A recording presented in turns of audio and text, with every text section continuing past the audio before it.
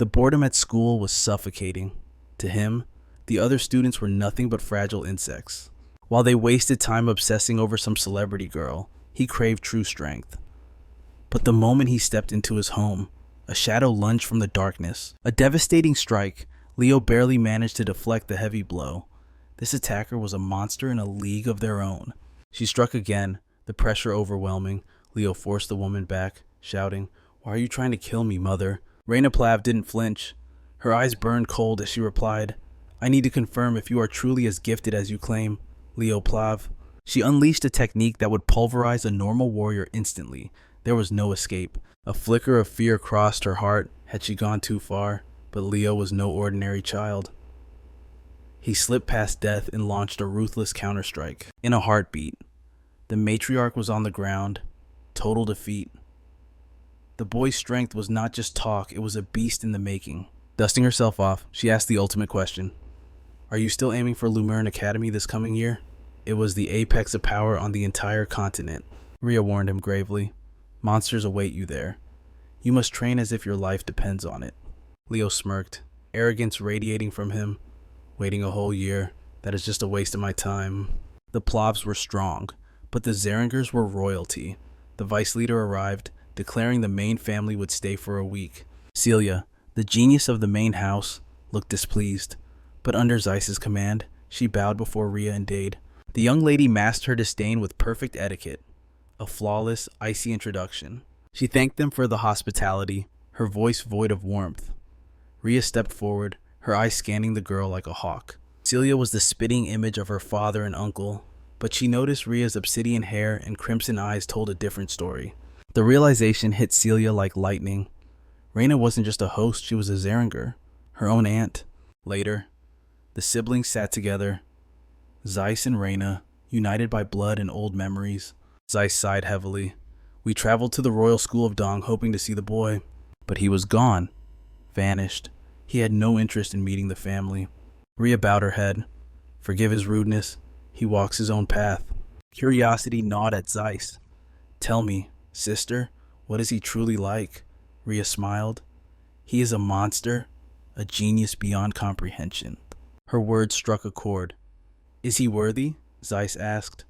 "Worthy of the Zeringer flames?" Rhea's eyes hardened. "I do not speak as a mother blinded by love. He holds the potential to eclipse us all. The legacy is safe with him." Zeiss felt a shiver of anticipation. He trusted her judgment, but he had to witness the monster's power with his own eyes. Elsewhere, Leo sat in deep meditation. The ritual was complete. Finally, he whispered, "My body is a vessel ready to hold the heavens." There was a reason he had shunned aura until this very moment. If he embraced aura too early, his body would adapt too fast.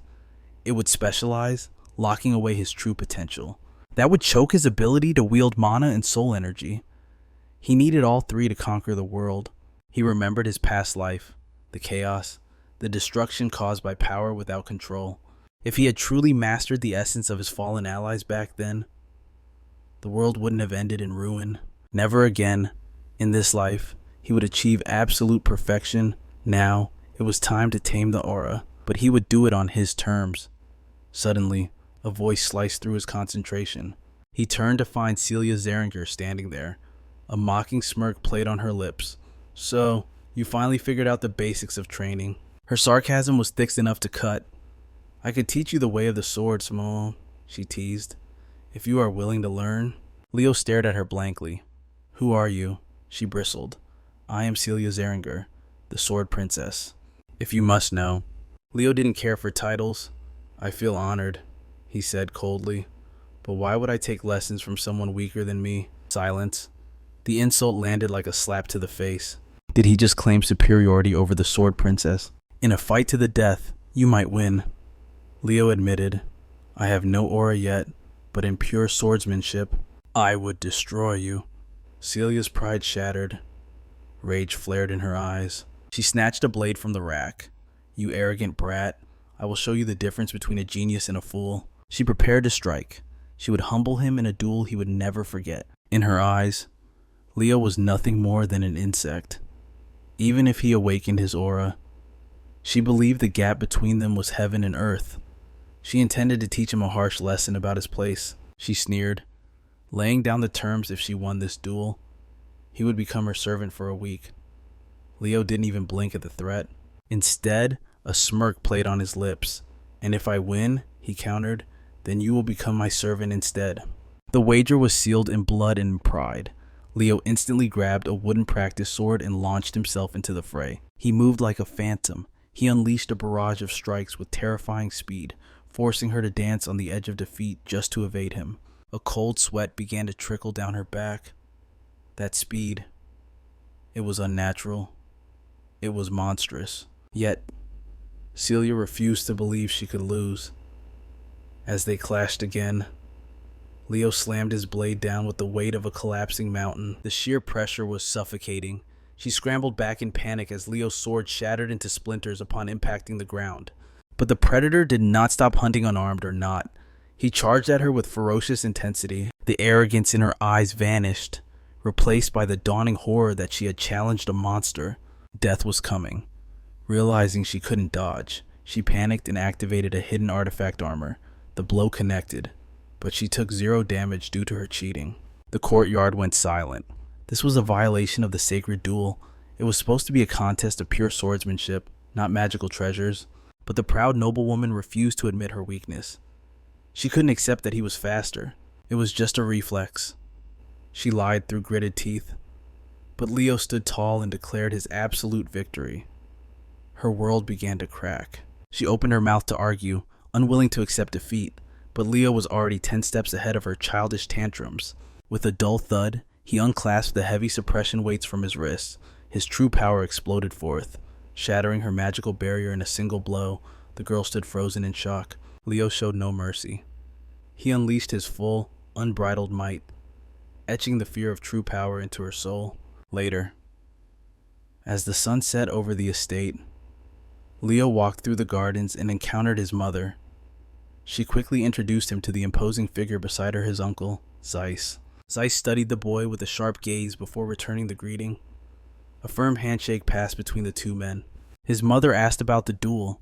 Leo recalled the sight of Celia collapsing on the ground, trembling in absolute terror. Before he could explain, a knight rushed in with an urgent report. Zeiss listened, his eyes widening in disbelief. Leo had defeated Celia, and he had done it without using a single drop of aura. Remarkable, Zeiss muttered, impressed. Leo humbly claimed she just underestimated him. But then, the topic shifted to the wager. Leo grinned, a dangerous glint in his eye. The loser serves the winner. She is my maid for the next 7 days. Zeiss grimaced. The idea was distasteful, but the honor of a duel was absolute. A promise had been made. However, he sighed heavily. Celia was a daughter of the Zeringer house. He could not allow a noble bloodline to be reduced to scrubbing floors. He pressured Leo to drop the bet. In exchange, he offered a treasure of immense value. But Leo rejected the bribe without a second thought. This was a sacred wager between us, Leo stated firmly. Uncle or not, I will not bend. She carries the Zeringer name, Zeiss warned, his voice low. He then played his trump card, the secret Zeringer aura breathing method. Leo laughed, but his eyes remained cold as steel. You offer me a legendary technique just to save her face, Leo scoffed. A technique given for such a pathetic reason is trash to me. Seeing reason fail, Zeiss decided to use force. He stepped forward, his intimidating aura flaring up to crush the boy's spirit. You dare, Zeiss thundered. You intend to treat a Zeringer as a slave and call our secret arts worthless. But Leo stood like an immovable mountain. He faced the overwhelming pressure without flinching. I only speak the truth. Suddenly, the killing intent vanished. Zeiss's face softened into a smile. Are you not afraid of being called impudent? Boy, I have no desire to insult the family, Leo clarified, his voice steady. If you had offered the technique as a reward for my victory, I would have accepted it with honor. But to accept it as a bribe to help her escape the consequences of her failure, my pride will not allow it. If we hide her loss, it implies you believe she is still superior to me. That my victory was a fluke. Leo's eyes burned with intensity. But know this, even if she fought me 100 times with her full power, I would crush her every single time. His mother beamed with pride. Zeiss looked at the boy, utterly captivated. He hadn't heard such conviction in years. This young man had rejected a priceless treasure simply because it offended his principles. It was the mark of a true king. If only he were of the main lineage, Zeiss thought with regret. He turned to his knights.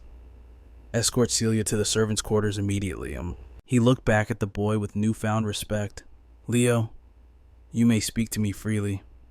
No titles required. As Leo walked away, his back straight and proud, Zeiss turned to his sister. When I return to the main house, he vowed, I am going to convince our brother to bring him home.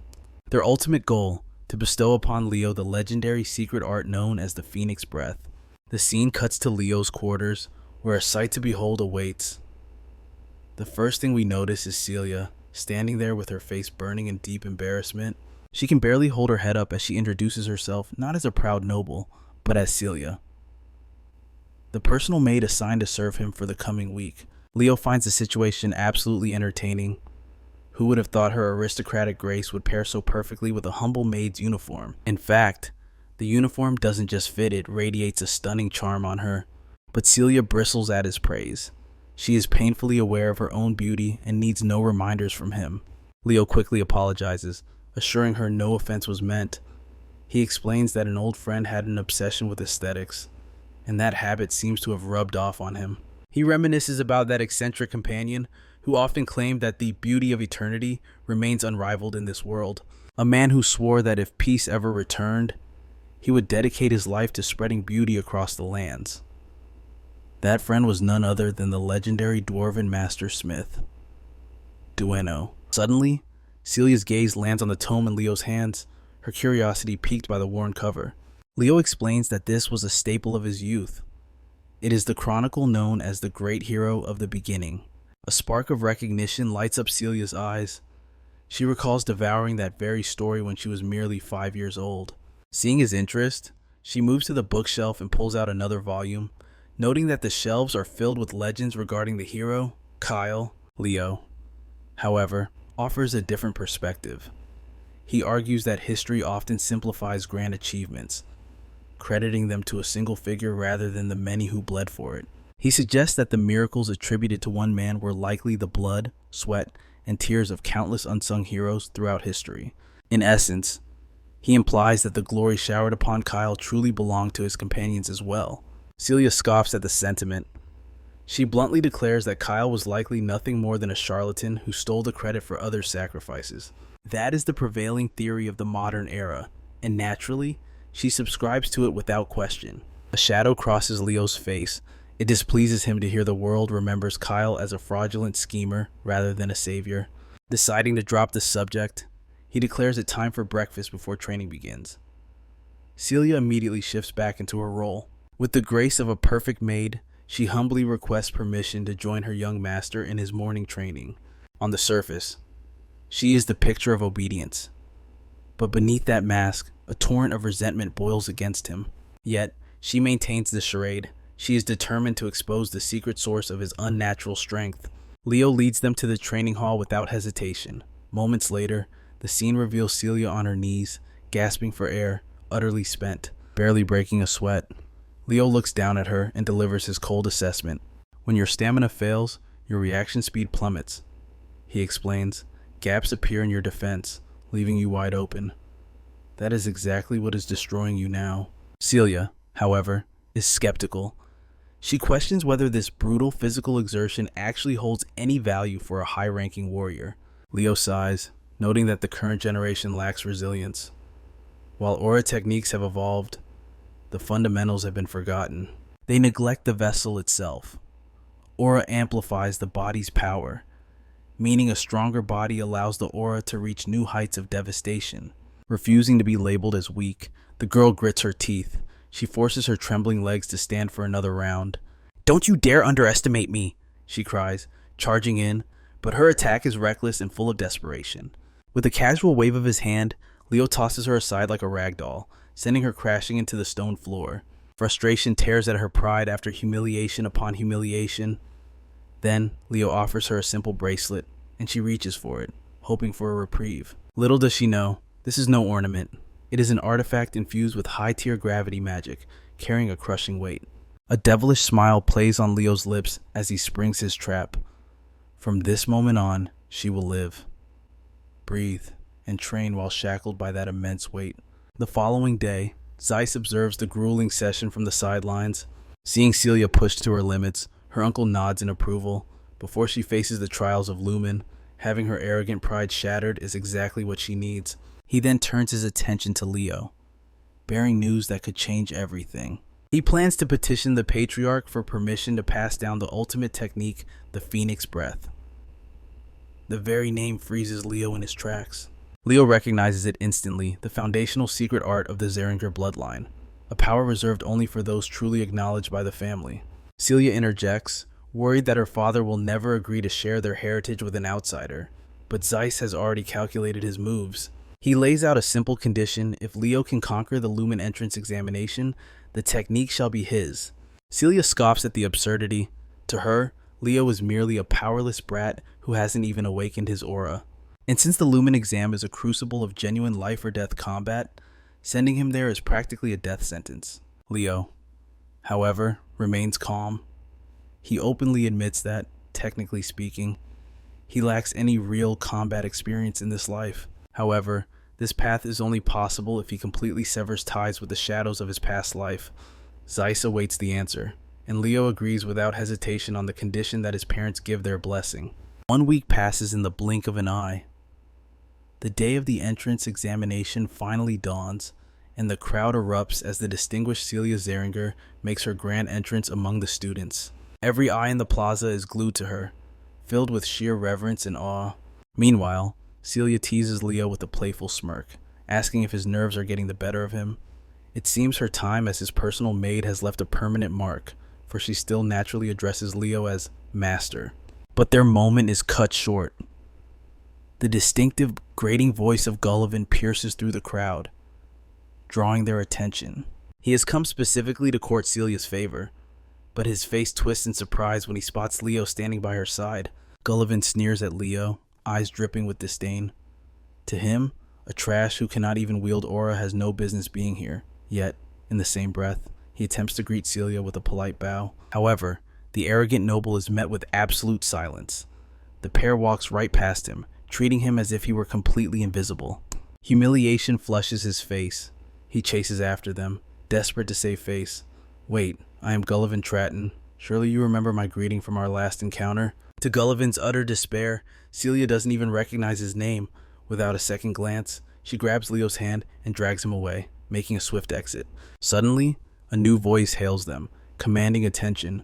2 figures emerge from the crowd. The taller one is Abad Lalan, 16 years old, a prodigy from the illustrious Leyland family. Standing beside him is Chelsea Lewin, 14 years old, a scion of the Lewin bloodline. Celia recognizes them instantly, her guard going up, but Leo remains completely oblivious. She quickly whispers that they are the Lewin siblings, descendants of a heroic lineage within the Lordran Empire. Celia's expression darkens. It is clear she is far from thrilled to cross paths with them. She leans in, warning Leo with serious intensity. The Lewin siblings are our direct competition. We absolutely cannot afford to lose to them. Her pride as a Zeringer will not allow defeat against the Lalan family. However, this rivalry means nothing to Leo. After all, his bloodline is of House Plav, not Zeringer. When the siblings offer a greeting, Celia has no choice but to play the game of noble etiquette, returning the gesture stiffly. She also makes sure to introduce Leo properly as a son of House Plav, a noble family from the kingdom of Dalad.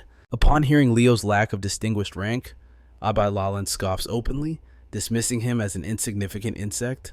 The siblings turn on their heels, walking away with supreme arrogance. Don't bother, they declare. The top spot is already ours. As expected, Celia's eyes burn with competitive fire. She is now determined to utterly crush the Lewin siblings in the upcoming trials. Suddenly, a hush falls over the arena. An official from Lumina Academy ascends the podium, his presence demanding absolute silence. The man introduces himself as Albi Ziron, a professor of the prestigious Lumina Academy. Celia's jaw drops in shock at the sight of such a legendary figure. Leo, however, remains unimpressed, mostly because he has absolutely no clue who this old man is. Celia looks at him with exasperation, unable to believe Leo fails to recognize a titan of Albi's stature. She seizes the chance to enlighten him, explaining that Albizeron is enshrined in the hero record, a chronicle listing the greatest heroes of the era. Leo narrows his eyes, scrutinizing the professor with his heightened senses. He notices something the others missed. An immense concentration of mana is swirling within Albi's left eye. The professor then clears his throat to address the gathered students. He begins to outline the structure of the entrance examination, his voice echoing across the plaza. According to Albi, the trials are usually divided into two components, one-on-one duels and a monster subjugation mission. Traditionally, these tasks are done one after another. However, Albi sneers, declaring such methods to be dreadfully tedious. He wastes no time proving his conviction. In an instant whoosh, he incinerates the rule sheet in his hand with a burst of magic fire. It is a symbolic rejection of tradition. From his robe, he produces a thick, ancient-looking grimoire. As he cracks it open, the professor unveils the first chapter. The title reads Prologue, The Wild Forest. In that split second, a massive enchantment circle pulses with blinding light beneath the students' feet. The stage is set, and panic begins to rise as no one knows what the professor intends. But one thing is unmistakably clear: Albizeron abhors inefficiency. He declares he will combine all the trials into one unified, chaotic challenge, and it begins right now. To grasp the horror of this situation, one must understand that the hero record is far more than a mere history book. Its true power lies in its capacity to conjure a hero's world, a pocket dimension forged from the memories of past legends. By entering this realm, one can inherit the strength of a previous hero. Simply put, it is a divine system for forging new legends. In a flash, all the students are thrust into this heroic realm, now dubbed the Wild Forest. The professor's voice booms from the sky. Their sole mission is to survive. Whether they form alliances or betray one another, they are free to do anything to keep breathing. Those who wish to surrender can shatter the escape orb they hold. The rules are brutal, yet straightforward. After scanning his surroundings for a few moments, our main character's eyes widen. He recognizes this place perfectly. It looks exactly as he remembers it. This was once the sacred elven forest, before it was conquered by the calamitous witch queen, Salatna. While the weak-willed retreat, convinced this realm is a mere mirage, our protagonist sees the ultimate truth. This world may be woven from the examiner's memories, but make no mistake, the terror awaiting them is absolute reality. Lethal traps lie in wait. One moment of hesitation could send a student to an early grave.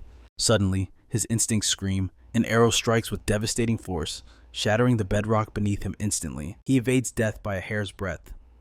The assailant reveals herself Chelsea, a proud daughter of the Llewellyn bloodline. A fatal misunderstanding. She has mistaken Leo for a rival scion of the Zeringer clan. Driven by noble rivalry, she moves to eliminate him. Leo tries to de-escalate, declaring his allegiance to the Plav family. But Chelsea is deaf to reason. Having seen him with Celia earlier, she is convinced he is a liar and an enemy. She unleashes her signature art. Whimsical Leo watches in awe as she weaves a spell unknown even in his past life. Yet, beneath the flashy exterior, he recognizes the fundamental laws of magic at play. Chelsea gritted her teeth, infuriated by his arrogant calmness in the face of her destruction. She fires her ultimate ability, but Leo parries with a casual swing of his steel, shattering her mana blade into nothingness. The sorceress is thunderstruck. He crushed her magic without using a single drop of aura. Impossible. Leo twists the knife in her pride, casually remarking that her technique was pathetically simple. He offers a lifeline and alliance. Survival means points, and together they could rule this exam. He taunts her, suggesting a mage of her caliber should at least survive the first round. Her rage ignites instantly. She snaps back with venom. She is no glass cannon. She is a battle mage of the highest order. But his mockery of her skills has struck a nerve deep within her ego. Humiliated, she channels every ounce of her power to crush him, but her attacks are futile. Leo dances through the chaos untouched. Terror begins to set in. She cannot sense his presence. His mana signature has vanished completely. In a blink, he is there. Leo materializes directly in front of her, his fist cocked like a loaded gun. The impact is psychological as much as physical. Her knees hit the dirt. It is total, overwhelming domination. Looming over her defeated form, Leo reminds her the offer to join forces is still on the table. Meanwhile, outside the illusion, the faculty of Lumini Academy watch the drama unfold on giant screens. The instructors buzz with excitement as the combat escalates. But back in the forest, Chelsea faces a nightmare. Leo has bound her to a tree, His cold eyes suggest he is willing to do whatever it takes to secure her loyalty. He sparks a flame, building a bonfire at her feet. As twilight falls, the fire roars to life. The hungry flames inch closer to the helpless noble girl. Panic rises in her chest. Salvation is simple. She just needs to submit to Leo's will.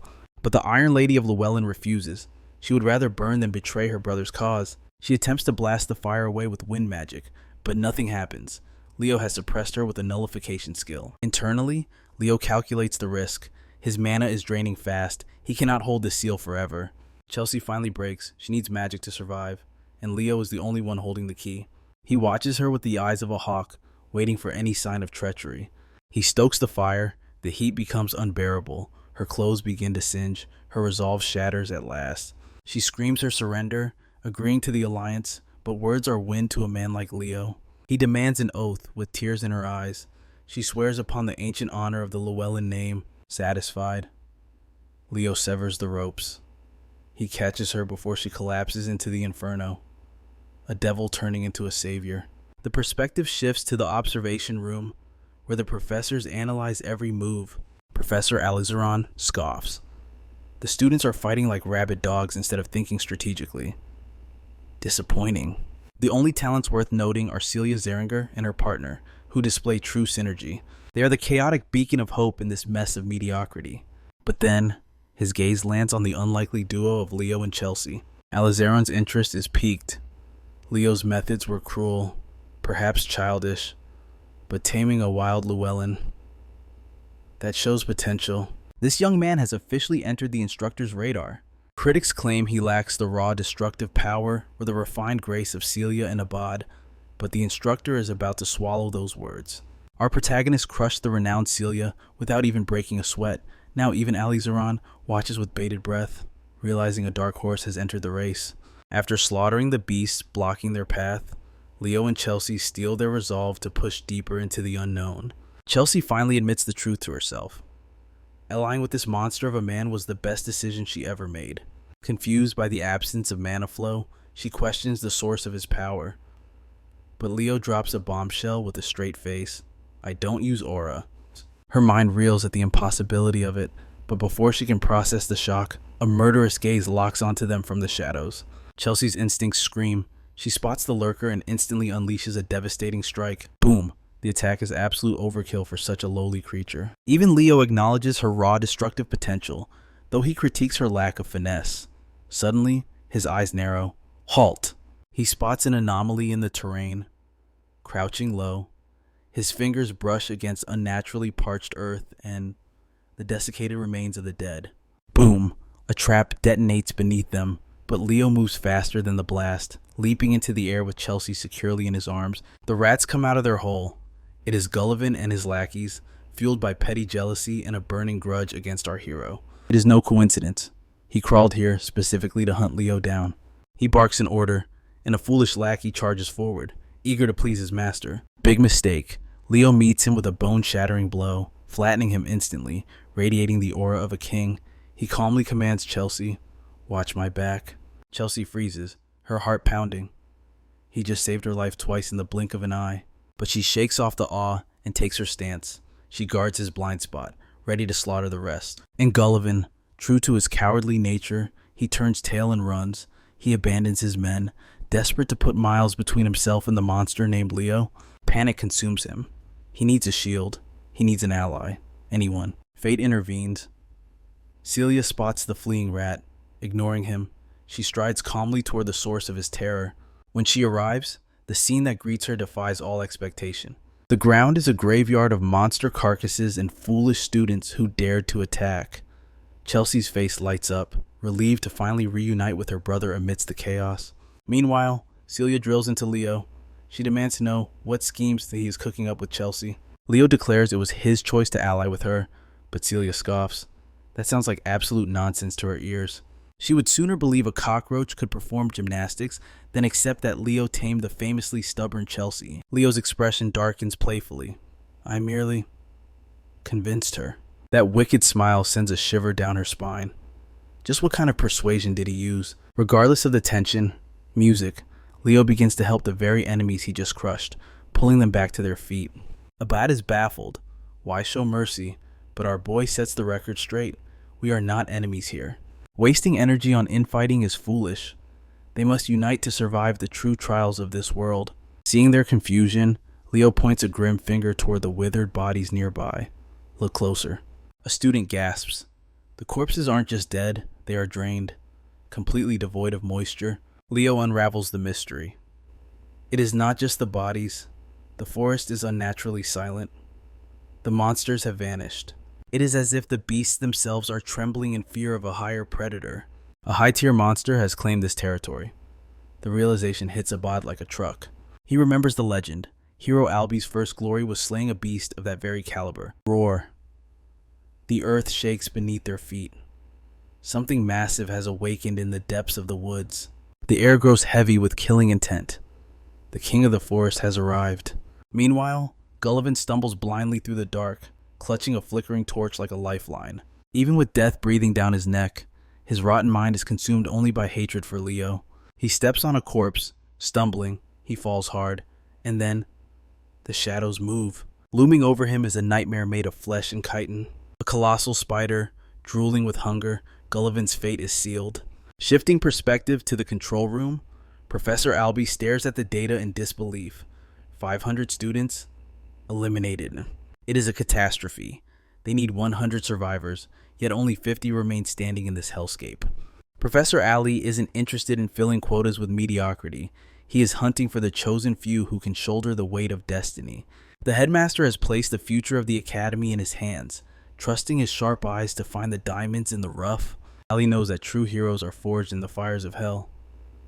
His gaze settles on Leo Plav, a dark horse whose potential remains a mystery to the world, and the only question remains, can this unknown variable survive the nightmare of the exams? Back in the abyss, the students move with nimble desperation, but the suffocating darkness threatens to swallow them whole. Celia ignites her blade, a beacon of crimson light meant to pierce the gloom, but it reveals a horror instead. The red shimmer unveils a nightmare, a monstrous spider feasting on flesh. Terror freezes their hearts as Abad scrambles to cast a spell. But Leo's voice cuts through the panic.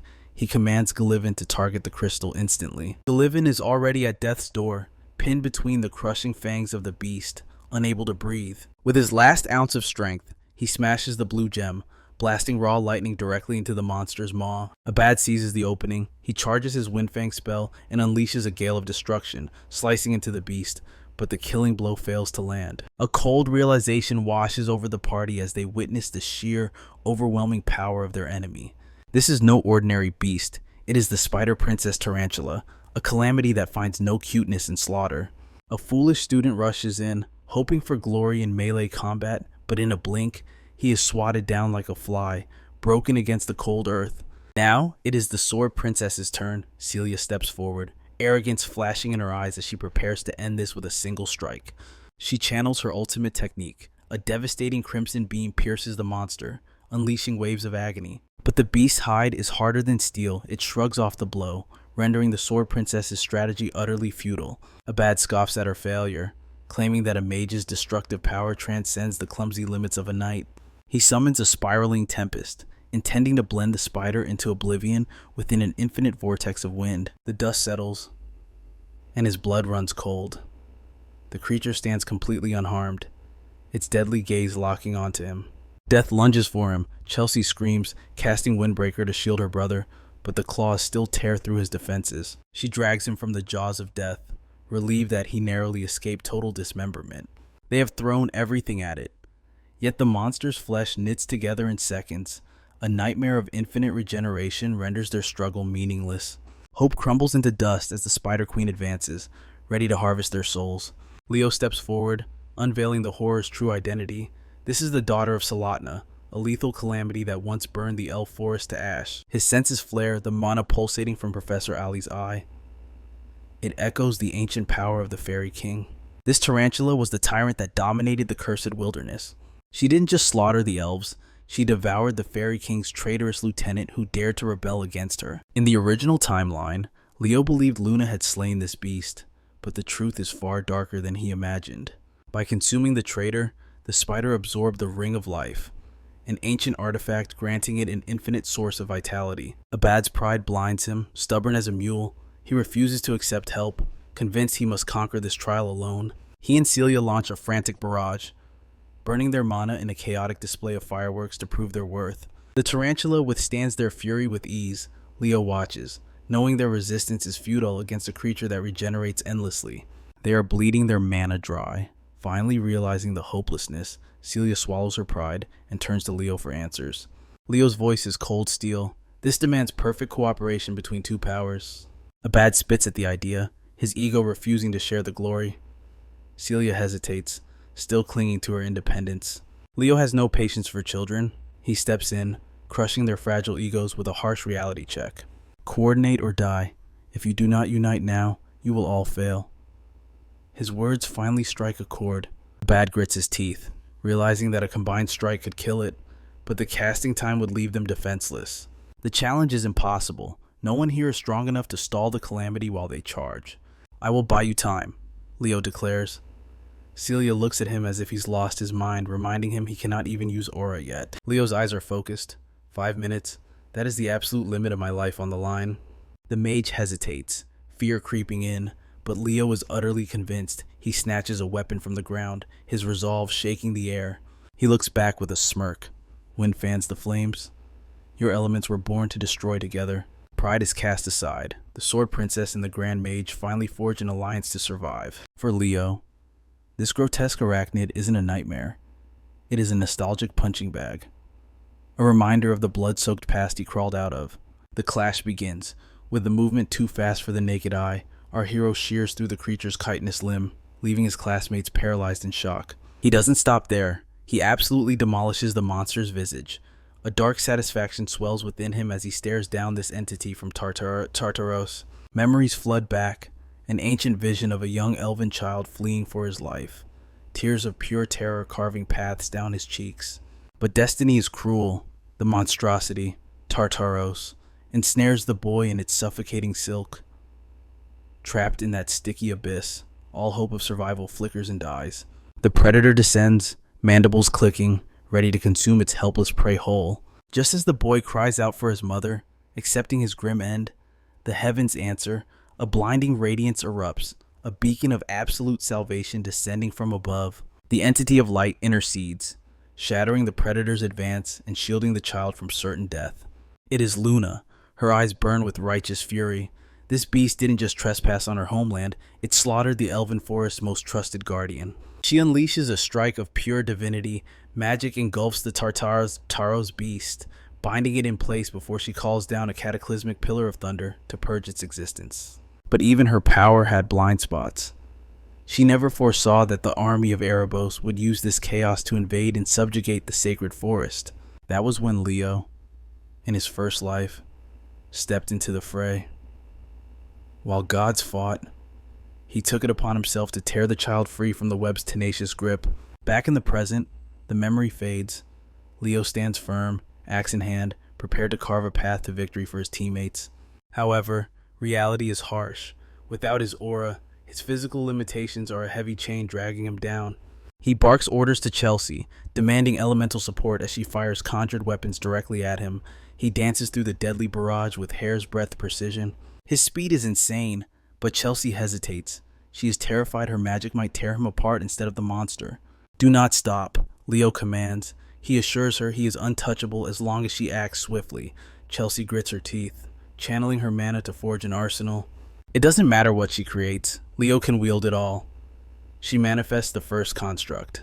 A scimitar and a bastard sword materialize in his grip. With steel in both hands, Leo unleashes a hurricane of slashes, hacking away at the spider's carapace. The weapons shatter on impact, but Chelsea is ready. As one breaks, another appears. He catches a dagger and a battle axe in midair, continuing the onslaught without a pause. Chelsea watches in disbelief. This isn't just fighting, it is a symphony of violence. His physical prowess defies logic. She is convinced that he is a grandmaster of martial arts. Even the arrogant Abad is forced to swallow his pride and acknowledge Leo's monstrous strength. But he is still human. A razor-sharp claw grazes him, slicing his cheek. Ignoring the blood, Leo doubles down, screaming for another weapon to maintain the pressure. Disaster strikes. Chelsea's mana runs dry. Her arsenal is empty, leaving Leo vulnerable, but fate smiles upon them. Celia has finally completed the chant for her ultimate strike. Burn! She unleashes a spiraling inferno, a vortex of flame that swallows the creature whole and incinerates it into ash instantly. As the beast falls, a shimmering ring of life clatters to the floor. The battle is won. Celia collapses, her mana drained, grateful the nightmare is over. Yet, as she catches her breath, her mind reels. Leo held off a Tartaros beast for 5 whole minutes with nothing but physical strength. It is impossible. Celia opens her mouth to praise him, but Chelsea beats her to it, eyes sparkling with admiration. She has become a total fangirl. She claims his movements rival the legendary heroes of old. Leo, however, shrugs it off as if it were a morning warm-up. But Chelsea is obsessed. Driven by a newfound ambition to master battle magic, she begs him to take her as a disciple. Watching this display, Celia smirks, secretly hoping Chelsea would suffer through Leo's hellish training just to learn what true hardship tastes like. Meanwhile, Leo picks up the Ring of Life. Instantly, Prince Salid manifests as a fairy spirit with a single utterance of his true name. Leo restores the prince's lost memories. Upon hearing his name, the spirit bows in recognition, retreating into the ring and accepting his destiny as the Fairy King. This legendary outcome was only possible because Professor Albie discovered the Eye of Mana, but the clock is ticking. The countdown for the testing ground begins. By clearing the taste stage, they have secured the Fairy King's pledge, but just before teleportation, Leo locks eyes with a familiar face from his past life. Meanwhile, in the Academy's inner sanctum, Principal Badian and Katie are scrutinizing the examination reports from the Western Territory. An assistant nervously asks how many students could possibly pass under Professor Albie's notoriously brutal standards. The principal raises an eyebrow. 40 students survive the exam. A modest number, perhaps, but shocking given the proctor. He isn't disappointed, though, in fact, he had wagered that at best, only 10 would make the cut. This is a massive victory for the Academy. Naturally, he assumes the prodigies Celia and Abad are the ones leading the pack. Then comes the bombshell. There is a special recommendation for the annual representative position. It is unheard of for the icy Professor Albie to recommend anyone.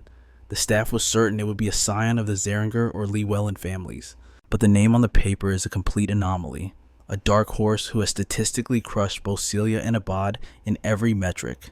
The principal turns his gaze to the report, realizing that Professor Albie has found a monster among sheep. A bold recommendation is made. The professor stakes his reputation on a single name for the Night Division, Leo Plav. The principal is left speechless.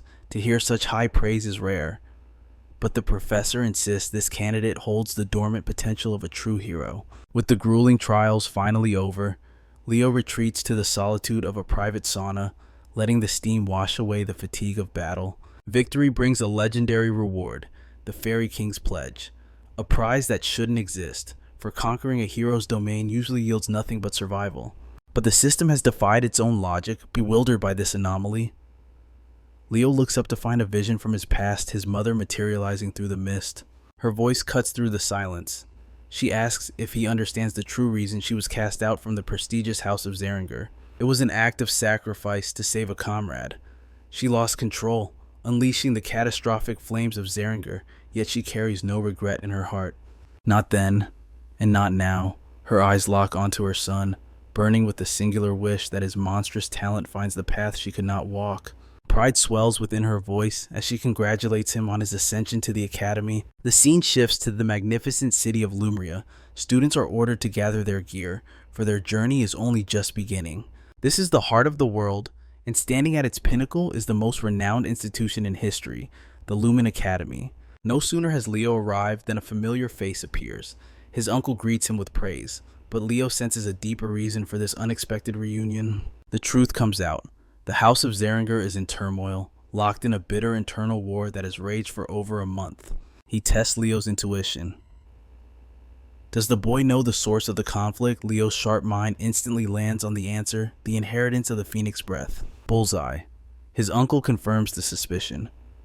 Though his mother was an outsider, Leo's blood is undeniable, and he is a true son of the lineage. Moreover, the clan elders are shaken. Leo's dominance in the hellish Western exam has proven his strength is beyond their wildest expectations. A relic is entrusted to him. Leo receives a subspace key and instantly activates it with a command that ripples with power. The key unlocks a forbidden tome. His uncle commands him to seal the pact. Blood must be spilled upon the ancient pages. Without hesitation, Leo bites his thumb. Crimson drops fall, binding his life force to the secret arts of the clan. The ritual is complete. The knowledge of the ancients floods his mind, secrets that now belong to him and him alone. The Zeringer techniques are notoriously brutal to master, but his uncle smiles, confident that a prodigy like Leo will devour the knowledge in no time. With that, he is formally awakened as a scion of House Zeringer. Moments later, Celia contacts him, arranging a meeting in the shadows. Suddenly impact. A girl crashes into him out of nowhere, sending them both sprawling to the ground. Flustered, she scrambles to gather her books, muttering a frantic apology before vanishing into the crowd, leaving only a dropped ID card behind. Leo inspects it. Chloe Muller, a fellow freshman. But there's no time to dwell. He opens the next door to find Celia fuming with impatience. She unleashes a lecture about their massive shopping list. In his tardiness, Leo apologizes, explaining his fate-changing meeting with his uncle. Her anger vanishes instantly. Intrigue takes over, and she demands to know every detail of what happened. To answer, Leo doesn't speak, he acts. He summons the legendary Zeringer flames. He wonders if his form is correct, while Celia stares in paralyzed shock. Impossible.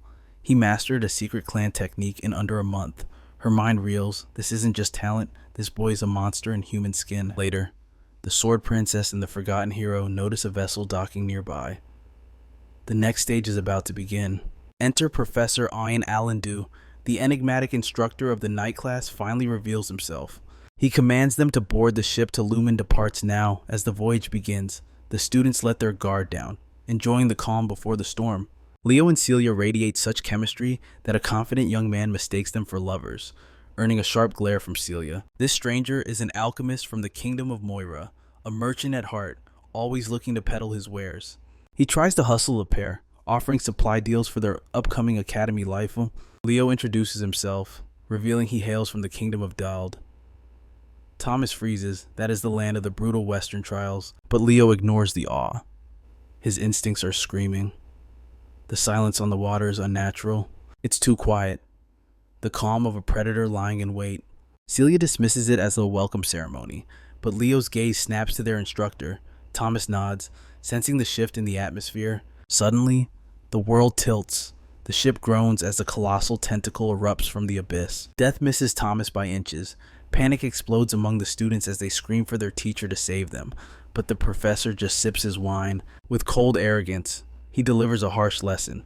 Students of Lumen must conquer their own nightmares. No help is coming. A monster from the depths rises. A massive kraken looms over the deck, demanding a tribute of blood. But fear does not exist in this dojo. The Forgotten Hero draws his blade and severs the beast's limb in a single strike. Celia stands ready at his side. The kraken roars in pain, retaliating against the Sword Princess's fiery aura. It blasts the deck with a torrent of water, soaking Celia to the bone. The beast's massive claws clamp down on Thomas, wringing a scream of terror from his throat. Seeing their classmate in peril, Celia and Leo exploded into action, racing to slaughter the abomination. But suddenly, the alchemist interfered, driven by his own reckless greed. He unleashed a volatile burst of energy into the fray. He expected the famous Sword Princess to handle the chaos, but to his shock, another student was matching her strike for strike with terrifying ferocity. Poor Thomas narrowly avoided being crushed by a frozen tentacle, trembling with rage. He screamed at the reckless mage who had nearly sent him to the afterlife. Enter Chloe, the bespectacled Ice Queen. She casually unleashed a blizzard of magic, freezing the monster solid in a display of overwhelming power. Her eyes cold as ice, she scolded the alchemist. He was nothing but a hindrance, a nuisance getting in the way of the real fighters. Thomas grit his teeth, realizing the harsh truth. To these elites, the weak were merely obstacles to be discarded. As another frozen tentacle shattered into dust, two new challengers arrived. The dynamic duo, Abad and Chelsea, stormed the battlefield. Their clans were ancient rivals, their blood feud unresolved. Yet, the battle mage ignored his enemy, his gaze fixated entirely on our hero. The lake churned as a swarm of monsters surged toward the academy. Watching the chaos, the instructor smiled. This was no mere attack, it was the perfect initiation for the fresh blood. Sipping his wine with sadistic pleasure, he listed the monsters among men: Chen, Celia, Abad, Chloe, Walden, and the beast from the central region, Duran Moira. The regional captains were dominating the battlefield, displaying power far beyond their years to music. But one student eclipsed them all, an unknown variable with no background, no fame, and no reputation.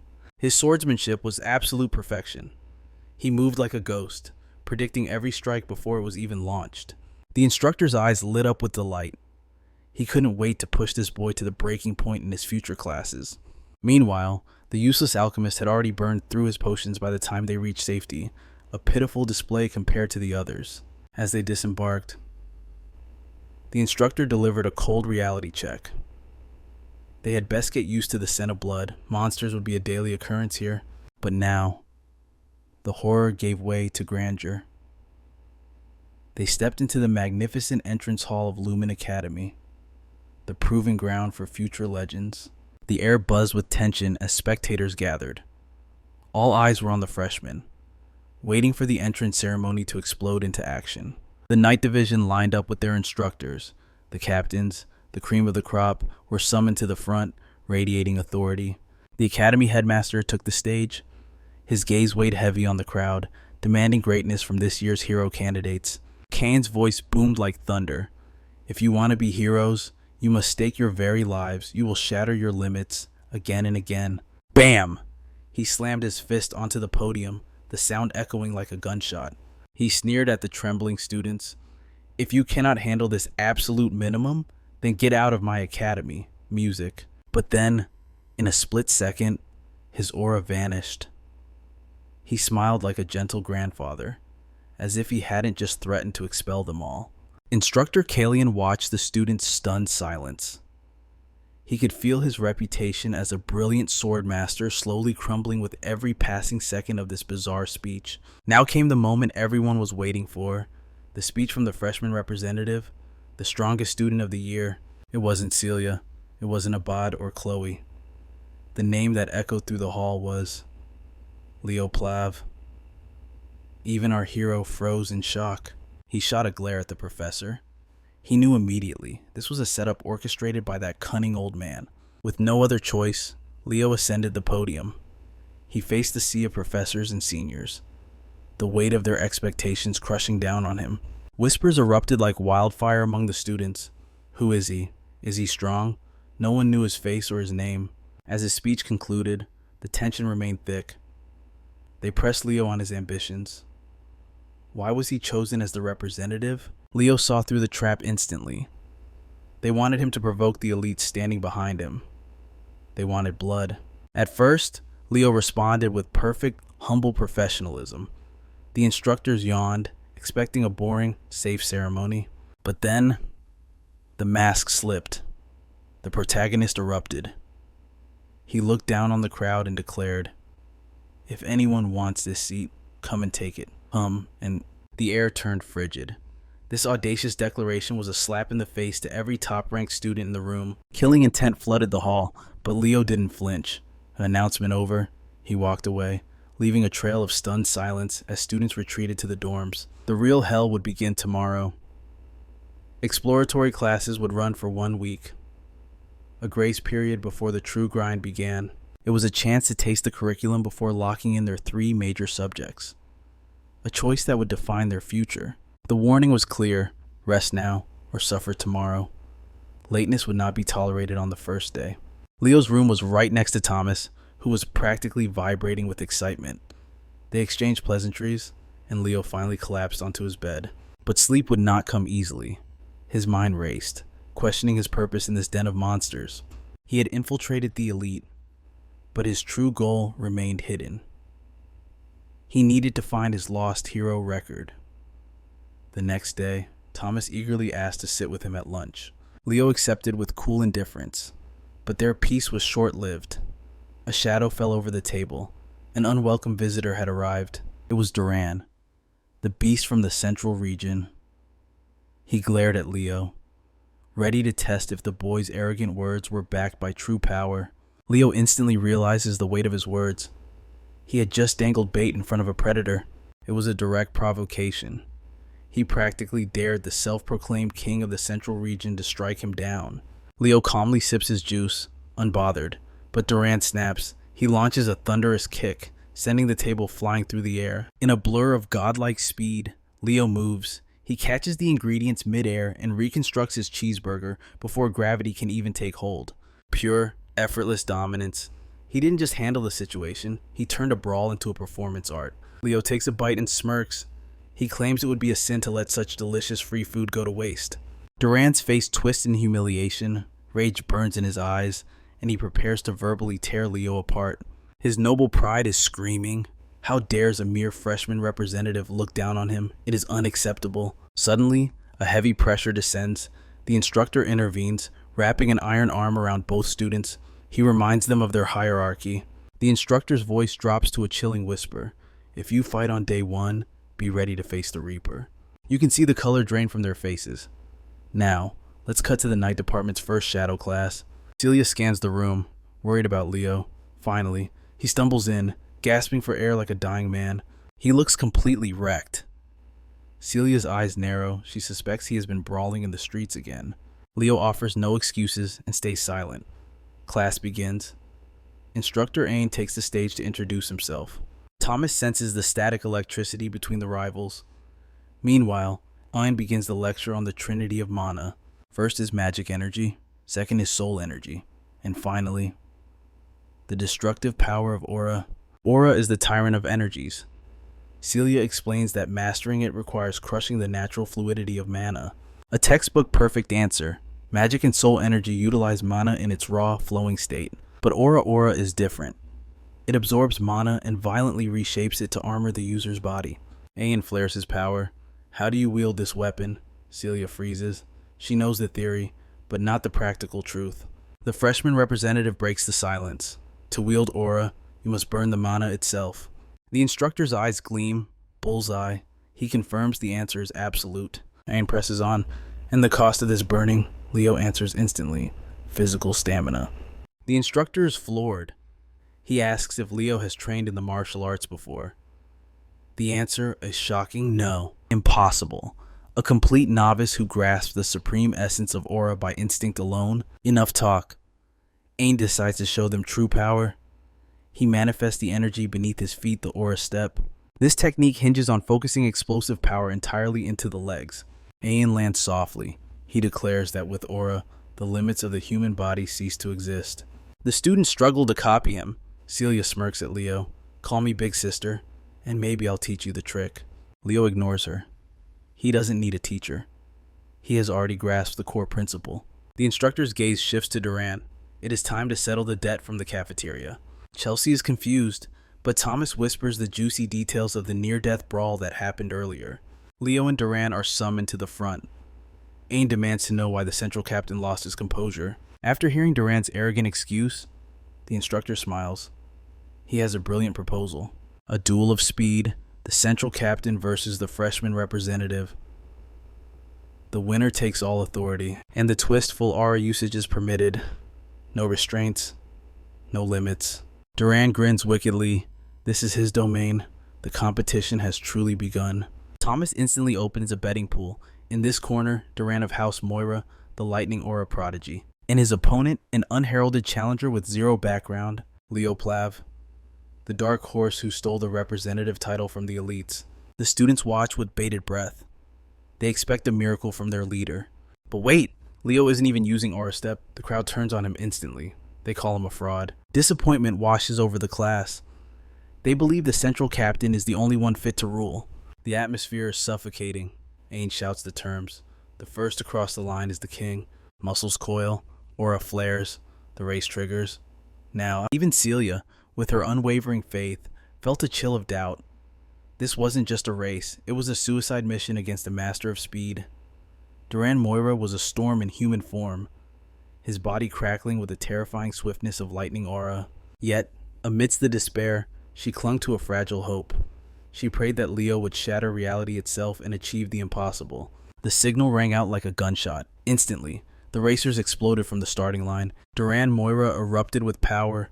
Violet arcs of lightning aura cloaked his frame, his confidence absolute. He intended to leave Leo choking on his dust. Leo moved with the precision of a clockwork machine. His technique was flawless, his mind an iron fortress against the pathetic taunts hurled from the sidelines. It played out exactly as the mob predicted. The Central Region's Golden Boy dominated the track with effortless grace, while the freshman representative seemed to lag hopelessly behind. But Leo was merely warming up. A subtle crimson glow began to gather around his ankles as he channeled aura into his legs, preparing to shift gears. The audience spat venom, branding him a fraud. They screamed that he had stolen his representative seat through illicit means. Yet, in that sea of hostility, a single voice rose against the tide. Chelsea. Llewellyn screamed his name, her spirit burning bright. Meanwhile, Duran focused solely on crushing his rival, embodying the arrogant superiority of the Moira bloodline. He was a blur of motion. Duran crossed the halfway mark in a heartbeat. Watching from the sidelines, Carr felt a knot of dread tighten in his stomach. Disaster loomed. Unless Leo unleashed a miracle, total defeat was inevitable. Music. But the young hero didn't panic. His eyes darted across the terrain, calculating his next move. Then, he did the unthinkable. Instead of accelerating, he slowed down, with his momentum killed. Leo swerved violently off the track, heading straight for the barrier walls. Celia's breath hitched. She trusted him, but this defied all sanity. To the naked eye, he looked like a fool accepting defeat. Confusion rippled through the stands like a wave, but unnoticed by the masses. Leo was condensing a terrifying amount of aura into the soles of his feet. Suddenly, he moved. With a series of impossible, gravity-defying leaps, he launched himself completely out of bounds, soaring over the grass and landing high up in the spectator stands. He spun on his heel, watching with ice-cold indifference. Below him, Duran continued to pull ahead, oblivious to the predator above.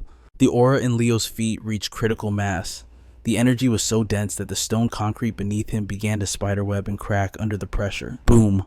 With a single, earth-shattering leap, he fired himself back toward the track like a cannonball. The force of his launch created a sonic boom, shaking Duran to his core. Emerging from the dust, Leo transformed into a red meteor, tearing through the air and blazing across the track. He was a blur of crimson speed. As he zoomed past the shocked Duran, Leo threw a smirk over his shoulder. Too slow. Slow poke. The red meteor pierced the finish line in the blink of an eye. He landed with the elegance of a cat, leaving the crowd in stunned silence. Duran froze. Meters from the goal, his lightning aura sizzled out, replaced by the crushing weight of humiliation. Leo threw his head back, a triumphant grin etched on his face. He had secured the victory, even if the stadium stands were now a pile of rubble. But the destruction was a small price to pay. The jeering spectators were silenced, their jaws on the floor. The laughter died in their throats. They realized they had just witnessed a monster in human skin. They truly believed Duran was the speed king of the first years.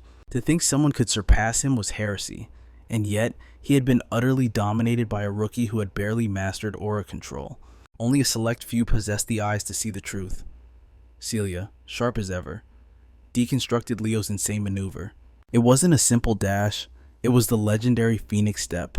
While Celia analyzed, Carr and Chelsea erupted in joy, showering their friend with adoration. The professor watched in grim silence, his mind racing to process the anomaly he had just witnessed.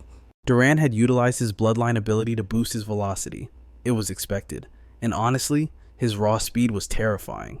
Leo, by standard metrics, was slower, but his mastery over aura manipulation, it was in a dimension of its own. Music. He had compressed his fire aura to a microscopic point within his feet, turning his legs into loaded springs. This allowed him to unleash that singular, devastating Phoenix Step. It was the perfect execution of a simple concept taken to its absolute limit. Magnanimous in victory, Leo approached his defeated rival. He extended a hand, acknowledging the intensity of the duel. He humbly admitted that a longer track might have changed the outcome, but Duran, consumed by the bitterness of his loss, slapped the hand away. He stormed past, deliberately slamming his shoulder into Leo's with childish petulance. Watching this, the professor felt a shiver. Among this generation, a true hero was finally rising. As Leo rejoined his circle, Chelsea immediately bombarded him with praise. Her eyes sparkled with hero worship. She declared then and there that she had to train by his side. Carr, utterly dense, asked Celia why Chelsea was so obsessed with Leo instead of him. The answer, of course, was painfully obvious to everyone with a brain. As the class wrapped up, Carr tried to lift spirits. He invited the gang to the cafe, even offering to foot the bill like a generous noble. But Leo shook his head. There was no time for leisure. He apologized and silently drifted away from the warmth of his friends. When they called out to ask where he was going, his answer was brief. I am going to observe the summoning classes. His friends exchanged confused glances. Why would a night student waste time with summoning magic? They couldn't grasp it yet. But Leo's research was the key to unlocking even greater power. A lingering question gnawed at his mind. Why had the Fairy King bestowed the pledge upon him? By the immutable laws of this world, rewards were supposed to mirror the wielder's own capabilities. This gift reeked of summoning magic, yet Professor Albie was a pure mage, with no ties to the spiritual arts. Logic dictated Leo should have awakened a mana-based skill. Moreover, forging a pact with a fairy required a perilous journey to the spirit realm itself. For the moment, this legendary reward was nothing more than a dormant power, utterly useless in his hands. As Leo stood waiting at the summoning grounds, a melodic voice broke his concentration. It was Chen Xia, the Eastern captain, and the Academy's top-ranked genius. Unlike the brute he faced in the recent race, she radiated a refreshing aura of politeness and warmth. Exchanging warm greetings, she waved off formalities, insisting he address her simply as Zia. She knew Leo belonged to the Night Division, making his presence here a baffling anomaly. He shrugged it off, claiming mere curiosity about the spiritual arts. If that is true, she beamed, then our paths are destined to cross often. Xia showcased her talent, summoning a dazzling water sprite with a mere thought. Leo, however, stood empty-handed, having formed 0 contracts. With a benevolent smile, Zia offered a lifeline if he ever struggled to commune with spirits. He only needed to ask. Leo, never one to reject a powerful ally, accepted, but then he committed a fatal social sin. He asked for her age. 17, she replied with a knowing glint, fully aware Leo was a mere fledgling of 15. Internally, Leo marveled at her youthful, almost ageless beauty. She looked even younger than Chelsea, but his momentary hesitation did not escape her sharp gaze. Thinking something rude, she pressed. Leo denied it instantly. Rule number 1, deny till you die. Formalities aside, she confessed her true motive. She had witnessed his duel against Duran, and his performance had left her breathless. The image of him tearing across the track was burned into her memory. With a competitive spark, she threw down the gauntlet for a future rematch, amused. Leo accepted the challenge. After a parade of arrogance and insanity, meeting someone so grounded felt like a breath of fresh air. But the pleasantries were cut short. The summoning division's first class was about to commence. Normality was abandoned instantly. There were no desks or chalkboards here, only the vast, open fields. Among the students, a few auras stood out. Specifically, a duo with striking white hair who demanded attention just by existing. These weren't NPCs, they carried the weight of main characters. Leo scanned the crowd, noting the scarce attendance. Zia had predicted this. The path of the summoner was not one for the masses. Why the open field? The answer didn't come from a textbook, it descended from the heavens. A colossal shadow eclipsed the sun. Wings capable of creating hurricanes swept over them as the beast crashed to the earth. A black wyvern, the sheer pressure of the apex predator forced weaker students to their knees, terror gripping their hearts. Perched atop the nightmare beast, a woman smiled dangerously. It seems my pet has taken a liking to fresh meat. She vaulted off the monster with lethal grace, introducing herself as Professor Yura Marin, the master of this domain. With cascading white hair and a physique sculpted for war, Yura was breathtaking. Every student present instantly wished to be tamed by her. Leo chuckled internally. If Duena were here, his brain would have short-circuited seeing a beauty that rivaled even Luna or Lucinus. The man would probably start sketching cultured masterpieces on the spot. But Professor Yura wasted no time on pleasantries. You are here because you possess potential, she declared, her voice commanding. The freshmen nodded, their egos stroking her curiosity. Good. Then let us see if you can survive the practice grounds. She signaled Associate Professor Carlo to release the beasts. The challenged tandem riding on majestic griffins, a flock of the mythical creatures emerged, enough for every pair to face their destiny. But griffins are proud, volatile beasts. The moment murmurs of fear arose, Yura's eyes turned to ice. Are you here to learn or to whine? She leapt back onto her wyvern, looking down at them like a goddess of war. Those who lack the guts to ride should leave my class forever. Her wyvern roared in agreement, shaking the very air. As the beast ascended with a thunderous flap of wings, most cowered except for one tall student who stood like an unshakable mountain. Professor Carlo quickly ushered the stunned students forward. "Move. Do not let her leave you behind." Swallowing their fear, the students approached. Surprisingly, beneath the feathers and muscle, the griffins possessed a gentle nobility. Yet, not all beasts were willing to serve. Some bucked and snapped, refusing to yield. It was a lottery of fate. Leo and Zia formed a team. With a confident smile, she took the reins, and Leo entrusted his life to her hands. And so, paired by destiny, the students ascended toward the heavens. Those with sharp instincts quickly adapted, matching the professor's breakneck speed as they soared over the boundless ocean. None had dared to imagine such a breathtaking privilege, commanding a majestic griffin on their very first day at the academy. As expected of the prestigious Lumen Academy, the sheer thrill of the program washed away their fear, replacing apprehension with pure adrenaline. Spirits were so high that some students even squabbled playfully, fighting for the honor of holding the reins. Zia and Leo sliced through the clouds effortlessly, with Zia at the helm. Though her heart initially pounded with nerves, their beast proved surprisingly docile under her command. Yet, one could not afford to drop their guard. Griffins were notoriously proud creatures, a nightmare for novice riders to tame. Observing their complacency, Miss Yura's eyes glinted with mischief. She decided it was time to separate the wheat from the chaff and produced a silver whistle. She blew into it with full force, unleashing a silent frequency that screamed only to the ears of the beasts. The moment that silent command hit the four-legged birds, a dormant, primal savagery awakened within their bloodlines. Razor-sharp talons extended, and the beasts thrashed violently. Terrified students looked to their professor for salvation, blind to the truth that she was the architect of their despair. In Miss Yura's eyes, the verdict was cold and simple. Any student unable to dominate a rampaging beast had no right to walk the halls of Lumen Academy.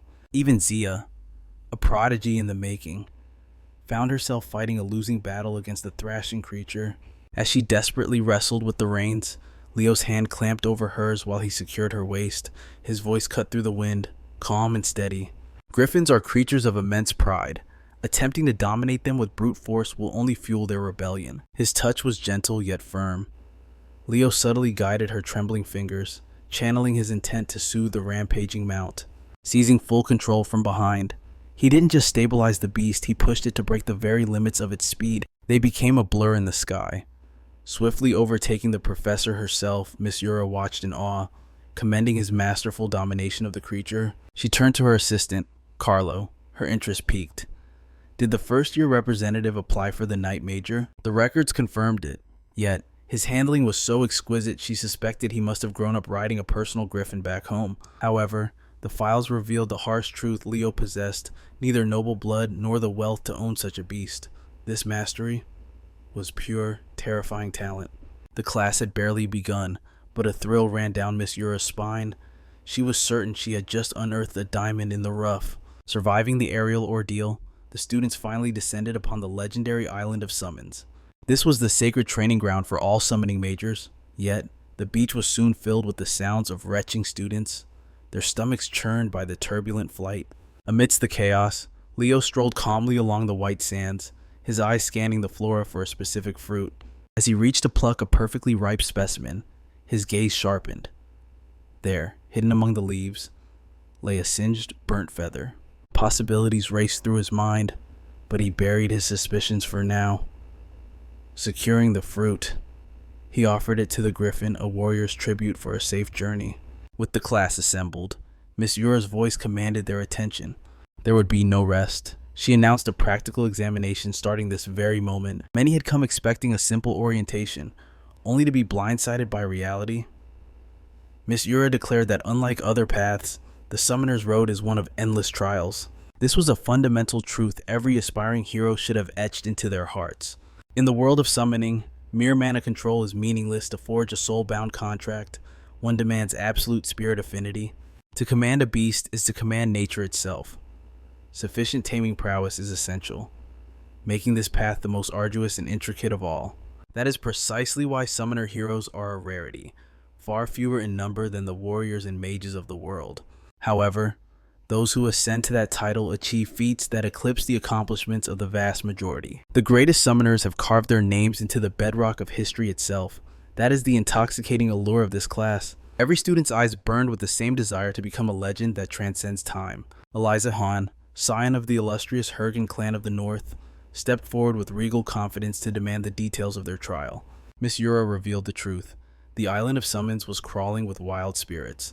Since a beast is a summoner's sword and shield, this exam would brutally test their ability to tame. The objective was deceptively simple. Venture into the untamed forest, subjugate a spirit, and return to the beach with your prize. Upon forging a contract, the beast would remain theirs forever. The students erupted in euphoric cheers. It was a once-in-a-lifetime opportunity to claim a companion. While the mob rushed blindly into the woods, Leo entered the forest with the serene gait of a predator. To everyone's surprise, the noble Eliza trailed specifically after him. The rumors of his domination over Duran had spread like wildfire. Seeing such a wild card in the summoner class, she felt compelled to confront him. The elite students watched with bated breath, yet Leo simply dismissed her with a casual wave, stating coolly that he was merely doing his best. Eliza seethed with humiliation, feeling dismissed like a peasant, while Instructor Ura observed her fledglings from the shadows. The teacher's sharp eyes had already identified the monsters hidden among the freshman class. The air soon filled with the sounds of packs being forged as students tamed their beasts. Yet, none of these lesser creatures were worthy of Leo's gaze.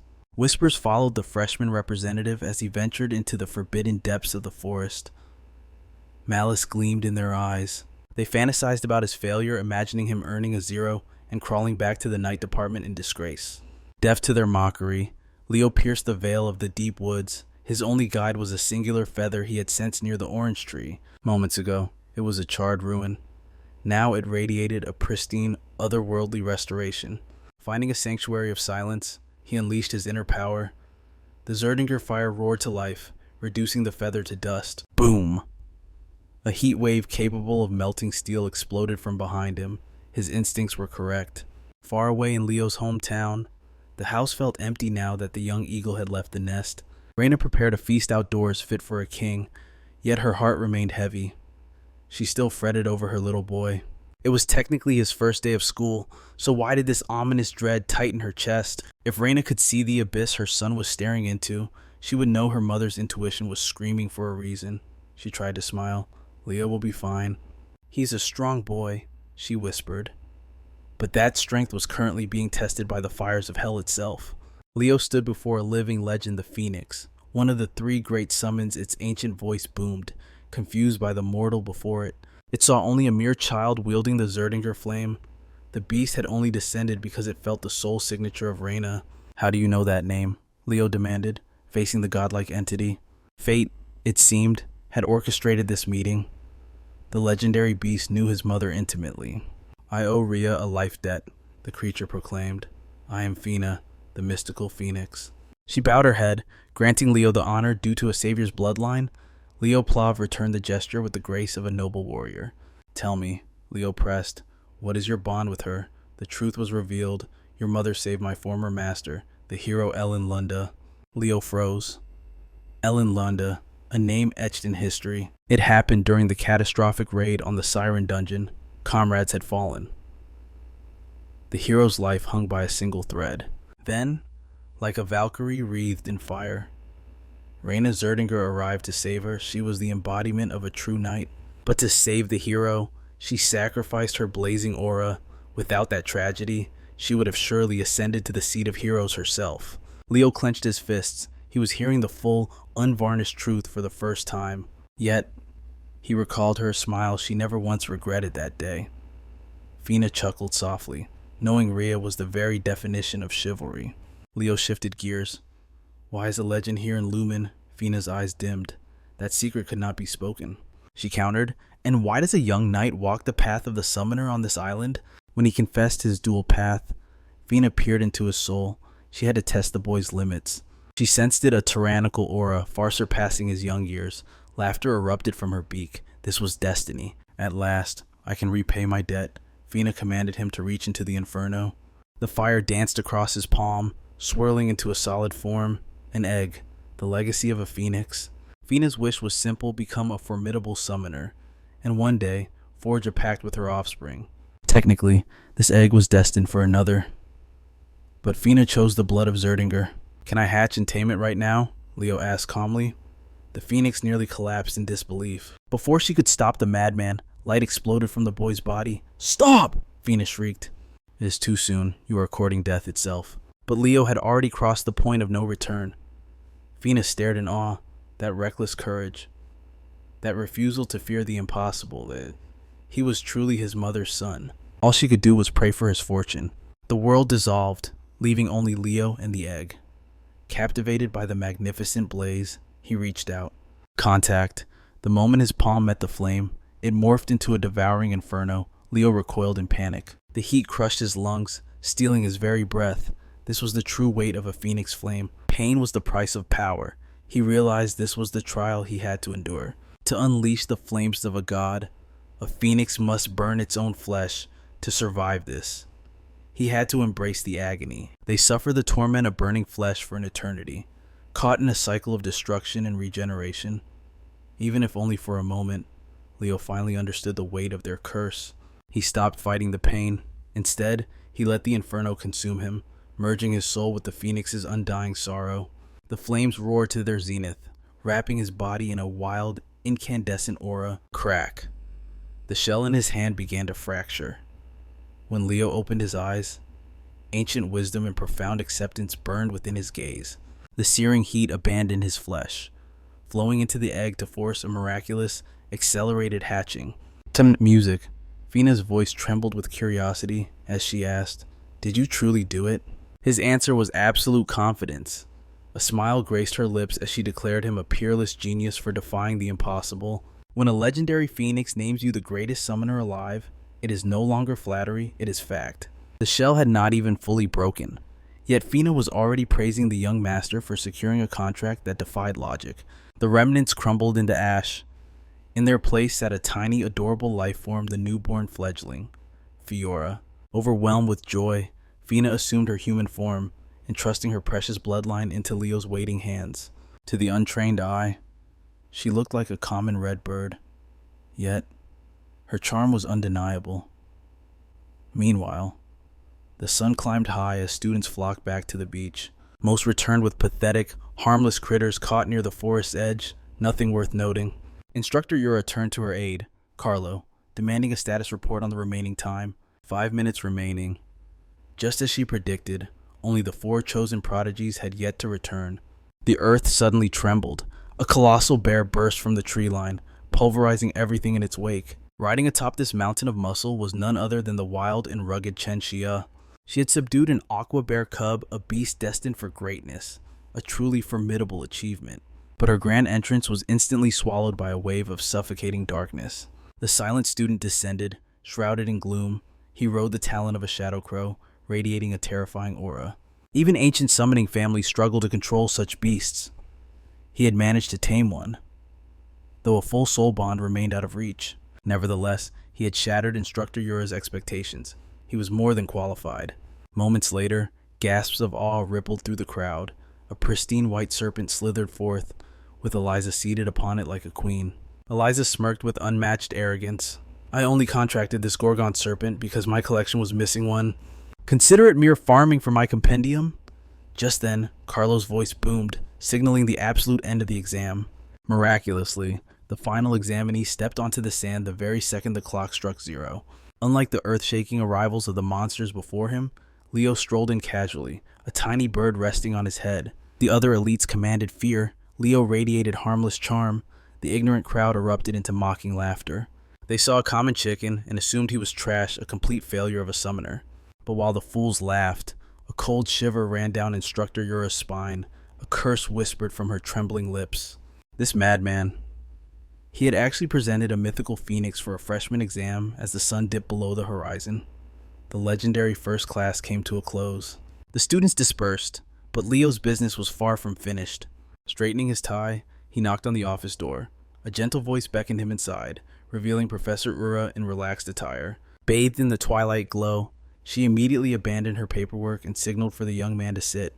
Miss Ura confessed, her voice hushed, that she had never laid eyes on a hatchling of this caliber. She had not even known a divine beast existed on this island. For a freshman to contract a phoenix, it was defying the laws of nature. It was a miracle never before seen in the Academy's history. Miss Ura leaned in, her intense presence washing over him. Her eyes pierced right through him. She whispered that she knew exactly what he was. Leo gulped. Had he been too careless? Had his true identity been exposed so soon? His panic shattered instantly. Miss Yura pulled him into a suffocating embrace. "You are a summoning genius beyond comprehension," she cried. Though she wanted to scream his praises to the world, the professor insisted on absolute secrecy regarding the Phoenix contract. If word of a divine beast got out, the entire world would descend into chaos. For now, she demanded only one thing: he must declare summoning as his specialty the moment the trial classes ended. In her eyes, a legend was born today.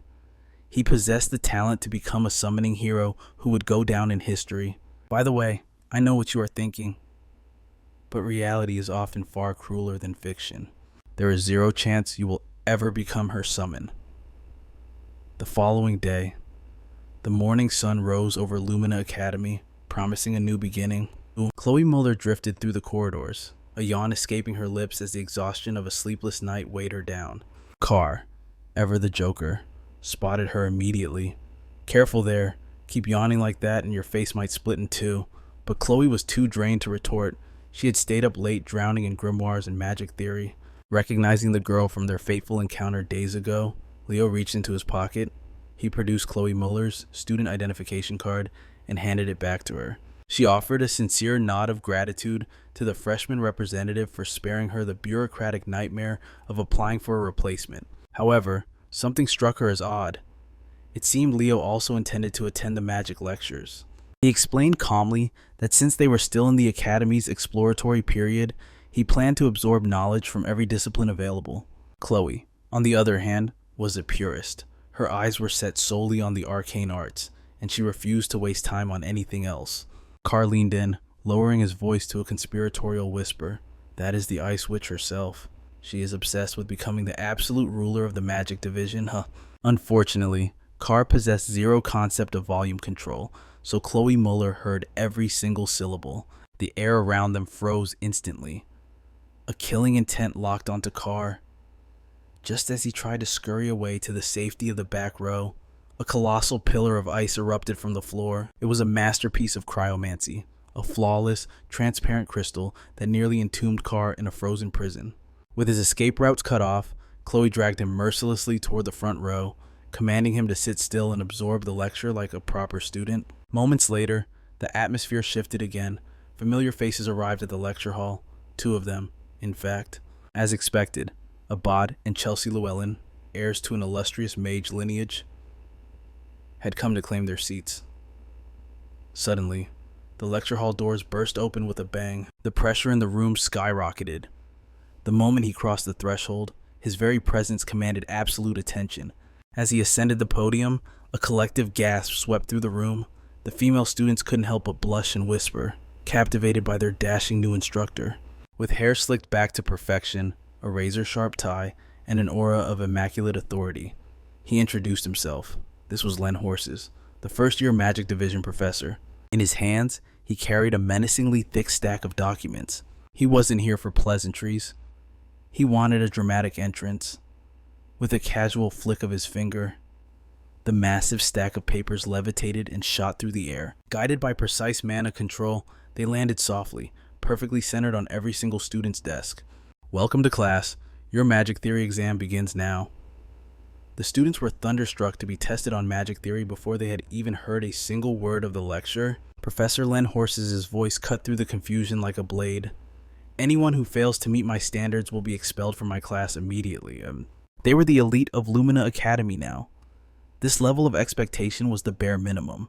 "Once finished, submit your papers to my assistant, Anna." In stark contrast to Professor Horse's icy intensity, Assistant Professor Anna beamed like a ray of pure sunshine. However, the person staring at the paper with the most horror was undoubtedly Leo. One glance at the first question confirmed his worst fears. He was in catastrophic danger. He had zero knowledge of modern magical trends. The complex formulas dancing on the page looked like alien hieroglyphs to his ancient eyes. As the clock ticked down, every student racked their brains, desperate to recall every scrap of theory they had ever studied. They fought against the intricate questions. With every passing second, the tension in the room thickened, suffocating them. Their very futures as heroes hung in the balance. When time was finally called, Whispers erupted across the room. Surprisingly, many students boasted that the test was easy. Even the geniuses were stumped by the final question, but Leo was drowning in a sea of anxiety. Despite his desperate efforts, he had only managed to answer a single question. As he handed in his trembling paper, crushing regret washed over him. If only I had studied modern magic theory before coming here, he cursed internally. Convinced of his failure, he fled the scene. He couldn't bear to stay in that hall a second longer, consumed by the burning shame of incompetence. He resolved to study on his own. Over the past 100 years, the path of magic had evolved, or rather, it had mutated. Magic, which once demanded a profound understanding of the laws of nature, had been reduced to mindless memorization of activation codes. Back in the hall, the professor scanned the papers at lightning speed. He didn't use a red pen. He didn't use an answer key. He graded them with sheer mana manipulation. Meanwhile, outside, Leo lamented that this shift toward rote memorization had crippled the true potential of modern mages. The grading complete. The professor decided to demonstrate the difference between a scholar and a master.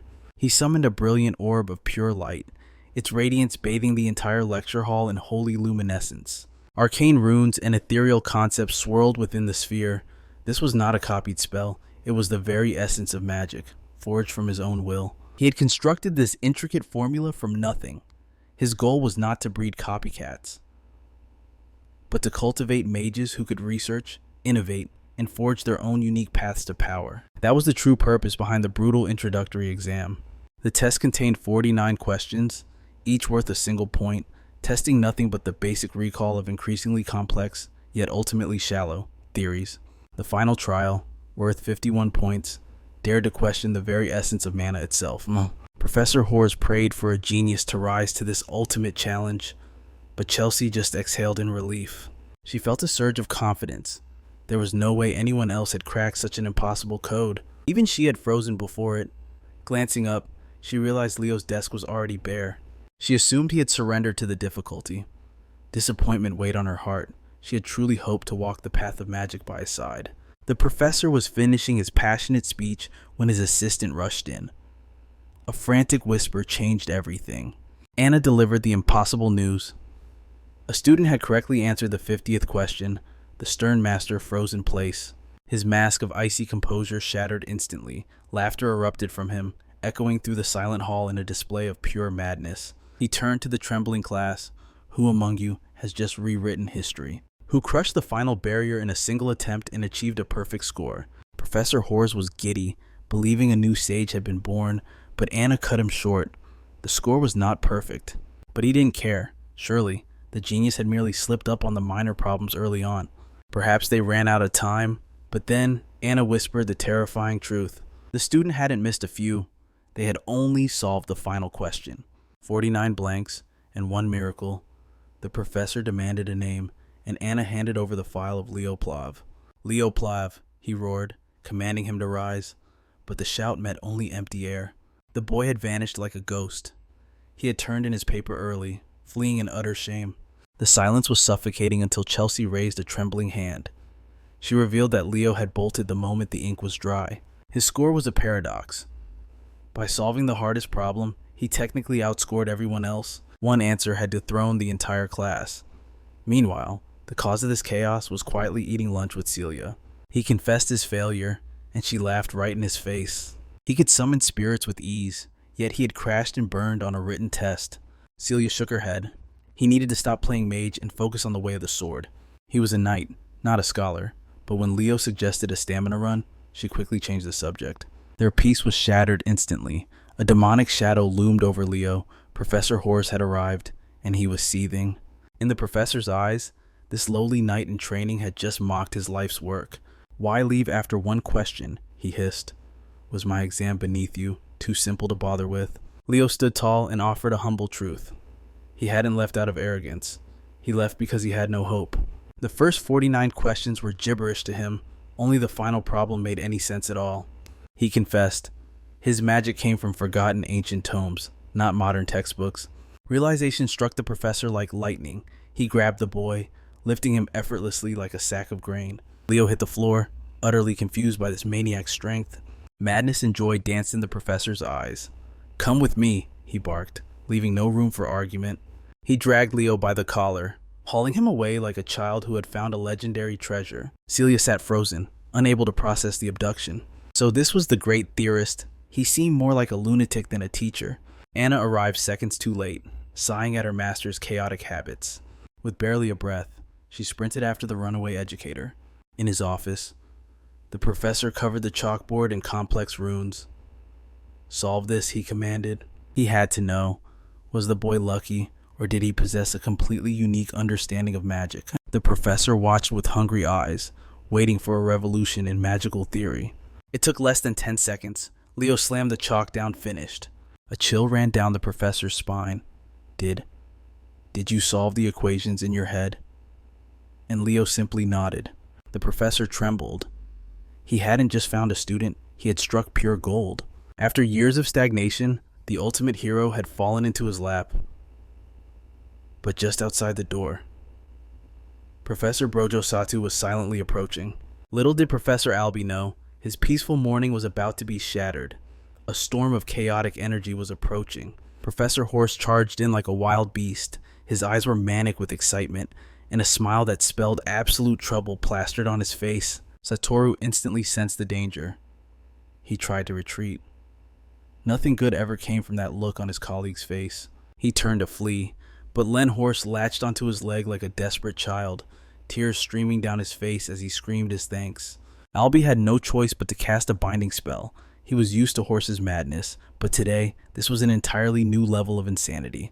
Yet, Professor Horse didn't care in the slightest. Even floating helplessly in midair, he kept shouting his thanks. He praised Albie for discovering the genius by Leo Plav.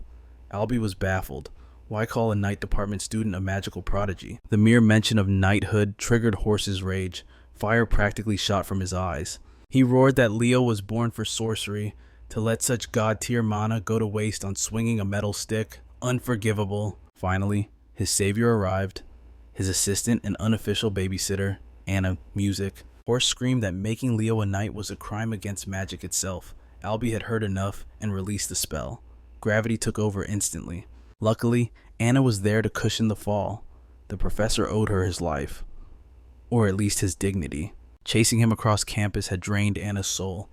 She begged them to return to class. And at that exact moment, the center of the storm, Leo walked by. Professor Albie flashed a polite, professional smile, but inside Leo's mind, Isaac, he scoffed. Sorcerers never change, do they? Even after centuries, they are all still lunatics. 1 week later, the introductory hell finally ended. Leo sought sanctuary on the rooftop. No drama, no screaming professors, just him and his book. But he wasn't reading fiction. He was studying his own history.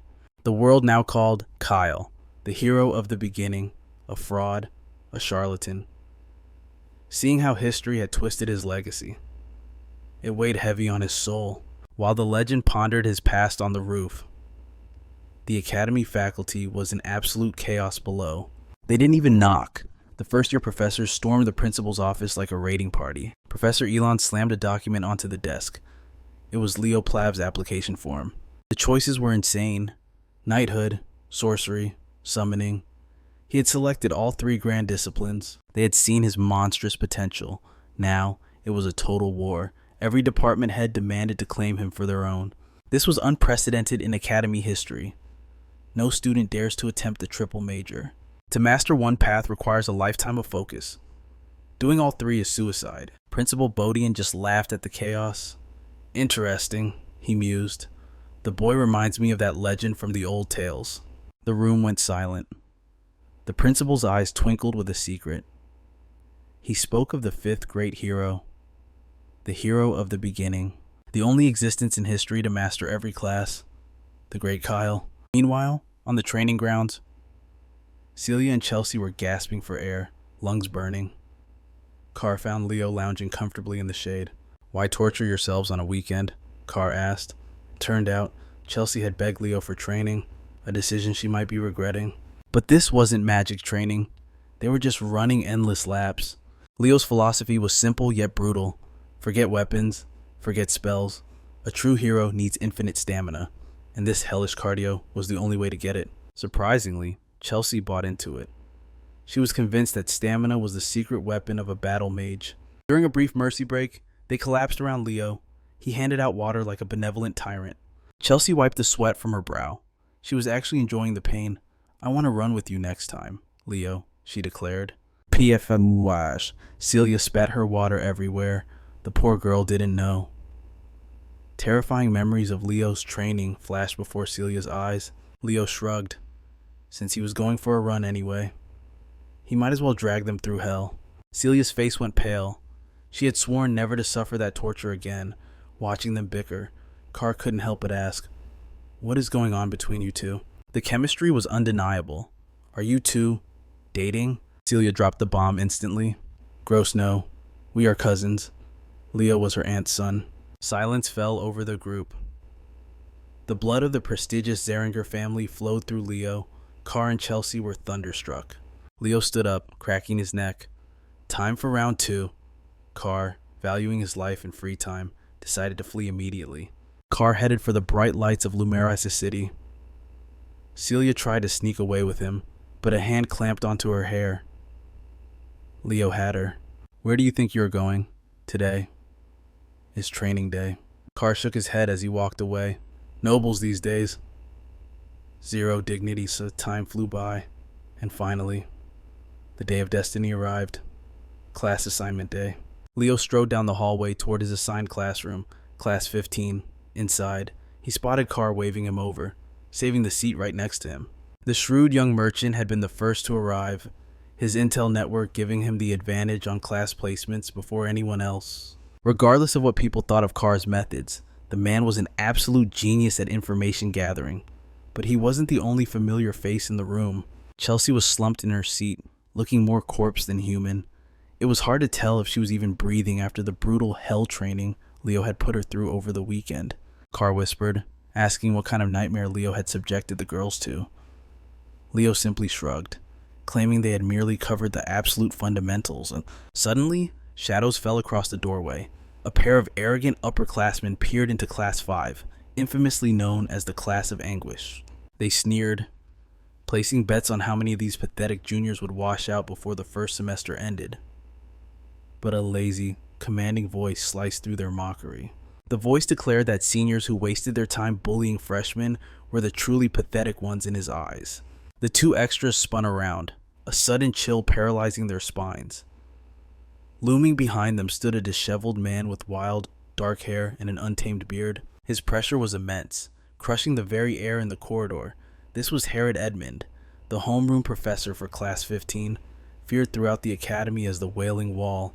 With a mere glance, the professor commanded the trembling seniors to form a chair with their own bodies.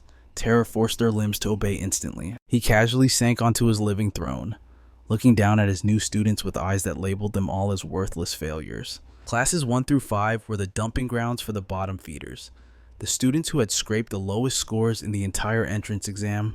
Professor Edmund knew his reputation had already poisoned the air. He could practically smell the fear rolling off them. He threw a sharp question to the room. "Does anyone here dare to guess why I volunteered to advise this cursed class of dropouts?" Carr raised a cautious hand. "Surely the Wailing Wall is here to help raise our grades." But the professor had already pegged Carr Thomas for a flatterer. He scoffed. It was exactly the kind of superficial answer he expected from someone ranked dead last in the academy. Edmund shifted his gaze, his voice dropping lower. "Does anyone here actually understand the true duty of a student at Lumini Academy?" Chelsea, regaining her spirit, stood up and declared, "Our duty is to conquer the hero's world through practical missions." Correct. But as the professor looked at them, he didn't see heroes. He saw walking corpses who would perish 5 minutes into a real dimension. Wouldn't it be an act of mercy to simply expel these pathetic burdens now, before they dragged their comrades down to hell with them? That was his philosophy. That was why he stood as the insurmountable Wailing Wall to crush their dreams before reality killed them. Yet, amidst the psychological assault, Leo stood completely unmoved, his expression like a calm lake. The professor's eyes narrowed as he assessed the boy. This one, he thought. He could drop into a hero's world right now and survive. Snapping out of his thoughts, he barked a command. "Get into your gear. Drill grounds. Now." The first day of combat studies had officially begun. Class 5 scrambled to obey, rushing out to the track like a herd of frightened sheep. While the students baked under the scorching sun, the professor lounged under a massive umbrella, sipping a cold drink in his lawn chair.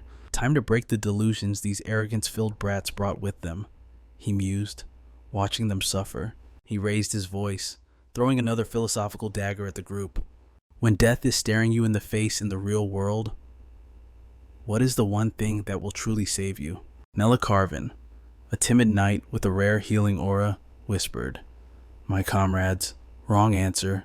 The professor's voice cracked like a whip. Edmund leaned forward, his eyes intense.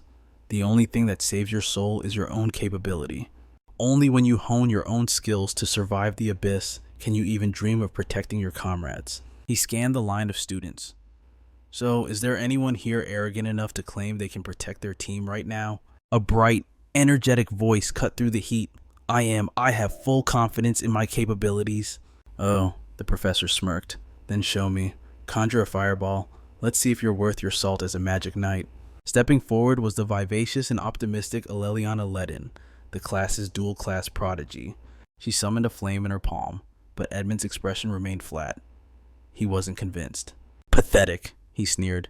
"That size, that intensity, you couldn't even kill an ant with that." Stung by the insult, Aleliana's eyes flashed. She poured a torrent of mana into her spell. The air shimmered as she conjured 2 massive fireballs, turning the area into a scorching oven. She had not only doubled the number of projectiles, but swelled their size to terrifying proportions. "Not bad," Edmund drawled, taking a sip of juice. He flicked his finger, creating a tiny swirling orb of wind. "Now, try to hit this little guy."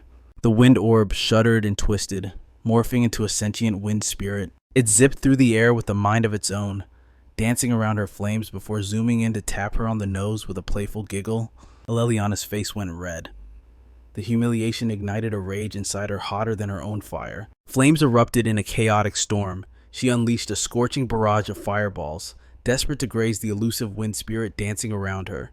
But her mana reserves hit 0 without landing a single scratch. Professor Edmund's voice cut through the smoke. "What use is raw power and massive scale if your target remains untouched? This trial exposes your fatal weakness. You lack the precision to wield your gifts effectively in real combat. You must sharpen your instincts and shatter your limits. That is the only path a true hero walks." With a chilling smile, he announced that no one leaves until the sylph is captured. Amidst the groans, Leo observed in silence. The instruction was ruthless, yet Leo knew the professor spoke the undeniable truth. Perhaps it was time to demonstrate his understanding. While the students scrambled in chaos, Professor Edmund's sharp gaze locked onto one student, Leo Plav. Rumors swirled around the boy.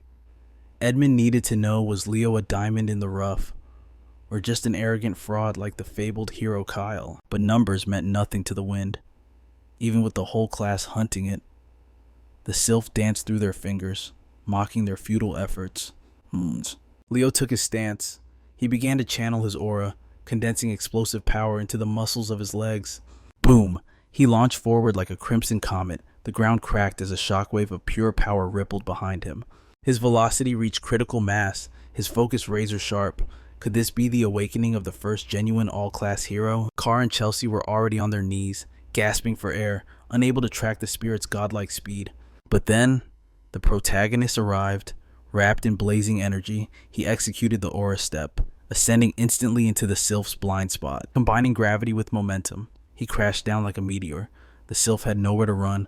The trap was set. He reached out, but his fingers brushed empty air.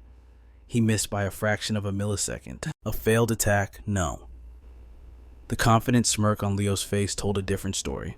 In that brief contact, he had woven invisible strands of aura, creating a tether that snapped tight around the sylph's ankle. The wind spirit was shackled, but, tragically, his classmates in Class 5 were too slow to seize the golden opportunity Leo created.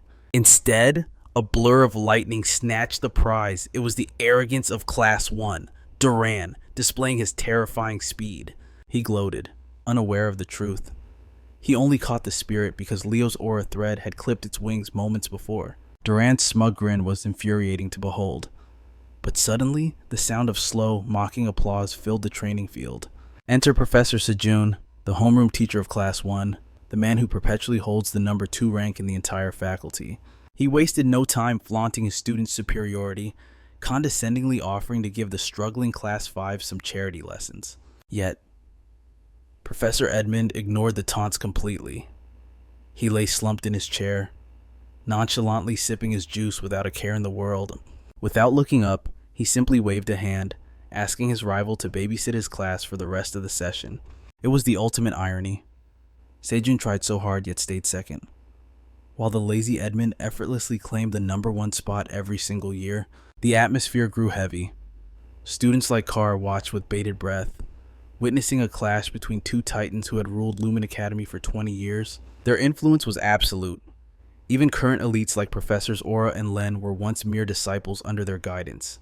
The enchanting Nella Carvin leaned in, curious about Carr's knowledge. Sadly, the boy's social skills were non-existent, making the interaction painfully awkward. Professor Sejun let out a loud, haughty laugh, echoing across the grounds. He couldn't fathom why Edmund took charge of the disastrous freshman class, but he was desperate to expose his rival's hidden scheme. His eyes gleaming with malice, he proposed a duel, Class 1 versus Class 5 in Lumen's traditional combat sport, Bastra. Edmund finally stood up. He grabbed Sejun's hand, calling him a genius and declaring that combat experience was exactly what his students needed. The moment the deal was sealed, Edmund collapsed back into his chair, returning to his nap. He shamelessly dumped all the officiating duties onto Sejun, forcing his rival to do the actual work. Sejun seethed with confusion. How did he lose to this sloth? Even his own students looked at him with eyes full of pity. Finally, the lazy professor addressed his students one last time. He framed the Bastra match as a critical opportunity for growth. Then, he dropped the bomb with a cheerful smile. If you lose, every single student in this class will be expelled immediately. The color drained from their faces. Expulsion. On their very first day, the shock was absolute. Despair set in. Their opponents were Class 1, a powerhouse containing 3 captains, but Professor Edmund ignored their terrified excuses. He simply told them to try harder. After all, why should they fear when they had the freshman representative in their ranks? He pointed a finger at Leo. You have the con. Choose 6 warriors for the coming battle. Leo stared at his teacher, his mind racing. This wasn't a whim. This was a calculated test with a hidden meaning. It wasn't cruelty. It was a wake-up call. Edmund saw that his students had already lost their fighting spirit after just 1 week, and he was forcing them to find it again. The spirit of Class 5 lay in ruins. Leo realized Herod's plan. The professor intended to use him as a beacon for these broken students who had already surrendered to despair. With a wave of his hand, the Class 1 instructor warped reality to summon the arena. But amidst the tension, Leo's mind raced. There had to be a path to victory within this brutal competition called Baristara, a way to save his classmates from their grim fate. The absolute elites of Lumina Academy now stood like giants before the trembling students of Class 5. Even Chelsea could not hide her terror. Yet, she forced herself to explain the rules of the game to Leo, who remained oblivious to the carnage that awaited them. Baristara was no mere sport. It was a tradition of violence passed down through generations of the Academy's history. To Leo, it sounded trivial, just a simple game of catch. But Thomas shook his head, his voice grave. It is not that simple, Leo. It is a battlefield disguised as a game. Suddenly, the Sword Princess Celia stepped forward, sneering at Chelsea's pale, defeated expression. Her mockery ignited a spark of fury in Chelsea. She refused to bow her head to a member of the Zeringer clan. Yet beside her, Leo stood like a tranquil lake amidst a storm. He told them to breathe, his confidence unshakable. He assured them that defeat was not in their destiny today. His arrogance only fueled Celia's rage. She vowed to crush him and show the difference in their bloodlines. Meanwhile, Chloe locked her gaze on the first-year representative. She was determined to rewrite the humiliation of their past encounter. The tension peaked as Professor Sejun ordered the warriors to step onto the killing field. Leo looked back at his trembling classmates. Who will stand with me? He asked. 2 brave souls, Chelsea and Aleliana, stepped into the light. The price of failure was absolute. Expulsion awaited the losers. With their futures on the line, they prepared to burn their very life force for victory. Thomas and the others rallied behind them. Leo gave the signal. Class 5 was ready to defy the odds. Professor Sejun summoned the sphere and hurled it toward the heavens. Every eye locked onto the ball, intent sharpening like a blade. The battle commenced. Leo and Duran launched themselves into the air, but the lightning user moved with the speed of a thunderclap. In a split second, he snatched the initiative. The match had barely started. Yet Leo chose this chaotic moment to finally analyze the regulations. He realized the mechanics were deceptively simple, infused the sphere with aura, and blasted into the enemy's goal. Physical strikes were forbidden. The first to score 11 points would claim glory. Suddenly, Duran unleashed his power, firing the ball like a cannon shot. Leo evaded the projectile by a hair's breadth, but Thomas could not even perceive the attack. It screamed past him and tore into the net with devastating force. The first point went to Duran of Class 1. A shadow of hopelessness fell over Class 5. Tide felt the crushing pressure of impending expulsion closing in around his throat. Unfazed, Leo asked the crucial question: how do we take the weapon back? There are 3 paths, his teammate explained. We wait for an error, or we risk our lives to catch their attack. As Tide began to explain the final method, disaster struck. An explosion of force slammed into Aleliana. Celia had launched a brutal assault. The Sword Princess laughed at their distraction. She mocked them for chatting while death flew toward them. Aleliana collapsed, her condition critical. Direct combat is banned, she sneered, but removing a player from the field is perfectly legal. The only way to stop them is to crush them with the ball itself. Leo's eyes darkened. He had heard enough. He intercepted the sphere, his aura flaring. It was time to return the favor. With Aleliana down, Class 5 was fighting with a handicap. The instructors watched with hawk-like intensity. Sejun noted that in this arena, those who commanded the fire element held the throne, and among all bloodlines, the flames of the Zeringer house burned with the most destructive ferocity. He could not fathom why Herod had accepted such a suicidal challenge. With the Sword Princess on the field, he was certain Herod's students were marching toward their doom. Yet, Herod simply yawned, treating the threat as a bore. He looked at Sejun and invoked a ghost from the past, his very first student from the House of Zeringer, a woman known to the world as the Empress of Basta, a legend who dominated this very game. With a grin, Herod revealed the truth. Her blood, her legacy, was currently fighting for Class 5. The revelation struck Sejun like a physical blow. On the field, the students of Class 5 were crumbling, cursing the fate that brought them to this academy. But then, Celia felt the temperature rise. Leo ignited his aura. He was finally taking this seriously. A massive sun of incandescent flame formed in his hands, and he unleashed it with godlike speed. Chloe screamed, summoning a mountain of ice just to withstand the terrifying heat. She stood tall, convinced her defense was absolute. She believed she had stopped the monster. But it was a trap. Leo flashed into existence right beside her, reading her every thought. "I will take this point," he declared. He soared into the air. With a single devastating punch, he smashed the ball. Chloe's ice barrier shattered like glass. Even Professor Sejun gasped at the boy's terrifying combat instincts. A roar of disbelief and joy erupted from Class 5. The first-year representative had proven his might. The Class 1 instructor realized with horror, the true war had just started. The momentum shifted instantly. Goals rained down like meteors. The score climbed, narrowing the gap to 9 against 10. The pressure in the arena was suffocating, overwhelming the players. Finally, Duran, moving like a streak of lightning, unleashed his strike. He poured everything into this one throw to end the match, but Thomas refused to let it end. Sacrificing his own body, he threw himself into the line of fire to stop the goal. With his mana drained to the absolute limit, he snatched the ball at the last second. Thomas collapsed, completely spent, leaving the score deadlocked in a stalemate. But the nightmare wasn't over. Class 5 was down to just Leo, standing alone against all 3 of Class 1's elite captains. By numbers alone, it was a hopeless situation, an impossible disadvantage, and Ice Mage Chloe was hungry for blood, desperate to wash away the shame of her past defeat. She conjured an army of ice clones. Their defense was now an impenetrable fortress, yet Leo stood undaunted.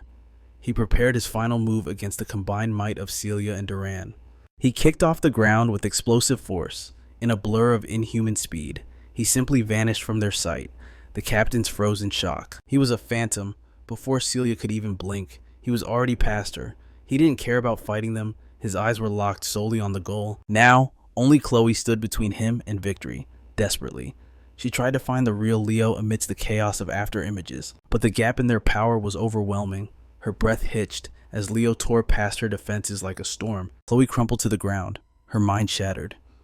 How could a mere human wield such transcendent elven magic? It was over. Not even 3 captains could stop the monster of Class 5. The crowd erupted, chanting Leo's name in a frenzy of victory. To think, they had been standing at the cliff's edge of expulsion. Instructor Sin was stunned. Herod had pushed his students to the breaking point just for a game. Meanwhile, the proud captains were left drowning in the bitterness of defeat. Instructor Sin knew what had to be done. He approached the devastated Chloe. "Does this loss sting?" he asked gently. He reminded her of the warrior's code. "Tradition demands respect," he said.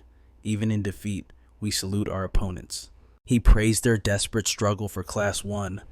Sin's voice swelled with pride, not just for the fighters, but for every student who cheered with their whole hearts. His words shone like a light, touching their souls. But Instructor Herod, he had no mercy to offer. "Losers," he spat, twisting the knife in their wounds. Yet, despite his cruelty, everyone knew both classes had left their souls on that battlefield. Class 1 had shown terrifying talent, but Class 5, they displayed the spirit of undying perseverance, fighting until the bitter end. As Sin explained, breaking their own limits was the key that unlocked Class 5's victory. He hoped this rivalry would become the fuel for their growth. And finally, in a display of true sportsmanship, hands were shaken. Celia, however, just couldn't help herself and provoked Chelsea, but Chelsea fired back instantly with venom of her own. Thomas was beaming like the sun as he grabbed Duran's hand, but Duran, he just stared back with cold, dead eyes. Chloe stood there, trembling on the edge of tears and humiliation. Then Leo reached out. He extended a hand, acknowledging her strength. "With a little more time," he told her, "you have the potential to become something truly legendary." She thought he was mocking her, but looking into his clear, sincere eyes, she knew the truth. Swearing to crush him one day, Chloe took his hand. 1 month later, the trio sat together for lunch when Thomas popped the big question. "So, which club are we joining?" Leo dropped a bomb on them. He wasn't joining a club. He was building his own. Thomas was completely floored, but Chelsea, as his most loyal supporter, she didn't hesitate for a second. "I'm in."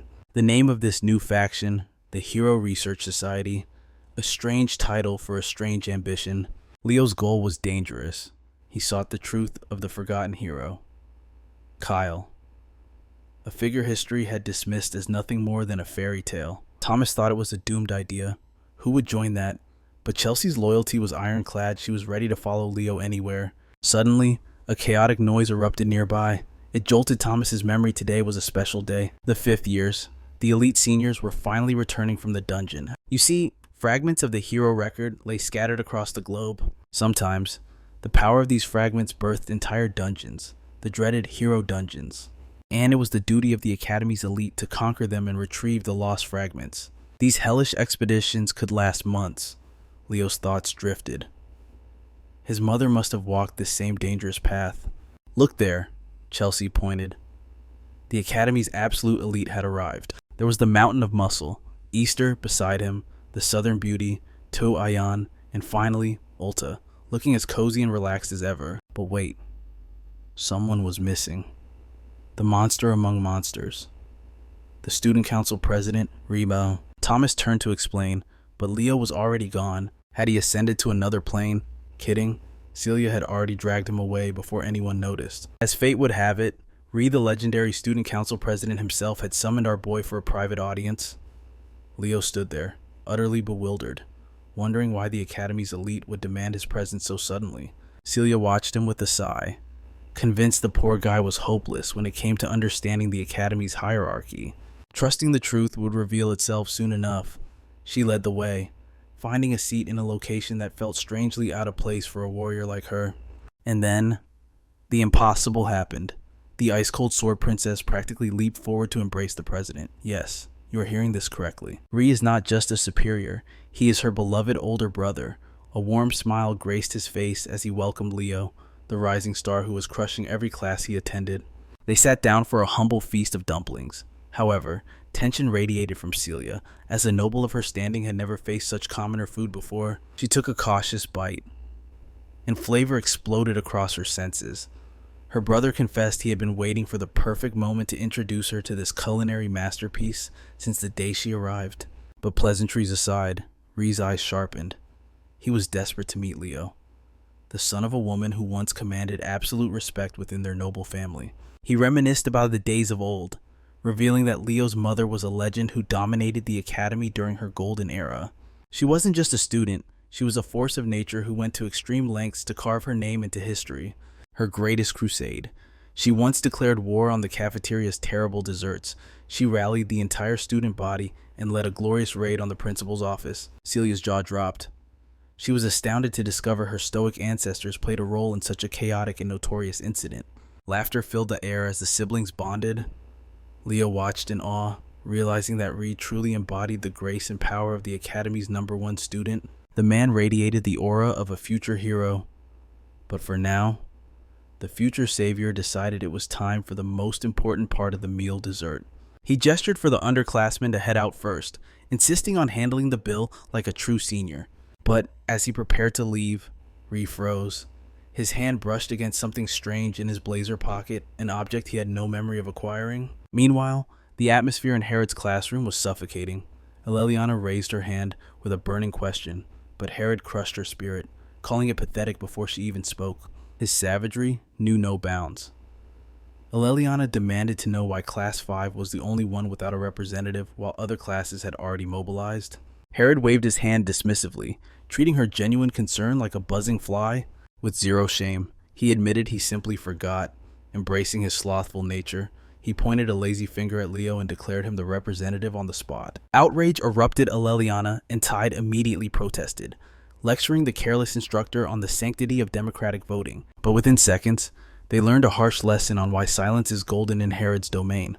Herod revealed his trap: the class representative would handle all note-taking and administrative hell, sparing the teacher any actual work. Suddenly, a magical broadcast pierced the air. All first-year students were summoned to the auditorium for the mandatory Hero Studies joint class.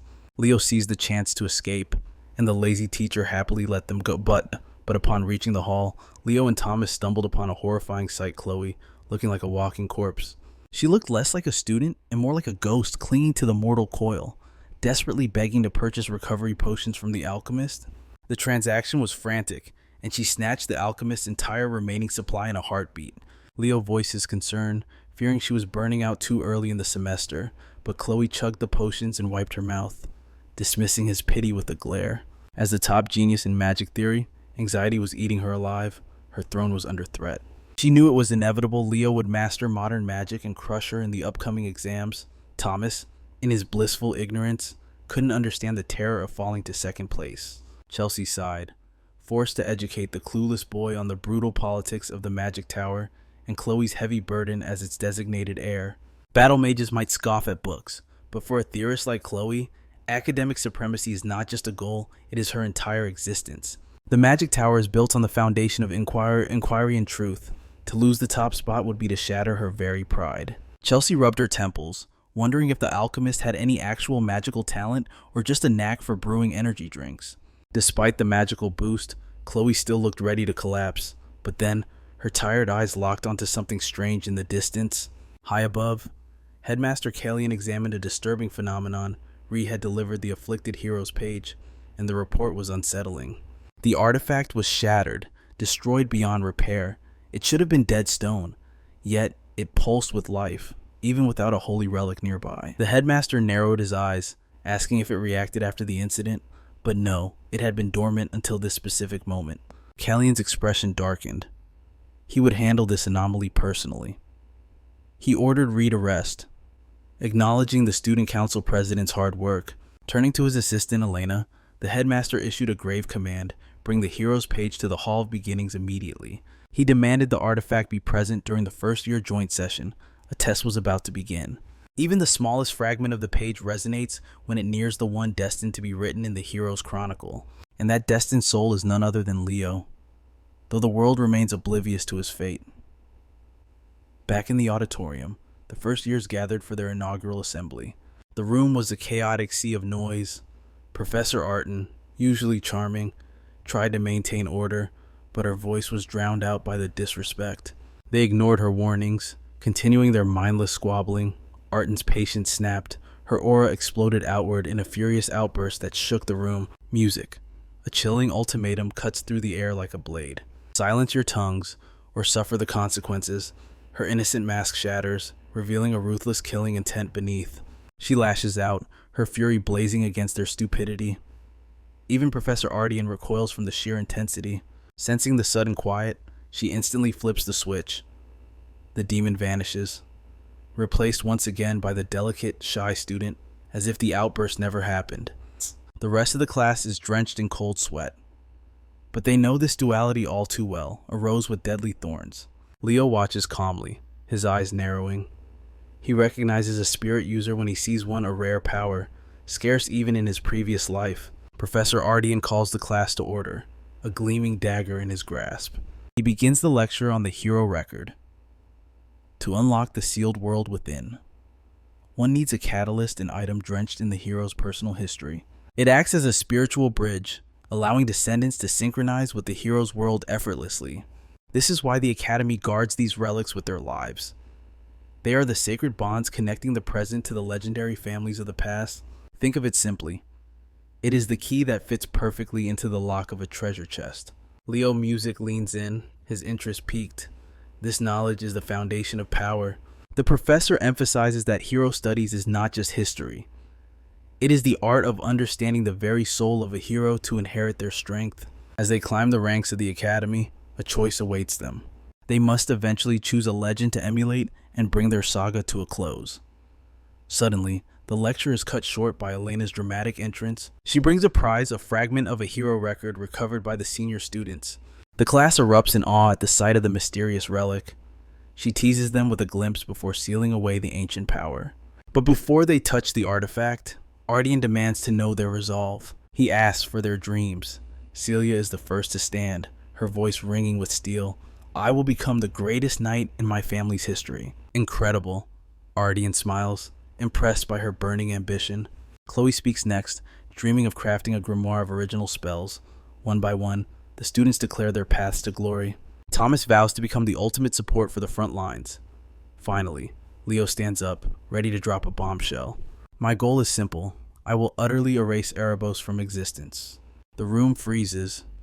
Silence descends as students and professors alike process the impossible weight of his words.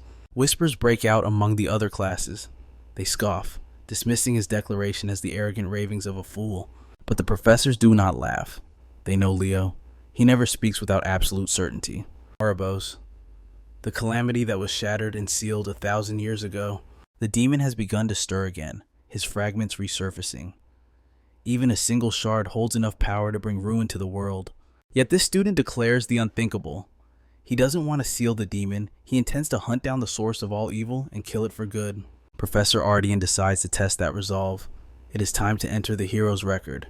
He offers them a challenge to deduce the hero's identity before learning how to conquer the dungeon within. He warns them to stay sharp. The professors are watching, and danger is never far away in a hero's world. Excitement boils over. The students chatter nervously, eager to lay hands on a piece of history. Ardian calls forth the chosen representatives from each class. Celia steps up for Class 1, Leo for Class 5, joined by Abad and Chen. 2 fragments were found, but today, they focus on the primary artifact. The second is smaller, a mere example of the record's variety. Leo takes the lead. He reaches out, and the moment his skin contacts the fragment, the hero record explodes with light. The hero's name remains hidden, but the reaction is violent. Even the professors panic as the mana spirals out of control. In a flash, space warps, dragging them all into the abyss of the nameless hero's world. Reality shifts. The chaos of the classroom is replaced by a landscape of utter ruin. The smell of death hangs heavy in the air. Countless monster corpses litter the ground of a desolate battlefield. Professor Edmund barks orders, realizing the danger. They are trapped inside a live hero dungeon now. Professor Seojin scans the horizon, desperate for a clue. He spots a fortress wall looming in the distance. Leo's eyes widen with recognition. He knows this place from the era of catastrophe. The final line of defense.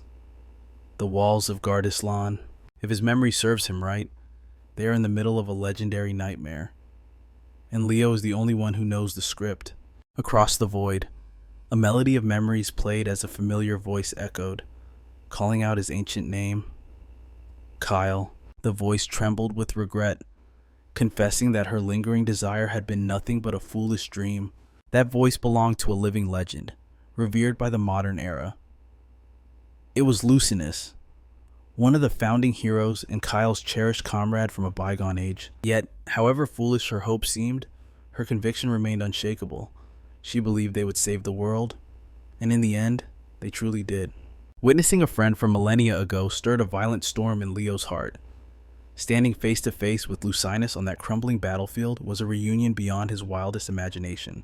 Her radiant smile lit up the dark dungeon, shattering the illusion and forcefully pulling everyone back to reality. This anomaly triggered the moment he grasped the fragment of the unknown hero's record, a relic meant only for display. Chelsea frantically demanded answers from the professors, desperate to know what had just transpired. But silence was their only reply. With a grim expression, Professor Edmund immediately declared the suspension of all classes. His voice boomed, commanding everyone to maintain composure and evacuate the hall in an orderly line. As the confused crowd shuffled out, Leo stood frozen at the podium. He remained there, clutching the torn scrap, drowning in deep contemplation. He knew it in his bones. This was his page. The legacy of Kyle resting in his palm was the ultimate clue, a missing piece of his very own history. Professor Edmund watched him, his interest piqued by Leo's intense focus. Once the chaos subsided, the students scattered, hunting for empty classrooms to pass the time since the day's schedule had been wiped clean. Inside one of those rooms, Leo dropped a bombshell. They had witnessed a vision of the legendary Lysis, the King of Wisdom. The mere possibility that the Academy had unearthed Lysis's hero record made Chelsea's eyes shimmer with excitement. She knew, instinctively, that history was being made right before them. Eliana clenched her fists, cursing her past self. If only she had fought harder for the class president seat, she wouldn't have missed this golden opportunity. Carr shot her a sidelong glance, his eyes clearly saying she never stood a ghost of a chance in that competition. Sensing the silent insult, Eliana snapped and unleashed a flurry of punches on the poor boy. The commotion drew Professor Edmund back in. He scolded them for the noise, offering a cold ultimatum: quiet self-study or immediate expulsion.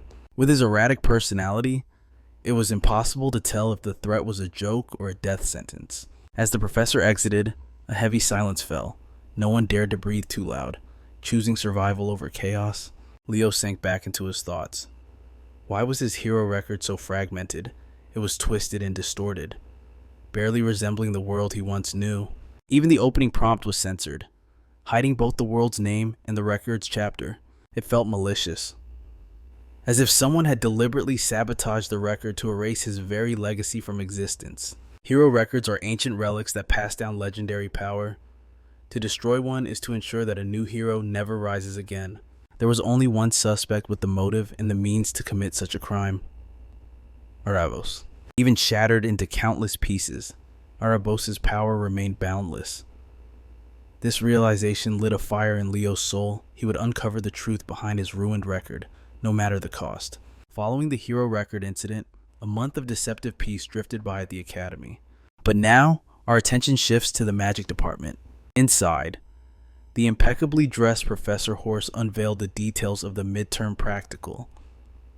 The assignment for the first years to create their very own original magic. The mere mention of original magic struck terror into the hearts of the young mages. Original magic is the ultimate expression of a caster's soul, reflecting their individuality, creativity, and raw power. In this modern era, dominated by standardized activation techniques, few magicians ever dare to craft their own spells. Yet, a custom spell can become a devastating trump card, turning the tide in life or death situations. This concept traces back to the star magic practiced by the elves itself, a primitive form of original magic. Throughout history, only one being has ever wielded the full, unbridled potential of star magic. That individual was its creator, the founder of Nebula and one of the legendary founding heroes, Luna.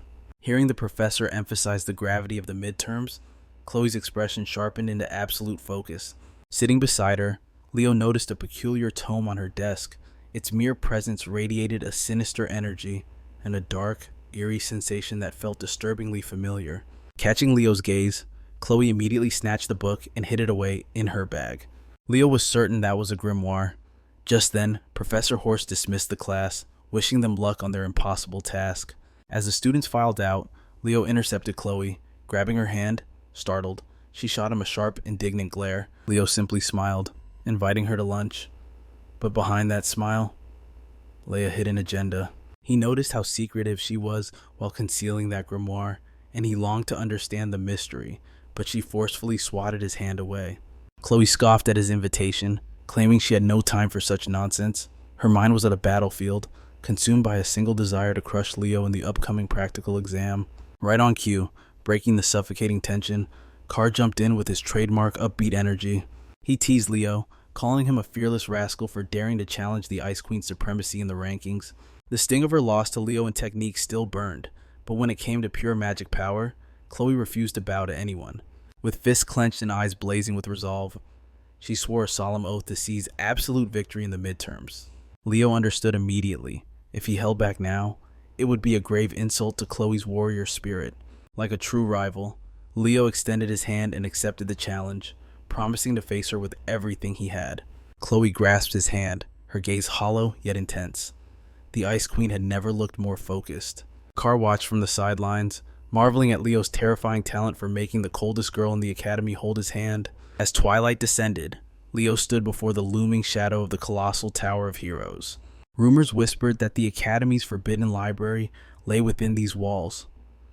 Accessing it was the only key to unlocking the enigma of his lost hero record. As he ascended the grand staircase, the gazes of the upperclassmen bore into him with intrigue. Halfway up, a voice echoed his name. A senior with sun-kissed skin and oversized glasses leaned against the railing, radiating a dangerous charm. She popped a bubble of gum, casually mentioning she'd heard interesting tales about the prodigy from Professor Len Horse. This striking figure was To Ayan, a fifth-year elite from the Department of Magic. Leo offered a polite, practiced bow, treating the encounter as a mere formality. He tried to continue his ascent, but a long leg shot out, barring his path.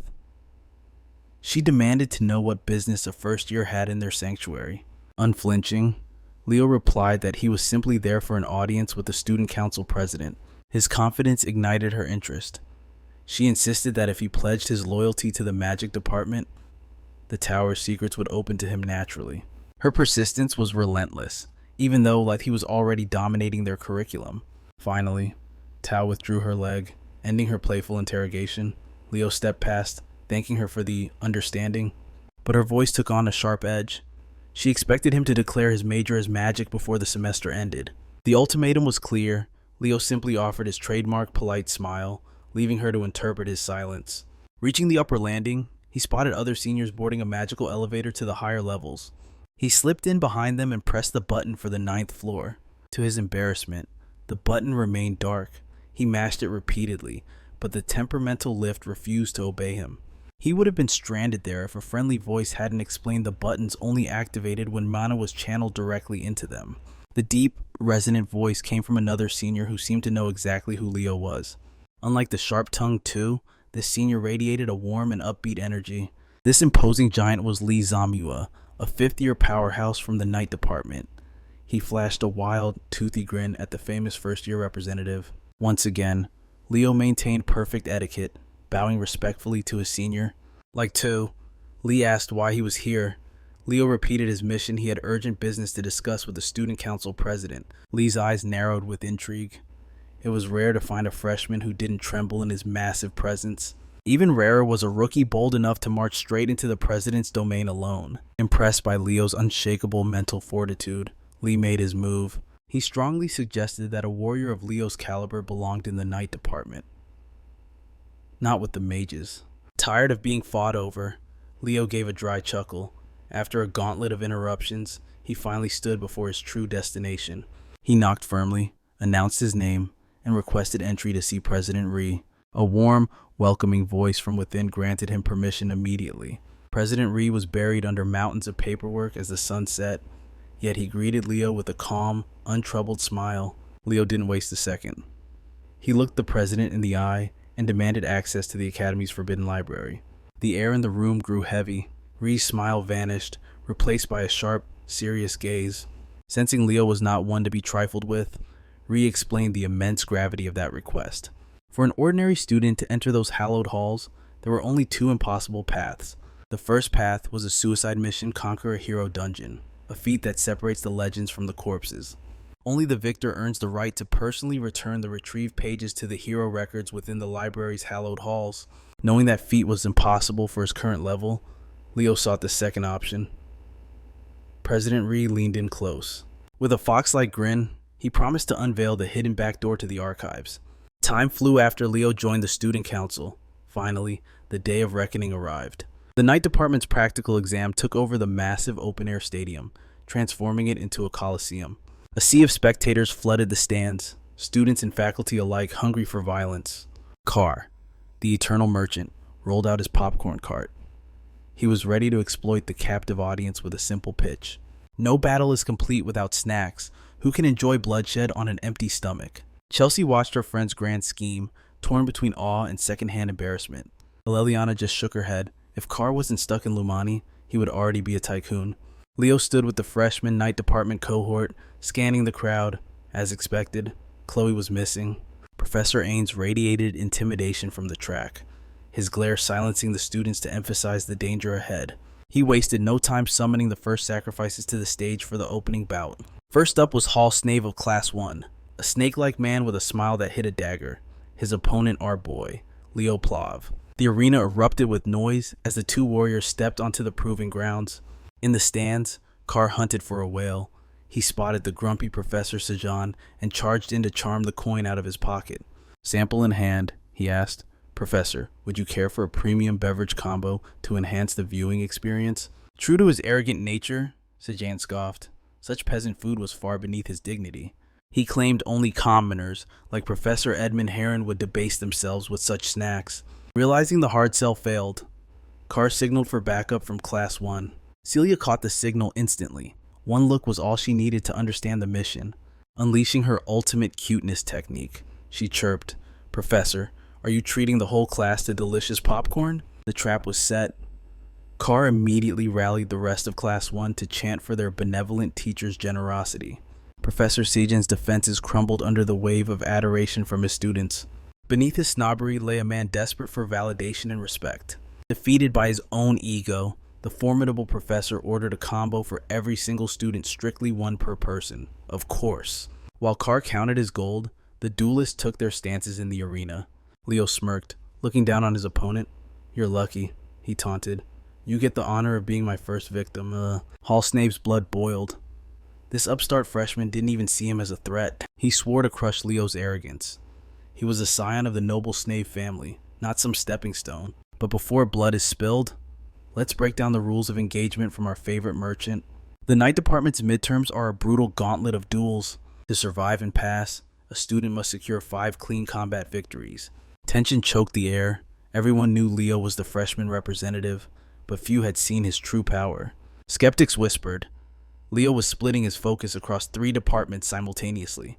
Could a jack-of-all-trades really defeat a specialist who dedicated his life to one discipline? Furthermore, Hall was no weakling. He was ranked 3 in Class 1, trailing only the monsters, Celia and Duran.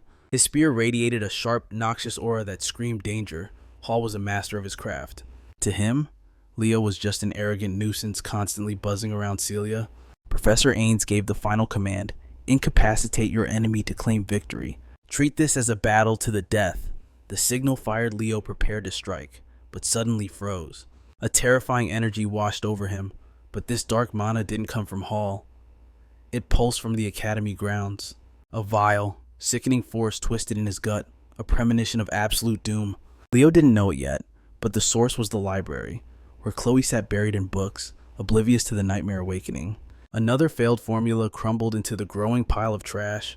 The crushing weight of expectation was devouring the Ice Queen alive. She was desperate to forge a spell that would grant her absolute dominance. But relying on her own wisdom was leading nowhere. Rage boiled over, and she swept the useless text off her desk in a fit of frustration. The shadow of Leo's monstrous talent loomed over her mind. It was eating Chloe from the inside out. She refused to be second best to that prodigy. Madness flickered in her eyes as they landed on the scattered books on the floor. One ancient volume seemed to whisper her name, the forbidden grimoire she had kept hidden in the shadows. Reason vanished. She became convinced this cursed artifact was her only path to salvation. Her obsession with the top rank cracked her mind open, leaving her soul defenseless against the abyss. Desperation met darkness. The sinister mana radiating from the book was so overwhelming, even Leo felt the disturbance mid-battle. Hall saw the opening. With his opponent distracted, he lunged to end it in a single breath. Steel flashed towards Leo's skull, but the veteran's instinct screamed. Leo dodged death by a hair's breadth. Hall didn't let up. He unveiled the family secret arts.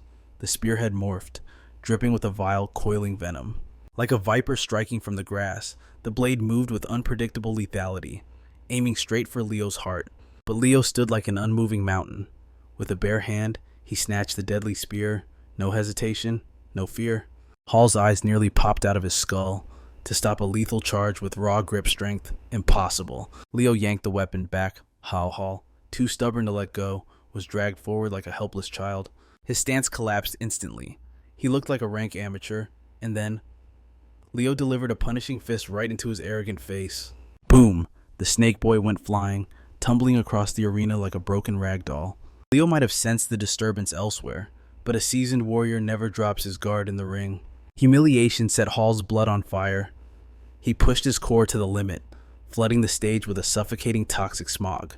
He roared at Leo to stop looking down on him. The real nightmare starts now. Noxious green aura poured from his pores. The entire perimeter became a death zone of poisonous mist. Hall grinned. The rumors said Leo was trash at manipulating aura. This was the perfect mismatch. Physical strength meant nothing here. Without aura defense, Leo would rot from the inside out. But as the green fog crept closer, a crimson light erupted. Leo smirked, recognizing the unique flavor of this poison. The moment the mist touched him, boom. Leo's blazing aura burned the toxin into nothingness. Hall refused to believe his eyes. Impossible, he screamed, pouring every ounce of mana into his technique. He convinced himself of a lie. Unless he's on Celia's level, my poison will consume him. While the snake boy drowned in his own delusions, Leo walked through the fire and poison without a single scratch. The gap was absolute. It was time to teach this brat the price of arrogance. Leo closed the distance with the presence of a king. His flames devoured the poison like a hungry beast. The arena exploded with cheers. The crowd shoveled popcorn, witnessing a clash of elemental forces. In the Class 1 seats, Duran watched with a heavy scowl. Celia sat frozen in shock, while Chelsea screamed her lungs out for her man. Look at him, he's so cool. In her eyes, Leo could do no wrong. Celia's mind was reeling. She never knew Leo could manifest a flame aura of this magnitude. Even Hall felt the scorching heat on his skin. Terrifying. This heat, it rivaled Celia herself. The top knight of the generation. A student known for mastering theory. Dominating as a pure combatant, it defied all logic. Cornered, Hall gritted his teeth. He had to use it, the secret technique he was saving to crush Celia.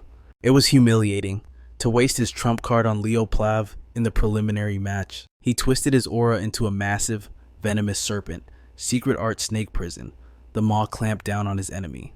Leo didn't dodge. He let the trap snap shut, standing calmly within the belly of the beast to analyze its structure. Hall thought he had won, puffed up with pride. He even dared to look away. He cast a glance at Celia in the stands, a blush on his face, seeking her approval. He had honed this skill just for her, to prove he was her equal. He was sure she would be impressed. But Celia didn't smile. She just sighed and pointed frantically behind him. Hall's fleeting arrogance had blinded him. Leo was already boiling his snake prison alive, causing the serpent's constructed body to bubble and sizzle under the intense heat. With one final surge of power, Leo utterly obliterated the feeble aura spell, vanquishing it with terrifying ease. Hall's eyes widened in sheer disbelief. The technique he had toiled so hard to perfect was incinerated. It was destroyed as if it were nothing more than a trivial enchantment. Frustrated, he abandoned his aura entirely, instead raising his spear for a direct assault. Yet throughout the entire encounter, Leo had yet to even unsheath his sword. When he finally did, he parried the spear with such force that it was wrenched violently from his opponent's grasp. Pressing the tip of his blade against the young man's neck, he issued a stark warning to Hall. Never take your eyes off a flame, or you might get burned.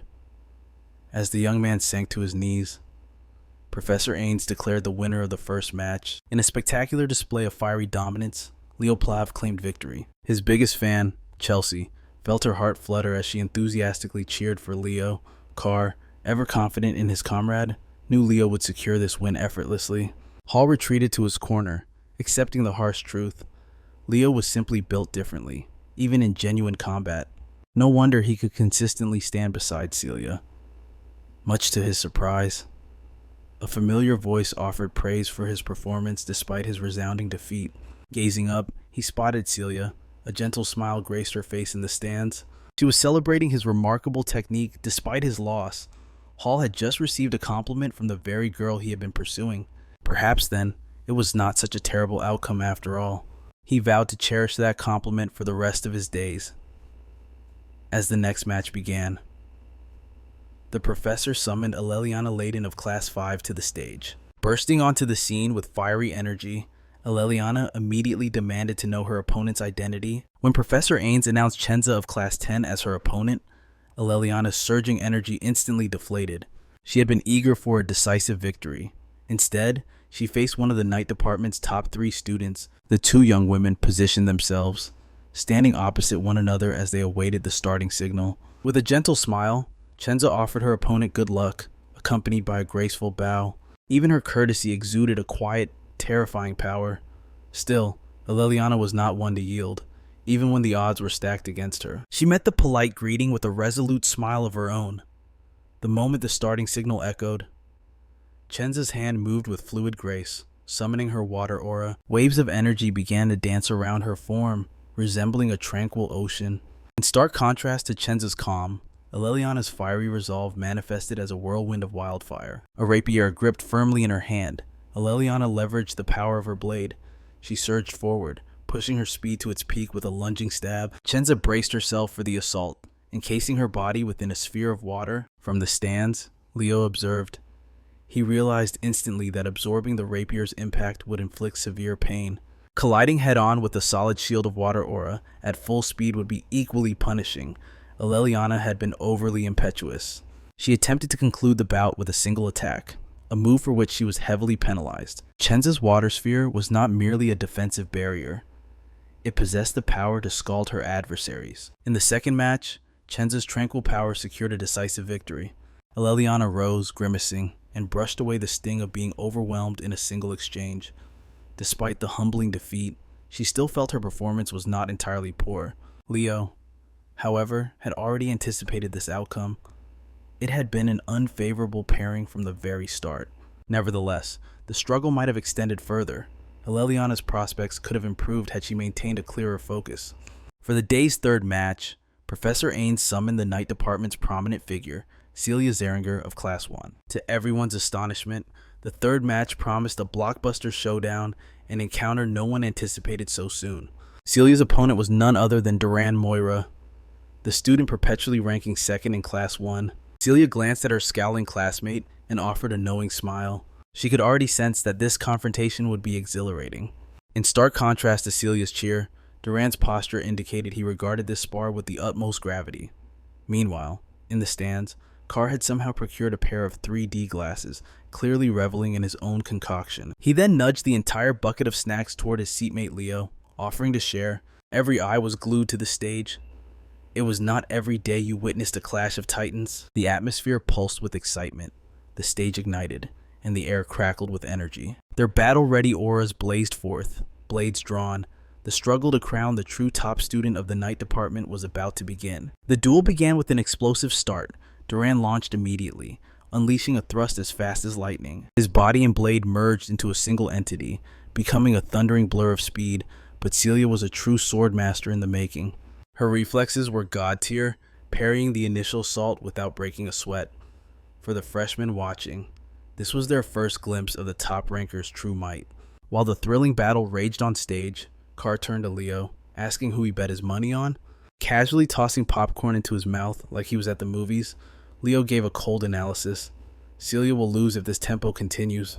Carr was shocked by Leo's brutal honesty. However, he wasn't ready to count his cousin out of the fight just yet. Even from the spectator stands, he could see the burning resolve in her eyes. He knew she was hiding a trump card, waiting for the perfect moment to shock the world.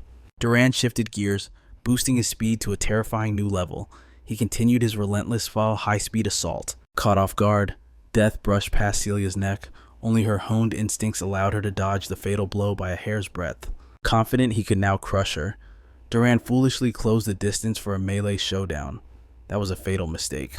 Celia raised her ornate blade, and mana surged. She conjured a flame that outshined every other blaze witnessed that day. The fire roared so wildly, so brightly, that the arena's protective barrier began to tremble.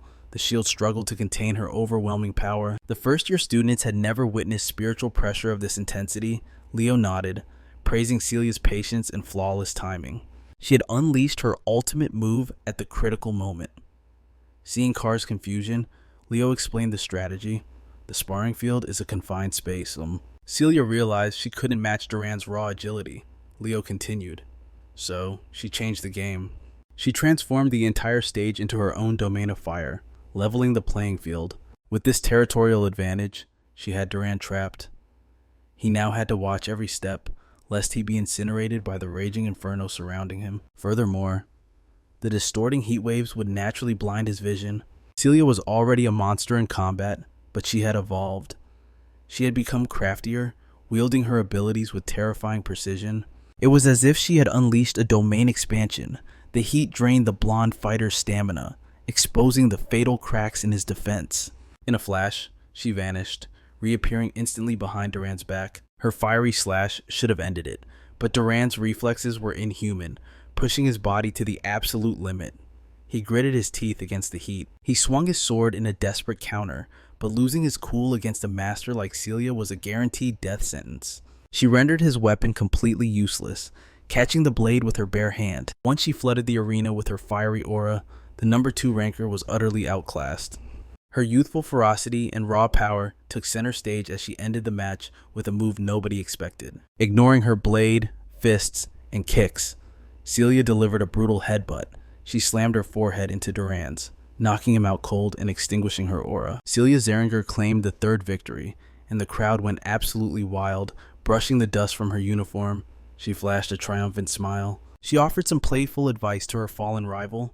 Maybe train your muscles more, instead of just running fast. Duran, finally waking up from the concussion, took her hand. He accepted the help, rising from the scorched grass with a bruised ego. The Academy's press team went into a frenzy. The fans who shipped the top 2 contestants were delighted by the chemistry of this captivating duo. Leo watched with satisfaction.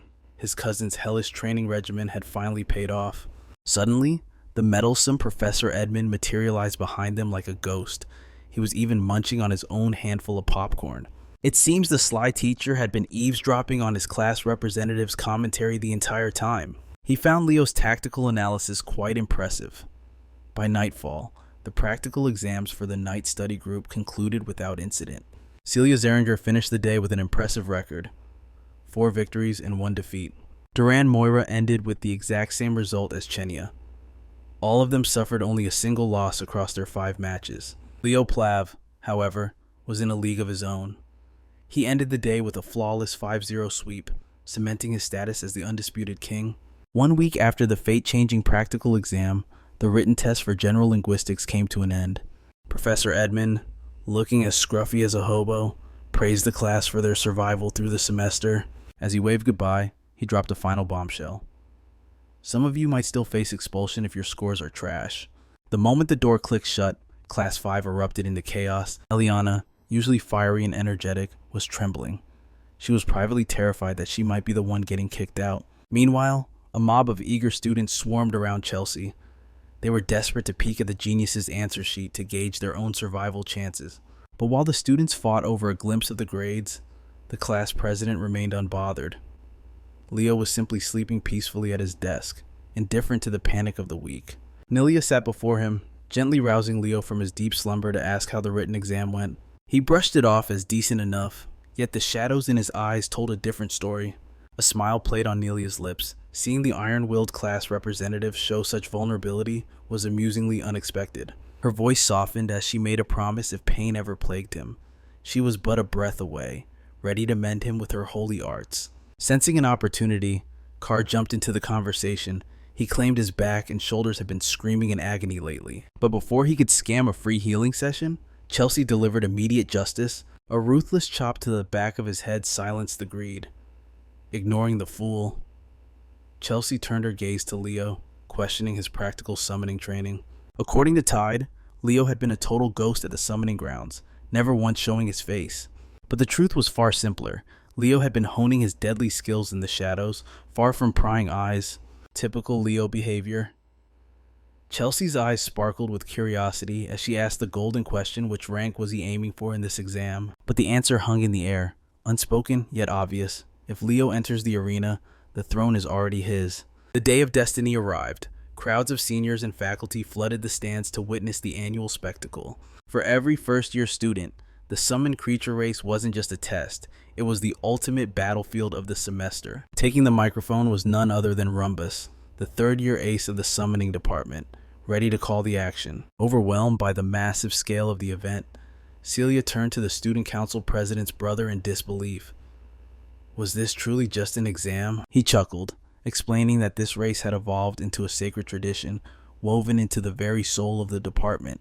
It was a headline event for the interdepartmental exchange, a legend that kept the academy buzzing for eternity. And where there is chaos, Carr smells coin. His merchant instincts flared to life once more. Like clockwork, his popcorn and cola empire was back in business, ready to exploit the crowd. Sales skyrocketed before the starting gun even fired.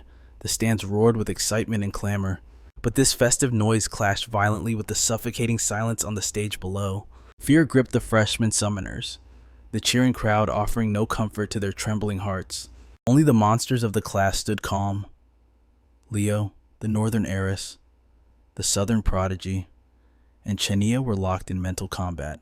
Eliza Hergen, scion of the North's heroic lineage, stepped toward Leo, acknowledging his brilliance in the night studies. But her eyes narrowed. She pressed him on his readiness for the beast taming ahead. Skepticism dripped from her aura, and frankly, no one could blame her doubt.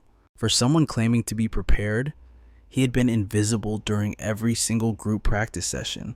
Sensing blood in the water, the background mobs joined the attack. They demanded Leo forfeit if he lacked the resolve to take summoning seriously. Not once had they witnessed him form a bond with a spirit or beast. Tide tried to intervene, his voice rising to quell the senseless hostility directed at his friend. But the fools wouldn't listen.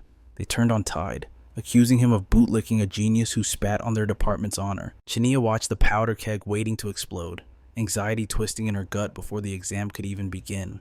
Just then, Senlu, the warrior from the eastern continent, slid to her side. He scoffed, telling her to relax with her grades. This exam was merely a formality not worth the stress. Suddenly, an overwhelming pressure silenced the chatter. Walden Titan had arrived. The captain of the South and the summoning department's #1 ranker stepped into the fray to crush the noise. His voice was ice cold. If they wanted to bicker like children about practice, they could do it somewhere else. Their noise offended his ears. Hearing such arrogance, Senlu's temper ignited like wildfire. Walden didn't flinch. He found it pathetic to hear amateurs bragging about basic summoning theory as if it were a divine feat. The insult flew right over their heads, the implication lost on the mob. Senlu fired back, asking if the captain felt no shame, seeing as he had skipped practice too. But Walden's sneer only deepened. He wasn't a commoner who needed practice to tame a mere griffin. Rage snapped Senlu's control. He swung his fist to strike, but a hand caught him midair. It was Leo. Leo's warning cut through the tension. A brawl now meant immediate disqualification, not just a penalty. The cold logic hit home, reluctantly.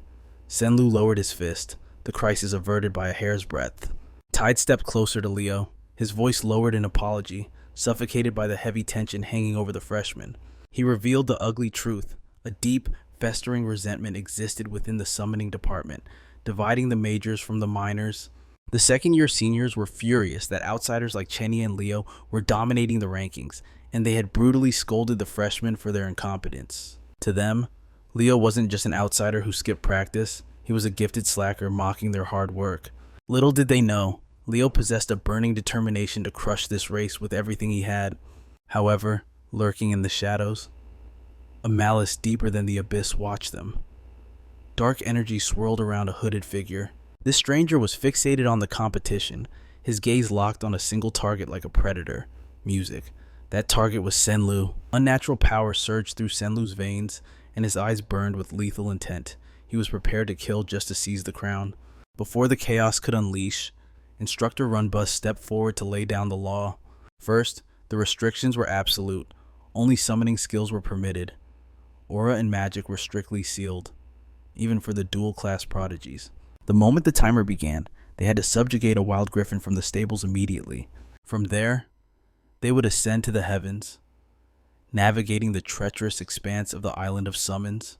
Their path would lead them to the Silent Lake before looping back to the Academy.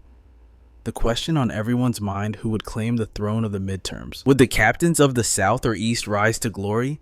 Would Eliza uphold the terrifying weight of her noble bloodline? Or would Senlu's dark secret shatter the rankings?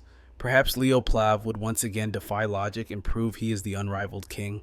Tension crackled in the air as the racers lined up, their hearts pounding in rhythm with the impending bell.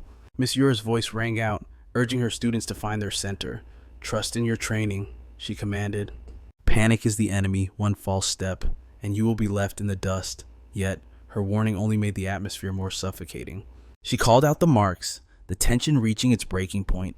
With a roar that shook the arena, the annual summoned creature competition officially began. The majority of the students sprinted frantically toward the Griffin stables. But a specific faction stood their ground, instantly weaving hand signs to unleash their summoning arts. Ambush, without a shred of honor. They bombarded Walden and Leo with a chaotic storm of elemental attacks. Even the commentator gasped in disbelief. The summoning majors were hunting the crowd favorites. Leo shouted over the explosions. "Tide, ignore me. Go now." Heeding this command, Tide gritted his teeth, mounted his beast, and abandoned his class representative to the wolves. The audience erupted in fury, boos raining down from the stands like hail. They cried out against the injustice, disgusted that the seniors would target the front runners so shamelessly. Leo knew he had enemies, but this was a coordinated sabotage designed to bury him before he could even take flight. The commentator argued that despite the crowd's anger, this was a brilliant, calculated strike. But suddenly, Walden shattered the magic trap with overwhelming force. With remnants of elemental energy still sizzling around him, Walden walked toward the stables, completely unfazed by the ambush. He tamed a beast in the blink of an eye and turned to Leo, his eyes offering a silent alliance. "Need a hand?" Leo refused. He knew this petty trap was nothing more than a pebble on his path to greatness. Without wasting another breath, Walden spurred his mount and launched into the sky. While Walden soared toward the heavens with godlike speed, Leo remained grounded, the only racer still trapped at the starting line. Chelsea watched from the stands, her hands clasped in prayer as the elemental snare tightened around him. Miss Yura watched with a heavy heart. The rift between the students ran deeper than she feared. They were willing to destroy their own ace just to prove a point. She believed Leo was finished. His strength lay in summons. Yes, but not in the way these traps required. Breaking free without aura seemed impossible. But then, a blinding light erupted from the center of the trap. Leo stood calm amidst the chaos, chanting a rhythmic incantation that resonated with the very soul of the world. Instantly, spirits of every element materialized from thin air, answering the call of their master. To speak the ancient spirit language is a lost art. Yet Leo recited the entire chant with the fluency of a forgotten god. Leo Plav, the master of the impossible, had done it again. Miss Yura's worry melted into sheer awe. She had underestimated him. A greedy thought sparked in her mind. She had to steal this prodigy for the summoning department at all costs. While Leo stood amidst the fading light, his competitors had already vanished into the horizon. The plotters who trapped him laughed, savoring their petty victory, convinced the pride of the South would finish dead last. But Eliza remained cold. When asked, she scoffed, claiming she needed no dirty tricks to crush Leo Plav and Walden Titan beneath her heel. Eliza's concern wasn't just for herself, but for the dignity of the entire summoning hall. These low-level lackeys only sought to drag the true prodigies down into the mud with them. Having tolerated their trash talk long enough, Eliza surged forward. She cast a cold warning to her cohorts. "Know your place next time." Senlu heard that self-righteous tone, and a fuse of fury ignited within him at the race's current pace. Securing second place behind Eliza was supposed to be his birthright. After all, amongst them, his mastery over aerial beasts was absolute. But while he was drowning in his own arrogance, a shadow cut through the wind, a griffin tore through the formation. It was Chinaya. She wasn't just riding, she was surfing the skies with a style that defied gravity itself. Whatever technique she was using, it was effective. Her speed was godlike, and she wasn't even burning soul energy to boost her mount. Chinia's sudden arrival sent shockwaves through the thugs. Senlu barked the order, and they focused their fire on the eastern representative. A girl summoned a spirit of light and launched it at Chania, but the aerial acrobat already sensed the killing intent. She moved like a phantom, perching on the griffin's wing. As the light spirit shrieked closer, Chania launched herself into the heavens with a graceful flip. The attacker was paralyzed with shock, watching her target evade with superhuman agility. She touched down, her leg muscles coiling like titanium springs. Launch, she became a human bullet. She aimed straight for the girl who dared to attack her. Using pure momentum and gravity, she delivered a devastating kick. The girl plummeted from her griffin, screaming that Chania was a cheater, but she was dead wrong. Chania hadn't used a single drop of aura. That was pure, unadulterated martial arts. Threat neutralized. She returned her focus to the race, accelerating instantly. On the way, she locked eyes with Senlu. Though they hailed from the same lands, there was no camaraderie here. He spat a threat, declaring that making him an enemy was a fatal mistake. While Chania was at a slight disadvantage in true aerial dogfights, Senlu was about to have much bigger problems. Her instincts screamed. A presence overflowing with rage from the starting line sabotage was approaching fast and furious. Suddenly, the sky turned blood red. Boom! A massive fiery explosion tore through the clouds. It was Walden. He wasn't just racing, he was incinerating griffins in mid-flight with terrifying spirit manipulation. He demanded retribution. With sadistic interest, music, he hunted the worms who dared to delay him with their petty schemes. This fiery rampage was his answer. Seeing their comrades fall one by one, the thugs scattered in terrified disarray. But Walden was a relentless hunter. One spell, one fall. He was methodically disqualifying every single rider in his path. The very heavens burned. Meanwhile, back at Ground Zero, the cameras focused on Liu's desperate attempt to rejoin the race. The first-year representative was staring down the barrel of a humiliating defeat. Having shattered the spiritual bind, he faced his final hurdle, taming the last beast in the stable. Failure here meant instant elimination. Liu inspected the creature and his eyes went cold. A ghastly, fresh gash on its left wing. It was a purposeful wound. The saboteurs hadn't just targeted him, they had tortured this innocent beast. For aspiring heroes to use such cruel tactics, unforgivable Liu seized the reins, and the griffin thrashed in agony and fear. To ride a guarded beast like this without earning its trust first, it was widely considered suicide. High in the stands, the Zeringer siblings watched intently. She felt pity, but he was fascinated by Liu's strategy. It seemed the young man didn't plan to negotiate. He intended to dominate. He would force his will upon the creature. Liu understood the beast's terror, but time was a luxury he didn't have. He locked eyes with the thrashing bird, projecting an aura of absolute dominance that struck fear into its soul. Kneel. The command hung in the air. Sensing the predator before it, the griffin froze. Submission achieved. Rider and mount were one. Liu reached out and ripped the jagged shard from its wing. In one fluid motion, he ascended the throne of the saddle. He guided the colossal bird out of the stables and into the light. The massive screen zoomed in on the lone figure left at the starting line. The crowd gasped, spotting the injury. The commentators were already writing his obituary, dead last. But Liu ignored them. He empathized with the beast. He could feel the immense pain this magnificent creature had endured. So, he played his trump card. Music, space warped, and Fiora the Phoenix burst into reality, radiant as ever. With a mental command, Liu ordered the divine chick, heal him. A majestic phoenix flame engulfed the bewildered beast. The poor griffin panicked, thrashing against the unknown power. While Celia watched the chaos unfold from the safety of the monitor room, her eyes went wide in disbelief. That fire, it was unlike anything she had ever seen before. Beside her, her brother's voice dropped to a grave whisper. That wasn't Zering Flame or even Aura Flame. This was a power that defied all classification. Meanwhile, the front lines had turned into a slaughterhouse, broken and battered.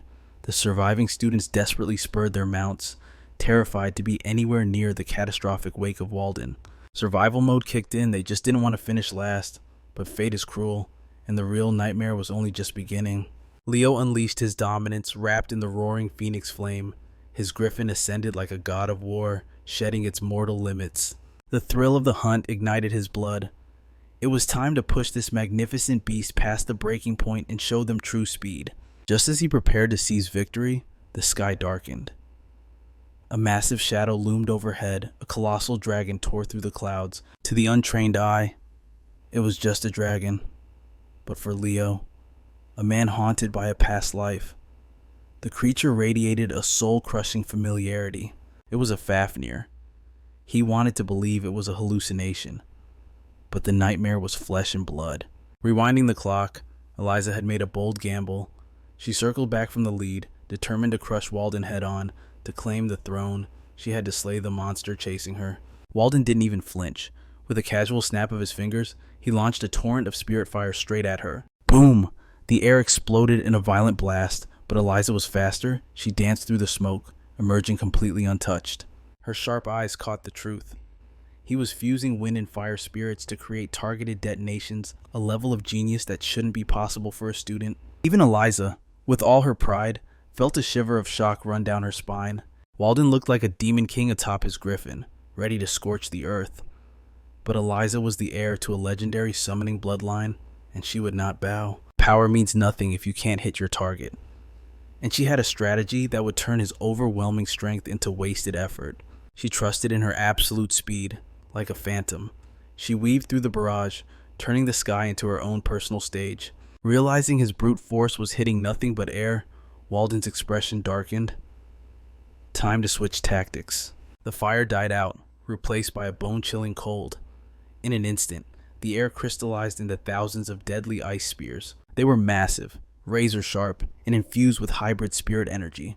A storm of frozen death rained down upon her. Eliza just smirked. Is that all? She poured mana into her beast, awakening its dormant lineage. The griffin roared, doubling in size and ferocity. With a mighty screech, the beast unleashed a hellish inferno, meeting the ice head-on. Fire met ice in a steam explosion. She controlled the flames with surgical precision, vaporizing every single spear before it could graze her skin. Walden's assault had failed. Up in the booth, the commentator was losing his mind, screaming into the mic at this clash of titans. But while the giants fought, a shadow slipped past.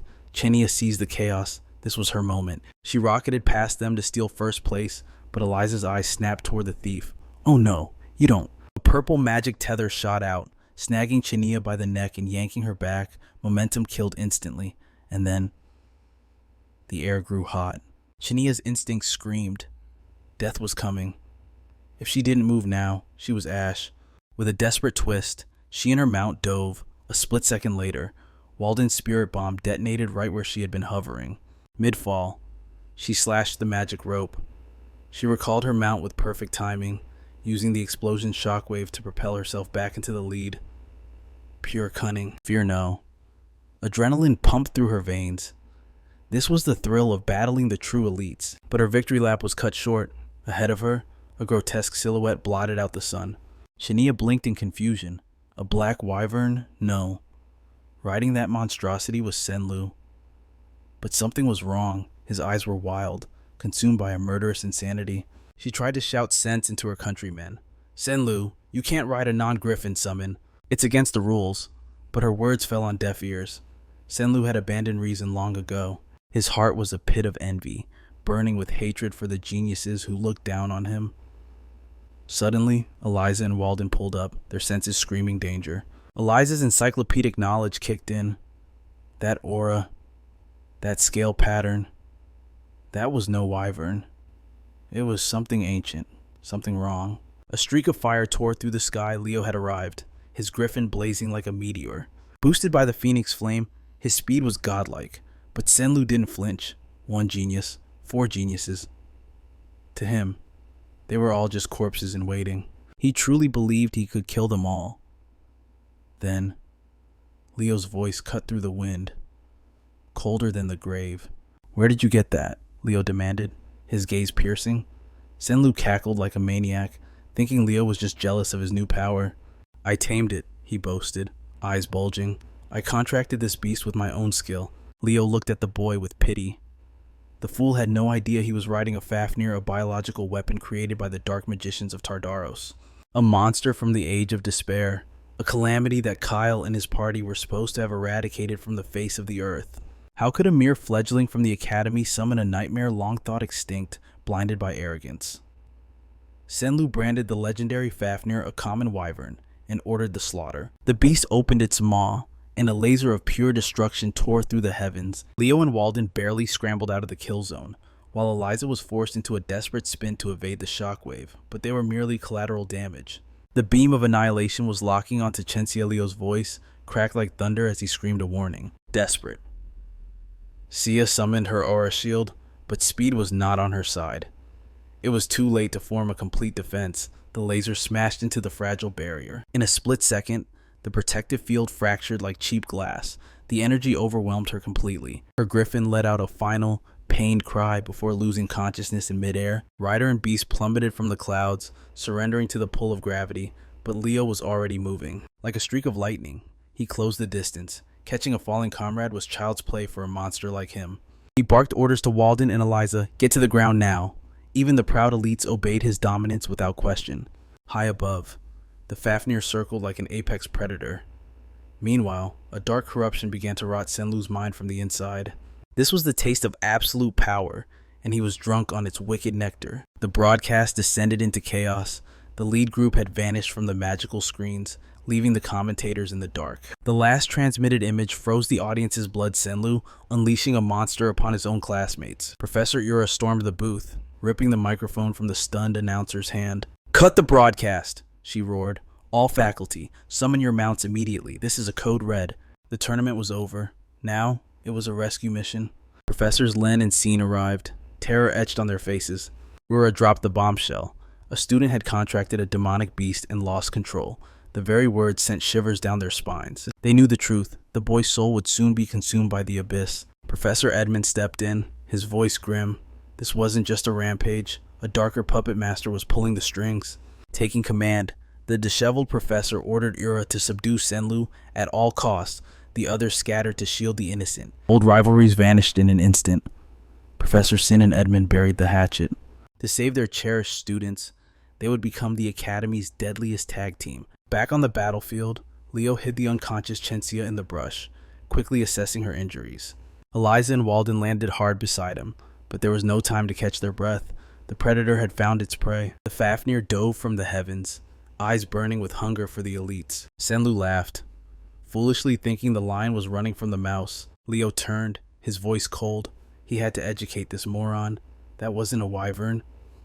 It was the legendary calamity, Fafnir. The name alone made the air heavy with dread. As Leo stepped forward, his shadow seemed to warp into the legendary hero Kyle.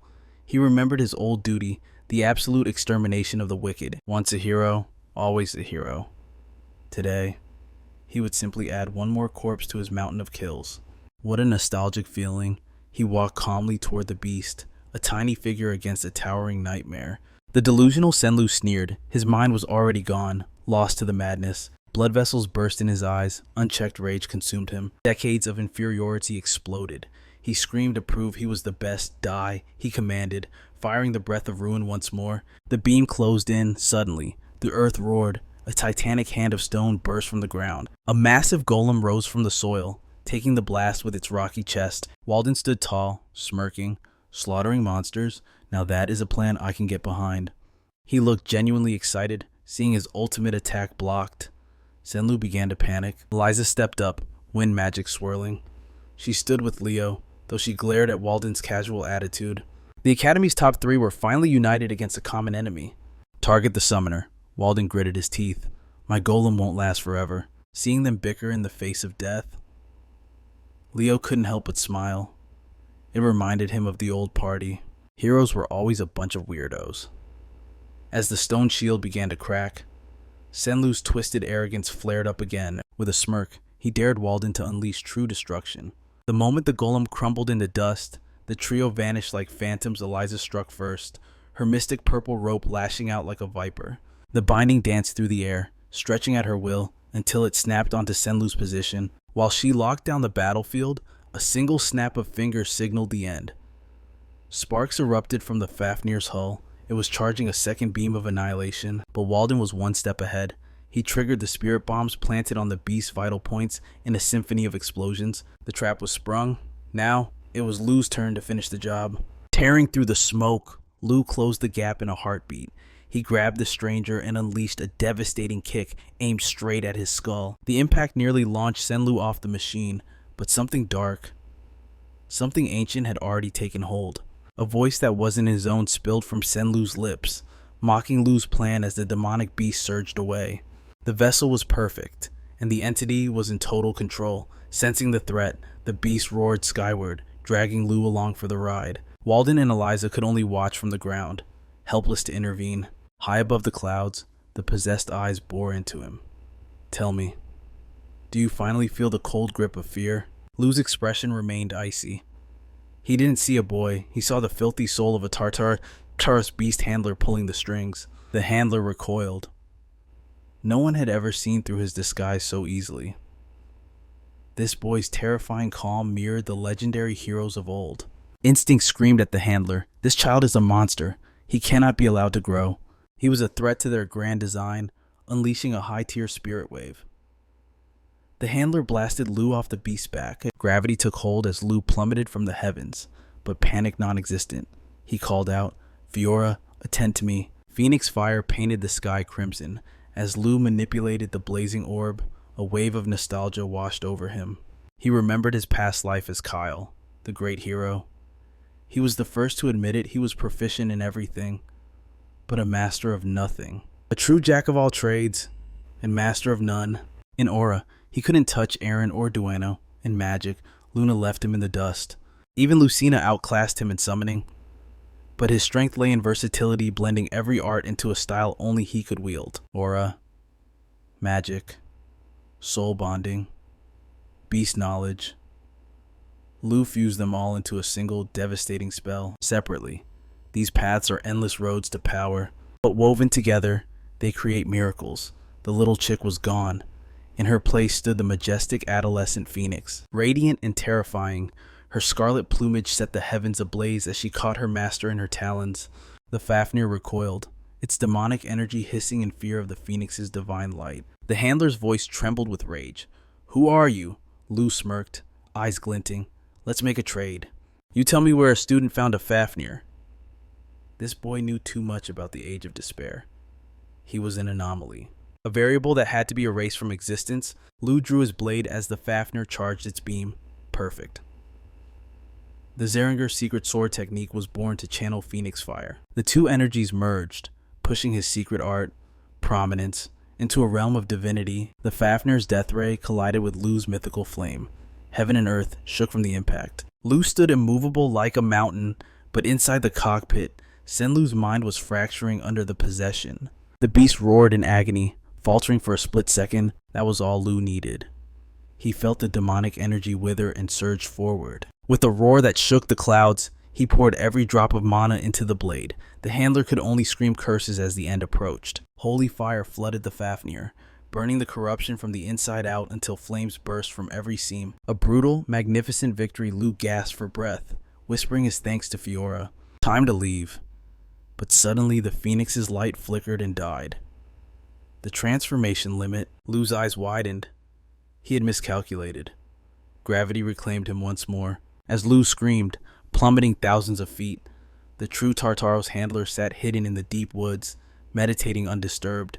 He prepared a final ambush, but suddenly, a blinding light purged the forest. An aura crushing enough to flatten mountains descended. Professor Sin had arrived, locking the enemy in place with a mere thought. And beside him, draped in shadows darker than the void, Professor Edmund stood ready to judge. The handler froze in terror, instantly recognizing the two absolute masters of Lumen standing before him. Knowing he was hopelessly outmatched, he tore a rift through the fabric of space to escape. Defeat tasted bitter, but he had to survive. He would wait in the shadows for another chance to orchestrate chaos. From the spatial tear, a nightmare emerged. A construct of smoke, teeming with countless eyes and gnashing teeth, burst forth. Obeying its master's final command, the abomination threw its massive weight against the pursuers. When the dust finally settled, both the rift and the handler had vanished into the void. Only rubble and the stench of dark magic remained. A chill ran down the professor's spines. The forces of darkness were beginning to move in earnest. Shin collected the residue of the spell for analysis.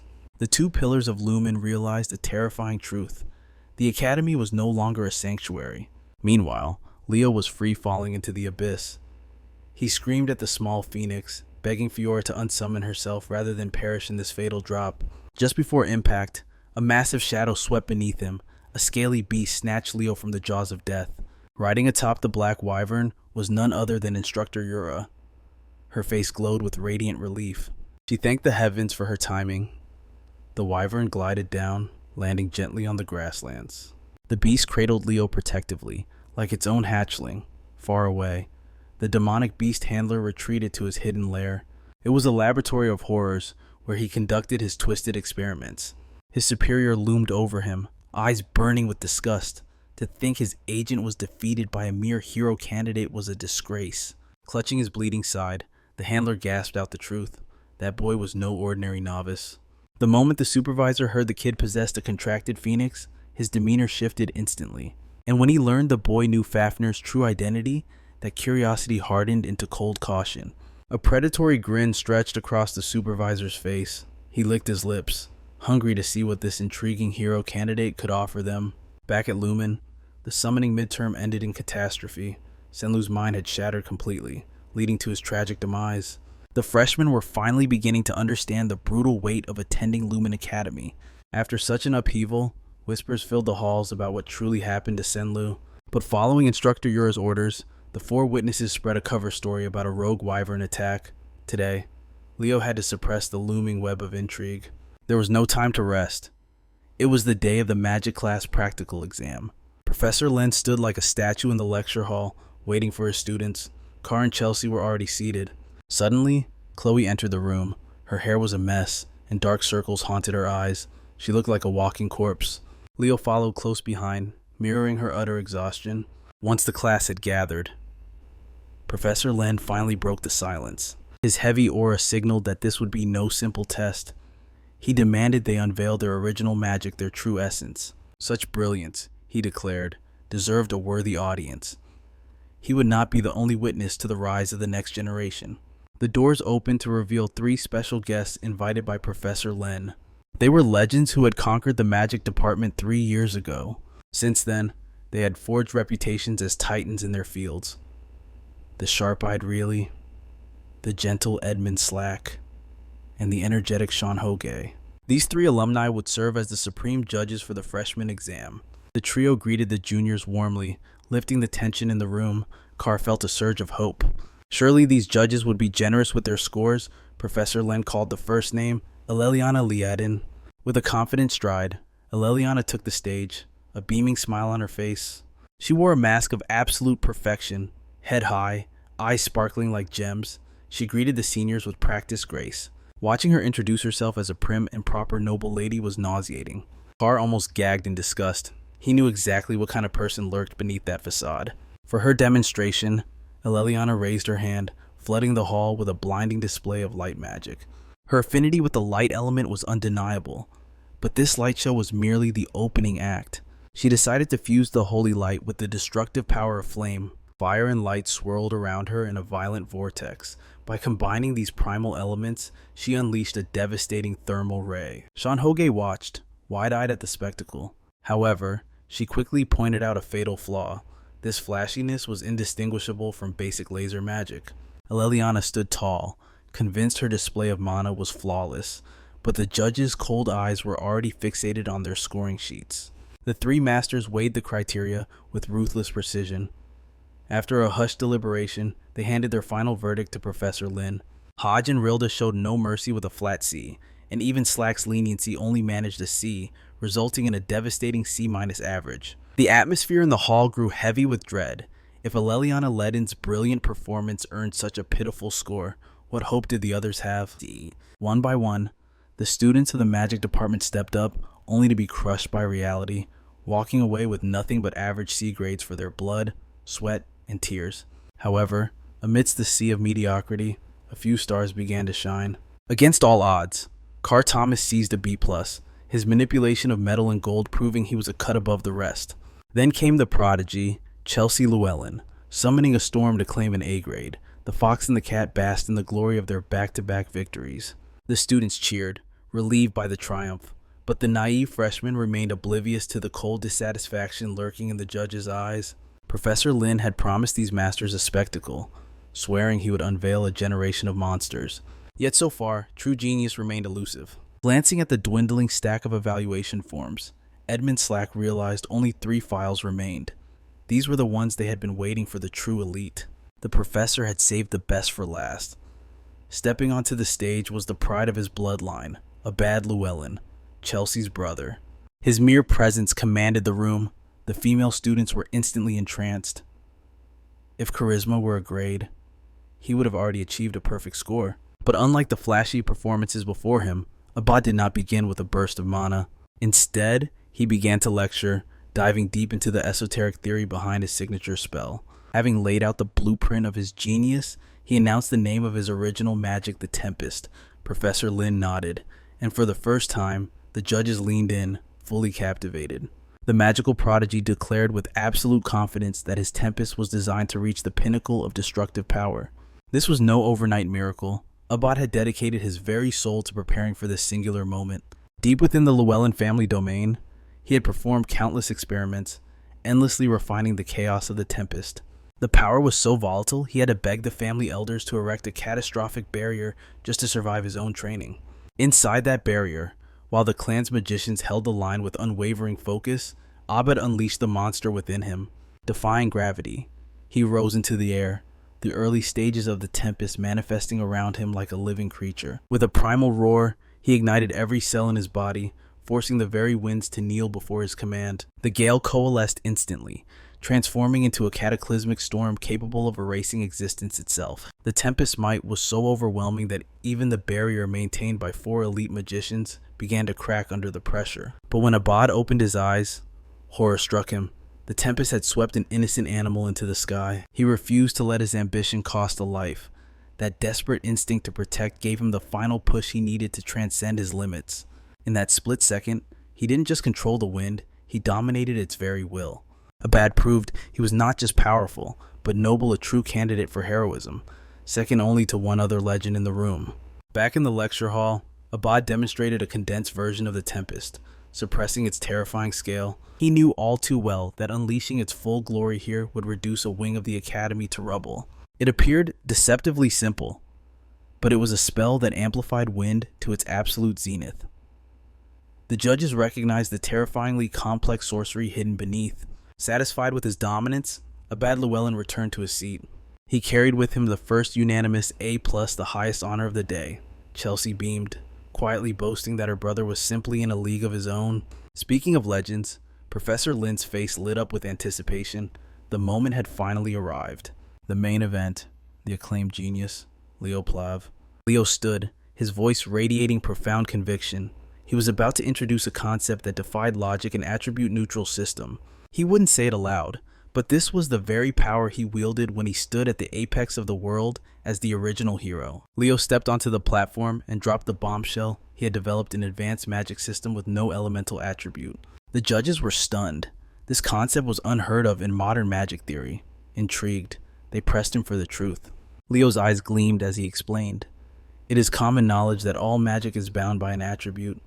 That is the iron law of this world. But I have broken that law. He declared he had forged a system to revolutionize the very essence of spellcasting. The room rippled with shock. The judges stared at him, a mix of skepticism and awe on their faces. They demanded clarity. Was this student truly claiming he intended to rewrite the fundamental rules of magic itself? While the 3 senior judges dismissed the idea as absolute heresy, Professor Len beamed with manic ecstasy, his eyes burning with obsession. He was consumed by a greedy desire to claim Leo as his own personal disciple right then and there. Idman Slack, however, scoffed at what he considered delusional ramblings, his face twisted in sheer dismay. They were guardians of logic and rigorous magical principles, not an audience for fairy tales. Ignoring Idman's disdain, Professor Len could not hold back his feverish curiosity. He cut in, practically begging Leo to write down the formula. Since the head professor was so desperate to see the proof, the other judges were forced to swallow their pride and watch.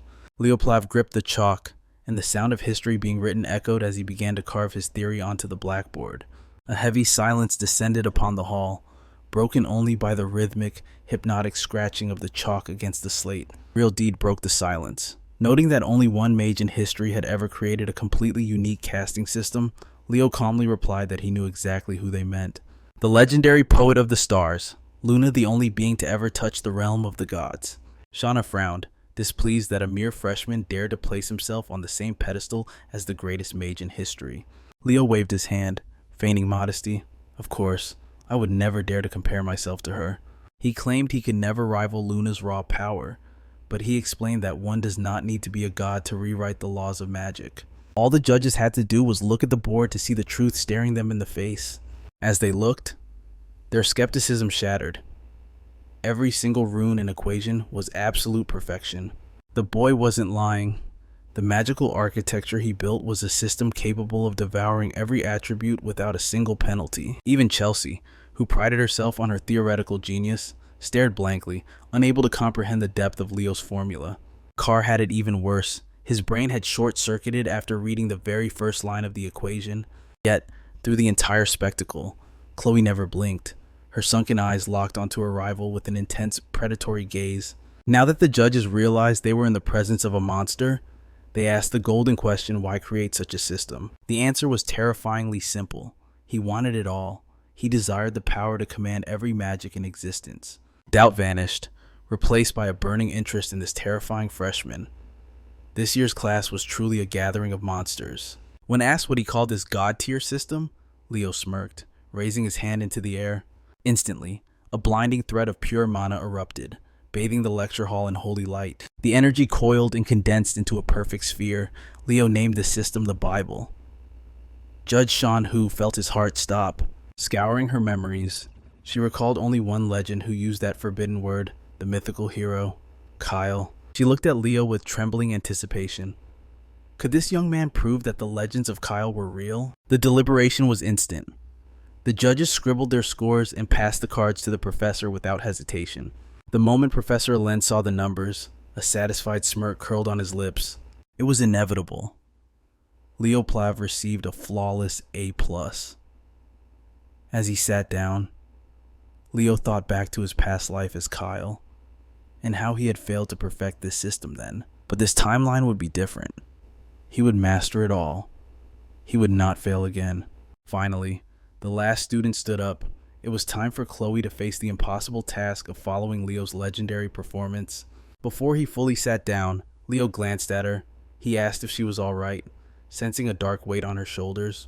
She looked like a walking corpse, but Chloe Muller stood tall, her eyes burning with a desperate resolve. The judges sat up straighter. They knew Chloe was the reigning #1 student of the intake. The expectations were heavy enough to crush bone, but the moment Chloe began, the atmosphere in the room froze. She announced she had created an imperishable flame, a crimson fire ignited in her palm, dancing with a violent, aggressive hunger. The class exchanged confused glances. Had she lost her mind? Everyone knew Chloe was an ice mage. To choose a high sorcery opposing her natural affinity wasn't just inefficient, it was magical suicide. As she stood there, the judges sighed. The disappointment was palpable in the air. After the miracles shown by Abad and Leo, this tiny, flickering flame looked pathetic. If this was all the top student had to offer, her score would be absolutely abysmal. But then, Chloe unleashed her true power. She conjured water, suspending it in the air above the flame. With a snap of her fingers, she dropped a crashing waterfall directly onto her hand, a torrent strong enough to drown any normal fire. But this was no ordinary fire. Abad's jaw dropped, and a cold shiver of dread crawled up Leo's spine. A cold light flashed in Chloe's gaze as she unveiled the secret of her forbidden art, the eternal fire, an inferno that defies nature itself, burning until the end of time unless she commands it to cease. With a mere thought, she snuffed out the immortal flame, proving her absolute control. Chloe took the chalk, her hand steady as she inscribed the impossible theory behind her groundbreaking discovery upon the board. In this realm, magic is bound by an absolute law. Without a continuous supply of mana, even the mightiest spells are destined to fade into nothingness. Silence descended upon the room as the students stared in disbelief. She had shattered a fundamental truth that had governed the arcane arts since the dawn of magic. The concept was beyond comprehension, leaving even the esteemed panelists struggling to fathom the depths of her ambitious vision. Chloe Muller christened her sorcery the Eternal Flame, yet, amidst the awe, Leo alone gazed with suspicion, knowing such power defied the logic of this world. However, her logic appeared flawless, and the spectacle she performed branded an unforgettable image into every mind present. Her display earned her a perfect score, placing her on equal footing with Leo, but for him, This victory tasted of deceit. His instincts screamed danger. Creating a perpetual flame was a feat that even the great Luna had failed to master. In all of history, only one being possessed such power. Erebos, the living incarnation of the cataclysm itself. As soon as the exams concluded, Leo tracked Chloe down, only to find her collapsed in her dorm. She had not slept a wink since the test began. She had pushed her body to the brink of destruction. Leo swallowed his questions, deciding to let the exhausted mage recover her strength. It was then that Celia voiced her concerns. She had watched Chloe unravel over the past few days, her temperament becoming as volatile as a ticking time bomb. Tensions had flared, and she had nearly come to blows with her own classmates on several occasions. Dark rumors swirled that she was mingling with the delinquents of the magic department. Deep in thought, Leo retreated to the solitude of the empty lecture hall. For the first time since the race, he invoked his contract. Fiora answered the call, manifesting in her adorable form as a phoenix chick. Joy radiated between the tamer and the mythical beast as their souls reconnected. But Leo required answers that only a higher power could provide. From the heart of a swirling inferno, a stunning woman materialized, embodying the primordial essence of fire. It was Fiora's mother, the guardian phoenix, the legendary Miss Fina herself. Her beauty was transcendent, a blazing vision of elegance that could outshine the sun. Radiating haughty composure, Miss Fina demanded Leo speak his purpose. Leo, undaunted, questioned why a being of her stature had lingered at Lumeni for so long. The phoenix is the divine antithesis of demonic beasts. Her continued presence in this mortal academy implied a grave and hidden purpose. Miss Fina's expression darkened as she revealed the truth. 5 years ago, a catastrophic attack had brought Lumeni to its knees. Blood was spilled that day. 2 students and 3 staff members were brutally slaughtered in the chaos. The perpetrators vanished into the shadows, leaving neither a trace nor a name behind. Desperate for justice, Headmaster Kalian Bodian called in a heavy debt, entrusting the Phoenix with a mission to purge the school of hidden threats. Since that tragic day, Miss Fina has prowled the academy grounds, hunting for the faintest scent of the murderers. With such a mission, she surely knew of the demonic beast tamer who had infiltrated the recent summoning exam, claiming yet another innocent life. Leo pressed on, asking if the organization Tardaros was behind it all. Miss Fina fell into a heavy silence. Her eyes betrayed deep suspicion regarding the shadowy cult, but her lips remained sealed on the details. Realizing the divine beast would speak no more, Leo decided to offer a piece of the puzzle himself for Headmaster Kalian. He dropped a bombshell suggestion. Senna Lu might not be the only pawn Tardaros had corrupted within the student body. The sun rose on the next day of the gauntlet. The freshmen gathered. Tension thick in the air for the joint practical exam in heroics in combat. Presiding over this trial was none other than the laid-back, yet formidable, Professor Edmund. With the cohort assembled, Edmund delegated the briefing to the one student who stood above the rest, class representative Leo. Leo stepped forward with authority, ready to unveil the nightmare they were about to face. Their mission was to form squads and dive into a simulation of a hero's world. The setting, the infamous and bloody Chedmer incident. The mere mention of that name sent a ripple of terror through the crowd. Only Aleliana remained oblivious to the horror, having clearly glossed over that chapter in the written exams. Sensing the rising panic, Professor Edmund's voice boomed like thunder, instantly crushing the commotion. Demanding silence and respect for their representative, he signaled Leo to continue. The simulation would transport them back 30 years into the past. It recreated a tragedy where a squad of first-year Lumen students ventured into the heart of the Chedmer forest, only to meet despair. They were ambushed by the vile forces of Tardaros. Back then, a second-year student named Albi, the sorcerer of the magic eye, led the desperate rescue charge. Only through his swift and decisive power was a total massacre averted that day. The objective is simple yet deadly. Rescue the wounded and slaughter the demonic beasts. They must assist the simulation of Professor Albi from his second-year days. Professor Edmund's voice dropped an octave. This is no ordinary assessment. Students must cultivate absolute caution and constant vigilance. Sharpen your senses. Anyone lacking the resolve of a true hero by the end faces immediate expulsion. The threat of being kicked out hung heavy in the air. Fear gripped those who doubted their own power. Sensing the rising panic, the professor's aura softened. He offered a rare moment of kindness. You have all walked a long path to get here. Your strength is real. Now, You simply need to trust in that power.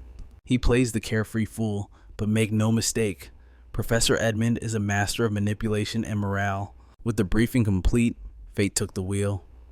Students stepped forward one by one, starting with Class 1. No choosing your allies here. They would be forced to trust their lives to total strangers. It was a lottery of destiny.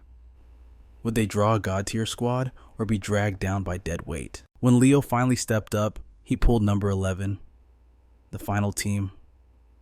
But first, Team 1 marched toward the summoning portal. Led by the elite duo, Celia Zeringer and Chelsea Llewellyn, Team 1 looked untouchable. It was time to remind the commoners of the Lordran Empire's overwhelming might. This stage was crafted by the aura farmer himself, Professor Albie, looking like a certain blindfolded sorcerer. With a wave of his hand, the simulation began. Chapter 1. The Chedmer Incident. A torrent of mana swallowed Team 1, dragging them into a vision of the bloody past. A massive crystal screen flickered to life. It would broadcast every strike and spell for the entire academy to judge. The crowd watched in awe. Team 1 wasn't just fighting, they were speedrunning reality. Chelsea's magic and Celia's blade danced in perfect sync. They were tearing through the assessment at a record-breaking pace. This is the true power of the prestigious hero bloodlines, pure, unadulterated talent. Sitting beside Edmund was his eternal rival, Professor C. Naturally, C boasted that his student, Celia, was the real carry of the team. Edmund fired back instantly, claiming Chelsea was the true MVP of the raid. The two pillars of Lumen bickered like children until the headmaster arrived. He praised Team 1's devastating efficiency. They truly earned the title of Rising Stars. Knowing the two professors would fight all day, the headmaster wisely pulled up a chair right between them. He was only here to witness the growth of the first years. Turning to Albie, the grizzled old man apologized for using such a traumatic memory as a test. But Albie shook his head. If anyone should suffer, it should be Headmaster Kalen, not the students. He vowed to never forget that day. This yearly reminder was the fuel that kept his blade sharp. Finally, Team 1 ended the raid with a beautiful bloodbath. Chelsea and Celia decimated the boss monster in a perfect tag team attack. The headmaster smiled. The Zinger and Llewellyn girls were fire and ice, yet they flowed together seamlessly. They were the pride of the nation. Team 2 followed with a mediocre performance, but Team 3, they were absolute monsters. They allowed the two strongest first years, Abad and Duran, to take the lead. The duo crushed the vanguard while the rest of the team provided support from the shadows. The headmaster nodded in approval. Their ruthless efficiency secured them an instant victory. Then, Team 4 shocked everyone. Nella Carvin's healing light was divine, but it was Chania's phantom-like movements that stole the show. The headmaster made a mental note of the mysterious girl from the east. Team 7's summoners soon flooded the battlefield, conquering their stage with ease. Headmaster Kalen and the faculty were glued to the screen. Dozens of prodigies had displayed their might, yet the most anticipated student had yet to draw his weapon. At long last, Team 11 was summoned. Standing beside Leo Plav was another heavyweight, Chloe Mueller. Watching these kids, the headmaster felt a pang of nostalgia. It took him back to his golden age, when he was a young hero, questing alongside the legendary Miss Fina. Team 11 stepped onto the rune circle. Leo and Chloe locked eyes. No words were needed. Professor Albie opened his grimoire. Heroes World, Activation 11, the Chedmer Incident. But then, unseen by the faculty, a corrupting shadow bled into the magic circle. As the light consumed Team 11, Leo's instincts screamed in terror. This wasn't right. Unlike the others, this light surged with a violent, killing intent. When the dust settled, only two figures materialized outside the arena. The magic circle faded, leaving behind a chilling void. Aside from Leo and Chloe, the rest of Team 11 had vanished into thin air. Professor Sin leaped from his seat, his eyes wide with disbelief at the catastrophe unfolding before him. Headmaster Kalen Badian whipped around, demanding answers from Albie about the anomaly that had just struck. Albie's voice trembled with pure dread as he screamed for the exams to stop.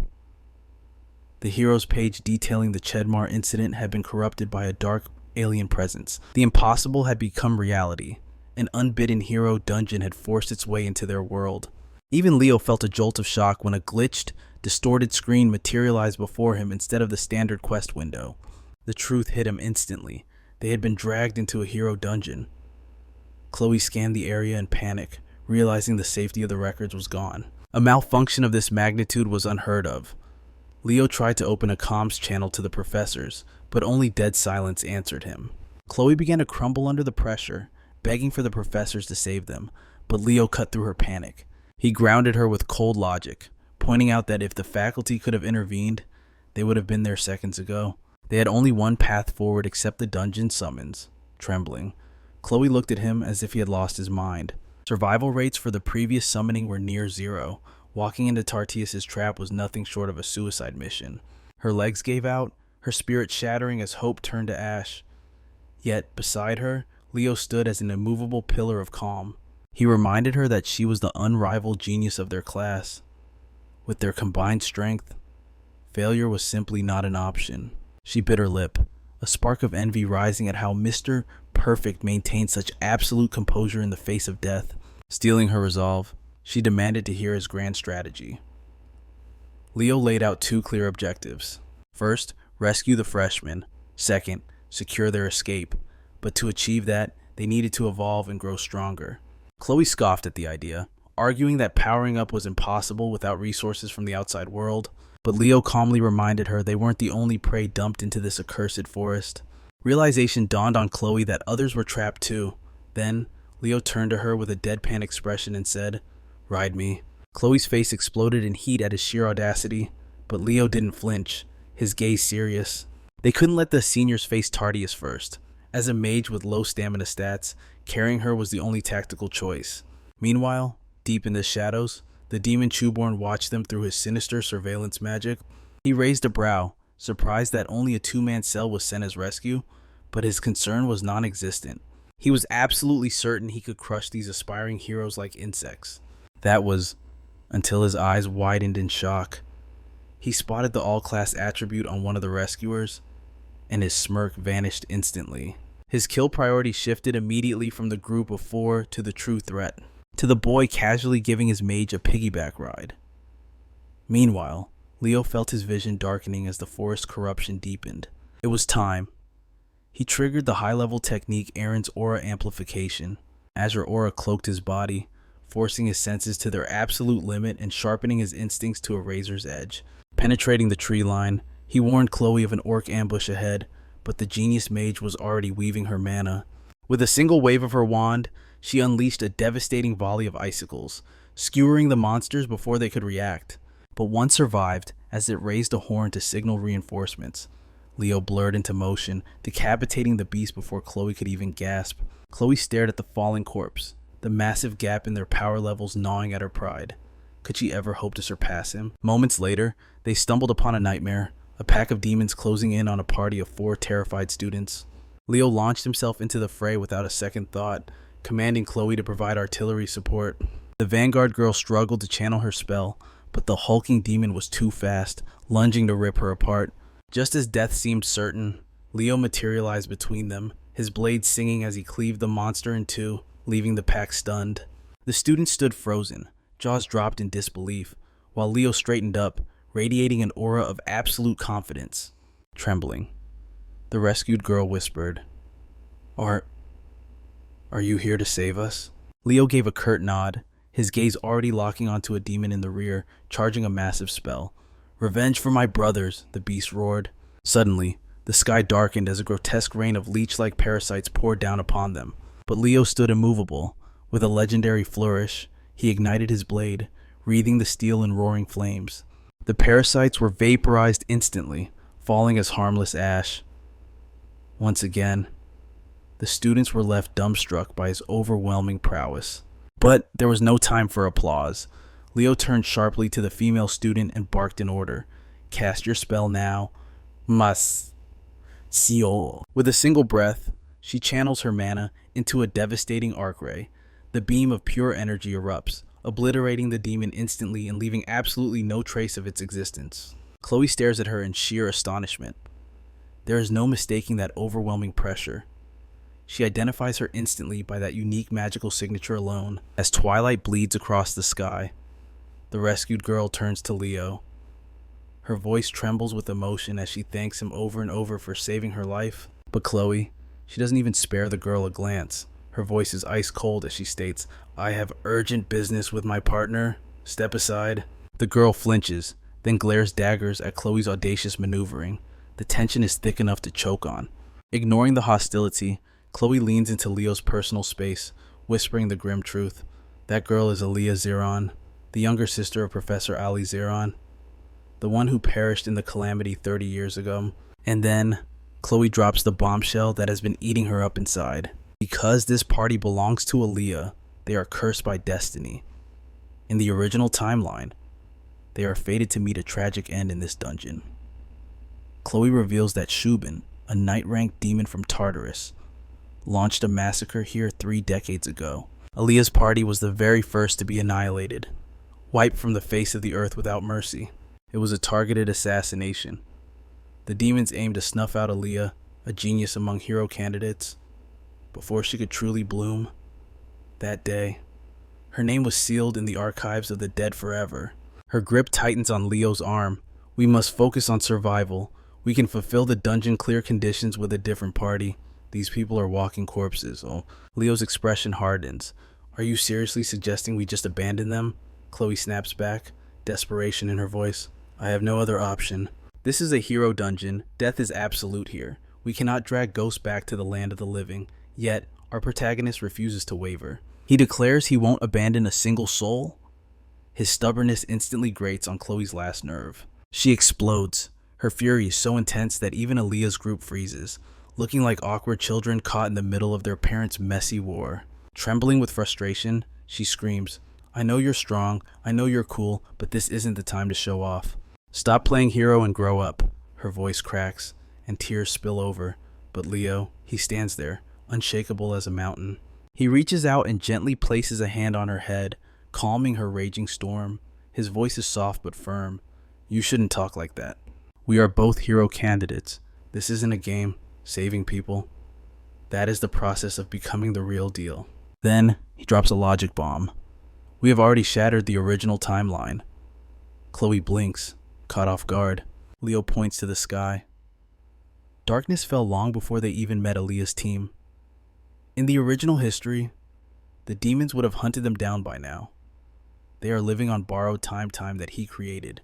Looking into his unwavering eyes, Chloe swallows her fear. She suppresses the logic screaming in her head. She agrees to follow his lead. Leo nods, his command absolute.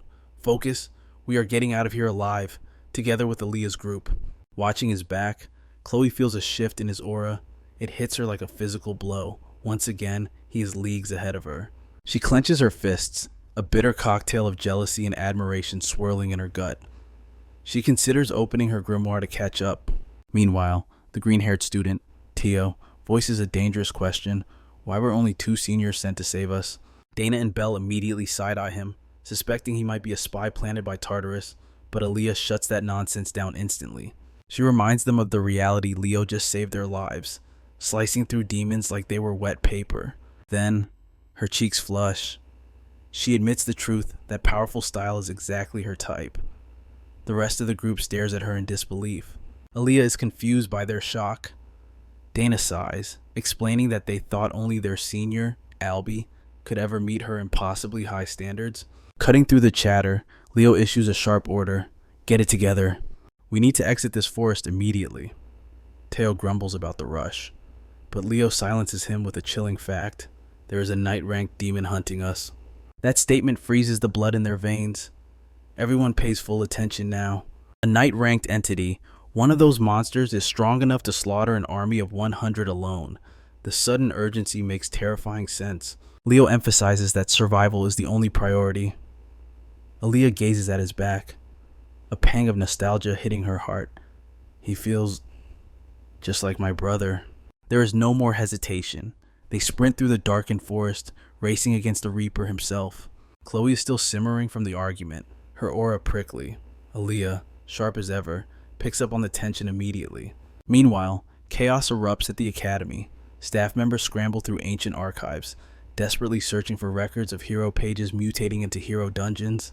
The headmaster turns to Professor Albie, sweat on his brow. It is a miracle no outsiders have interfered yet. The blonde professor confirms the readings. Only 2 living signatures remain inside. 3 hours have passed. Night has surely fallen in the dungeon. The headmaster asks, Albie, when did you defeat Shuban in the previous timeline? Albie's eyes darken. I purged that trash demon around midnight. Suddenly, Elena bursts in, shouting about a lead on the black market dealer who sold the catalyst. But before she can even finish, the headmaster's head snaps around. A terrifying surge of mana is building up in the room, threatening to explode. It's Albie. His mana is spiraling out of control, fueled by rage and trauma. The headmaster steps in swiftly to suppress the outburst, but Albie jerks his arm away, his expression dark. I need air, he mutters, storming out before he burns the place down. Elena instantly perceives the true source of the chairman's trembling rage. His hatred for the demon race runs far deeper than a simple grudge. It is a vendetta carved into his very soul. This fury is justified. He lost his beloved sister in that nightmarish calamity, and not even a fragment of her body was ever recovered from the ashes. Suppressing his emotions, the headmaster commands Elena to continue her report. She exposes the black market dealer, revealing he had been flooding the city with illicit artifacts and poisoning the minds of the freshmen for months. The headmaster's expression darkens. He suspects the villainous group Tartarus has planted a spy within their walls. However, Elena corrects him. The merchant was merely a puppet, used by Tartarus to smuggle contraband through the city's clandestine shadows. The old master strokes his magnificent beard, contemplating the enemy's strategy. Suddenly, his eyes snap open in shock. He spots Chloe's name on the ledger. It sits chillingly beside a transaction for a forbidden grimoire of dark arts. Dread coils in his gut, and he orders Elena to summon Professor Len immediately. Once he is alone, his ancient instincts honed by decades of dancing with death begin to scream. The air grows heavy with a dire omen.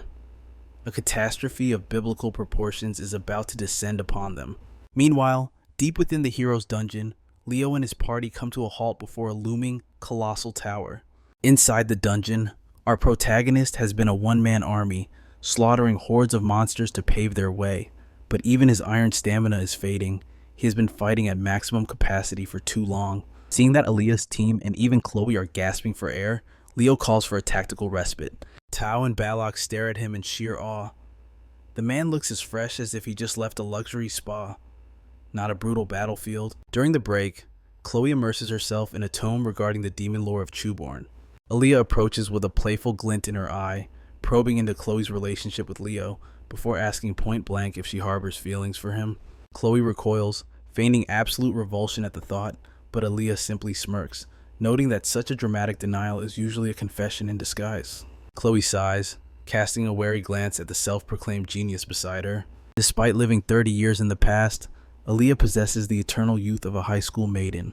Chloe swiftly turns the tables, asking if perhaps the legendary mage is the one falling for their leader.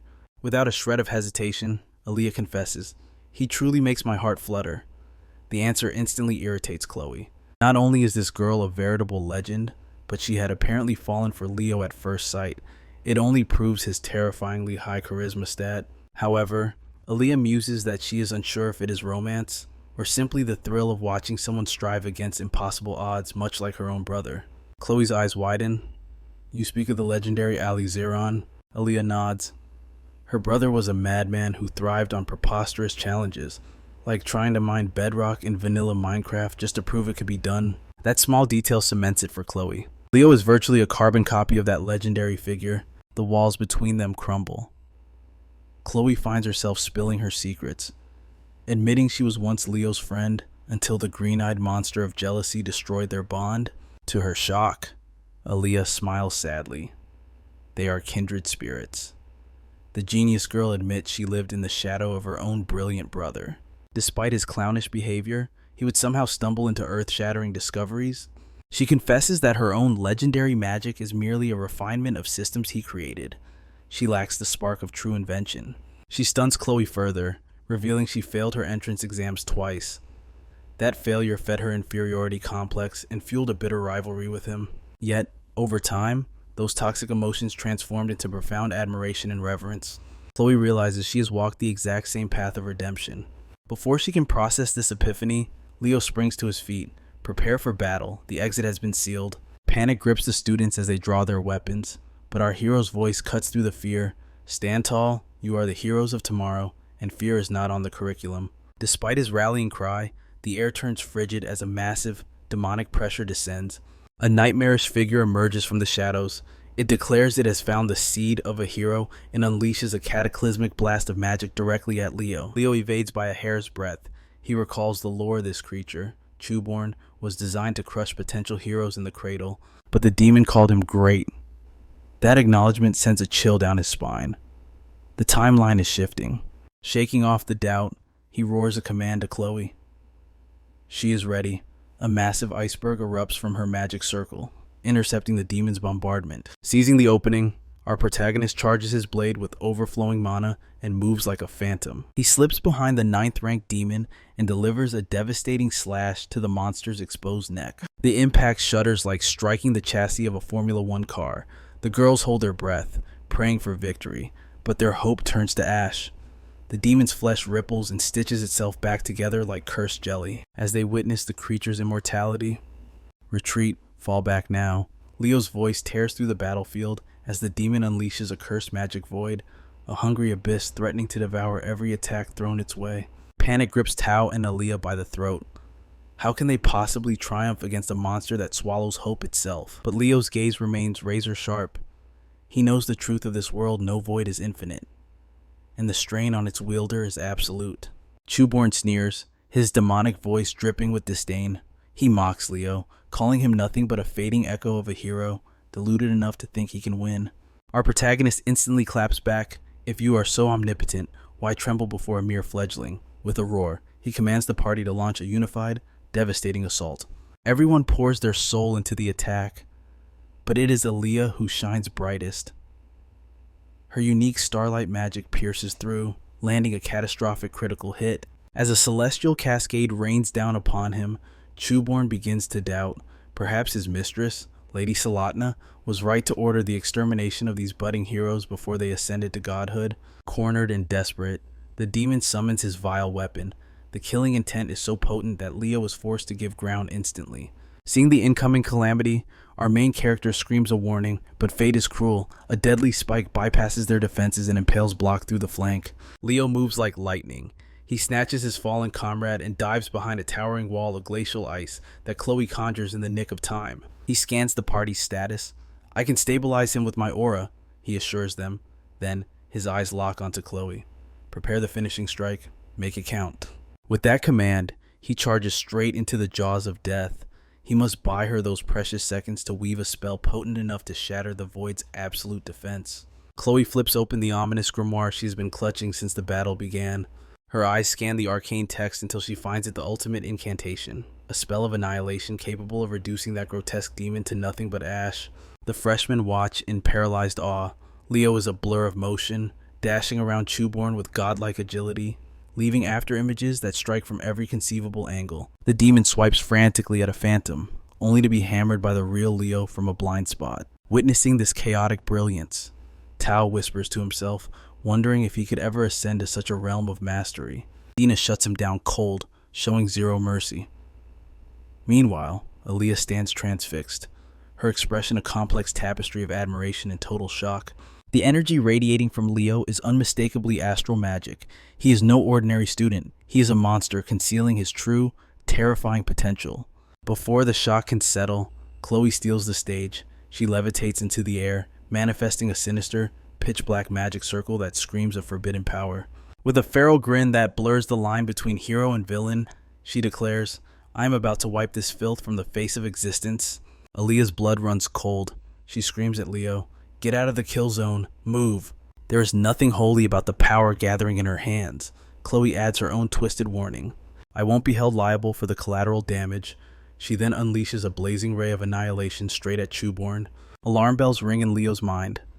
Chloe is a prodigy of ice, so why is she wielding the destructive fury of a pyromaniac? As the demon is ravaged by the energy, Chloe cackles like a madwoman. She gloats over her eternal flames, screaming at Chewborn, go burn in the hell, where you belong. The inferno engulfing him shifts, morphing into a consuming black fire that resembles the legendary Amaterasu. This ignites a fresh wave of terror in Leo. He roars at her, deactivate it, shut it down before the backlash destroys you. But she is lost in the bloodlust. Trash like Chewborn doesn't deserve mercy, she hisses. He deserves to suffer for eternity. Realizing she's teetering on the edge of corruption, Leo dashes in. He slaps the cursed grimoire from her hands as if it were a child's toy. A short while later, the madness fades, and Chloe finally regains her senses. Leo asks with deadly calm, "Did you devise that endless flame magic, or was it borrowed power?" She hangs her head, confessing she is no genius. The spell came directly from the book. This confirms his worst fears. It was a replica of the forbidden flame of Erebus. As Chuborn begins to regenerate from the ashes, Leo reveals the grim truth. That was black magic.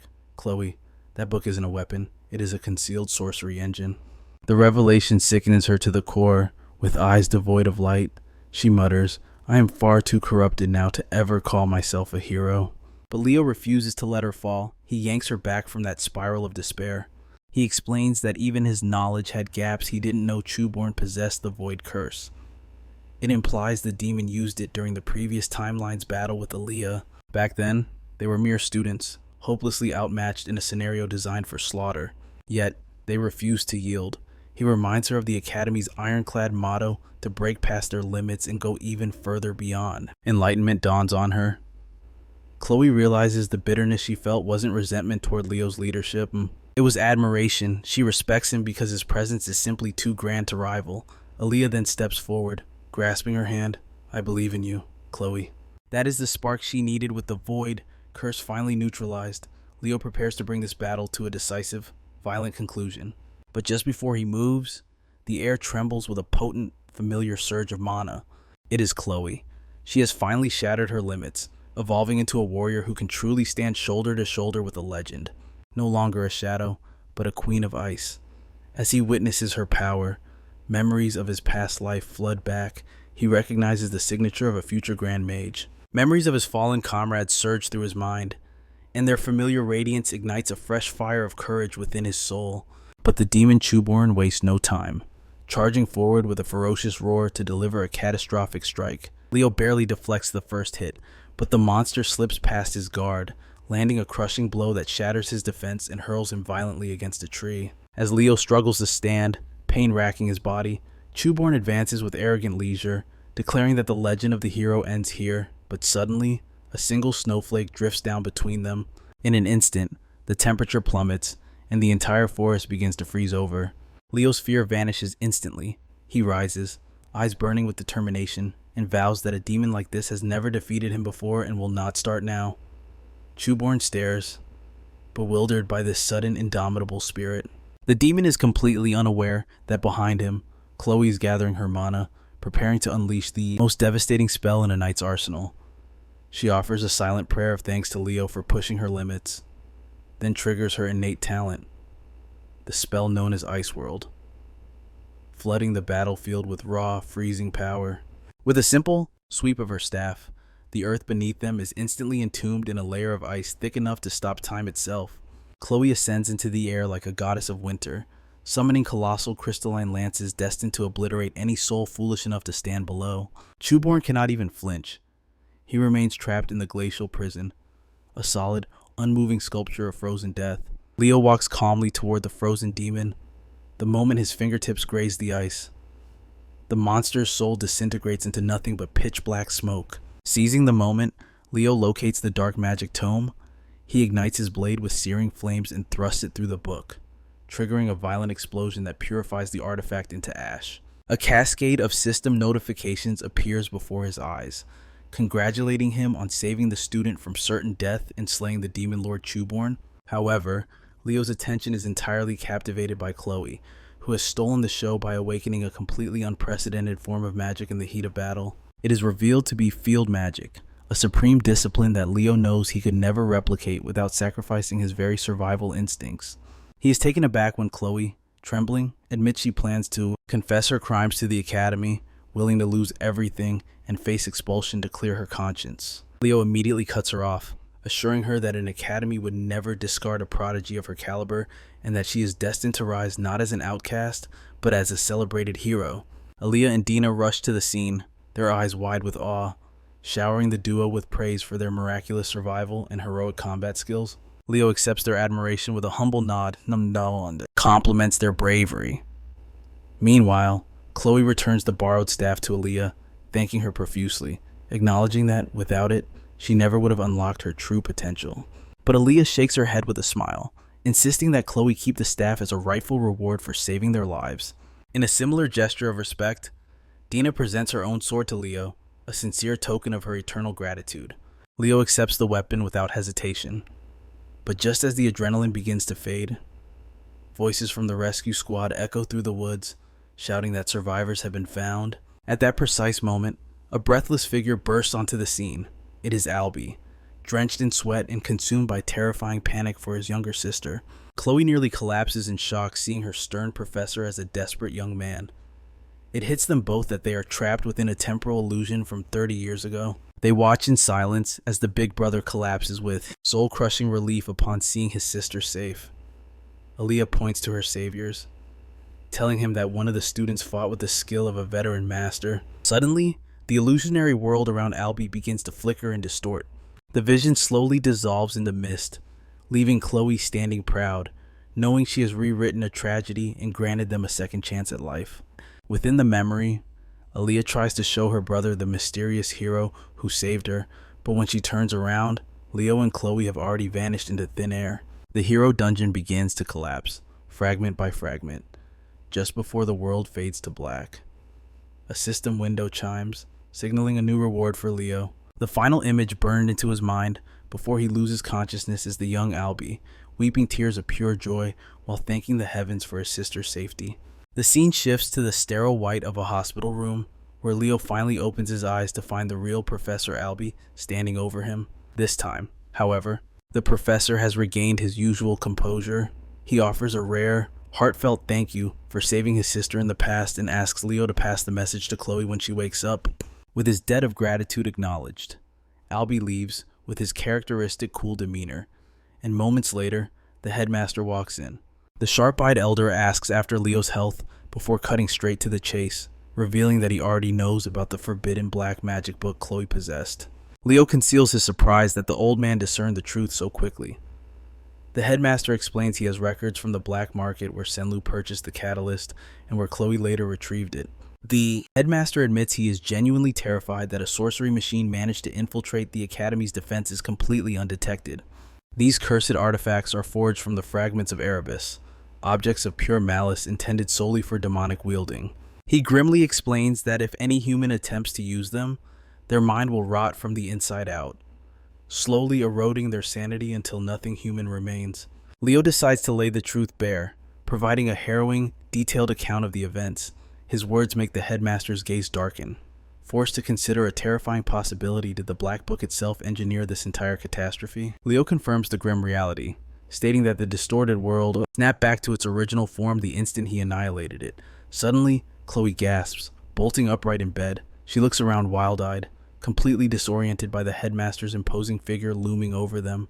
The old man commands her to compose herself, then immediately summons Elena. The elite secretary glides into the room, bearing a heavy object draped in mysterious cloth.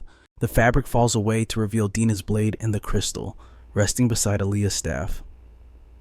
Chloe freezes in shock. Aaliyah's staff suddenly materializes into reality before her very eyes. The headmaster shoots Leo a look sharp enough to cut glass, demanding to know how he possibly obtained a reward that defies the laws of physics.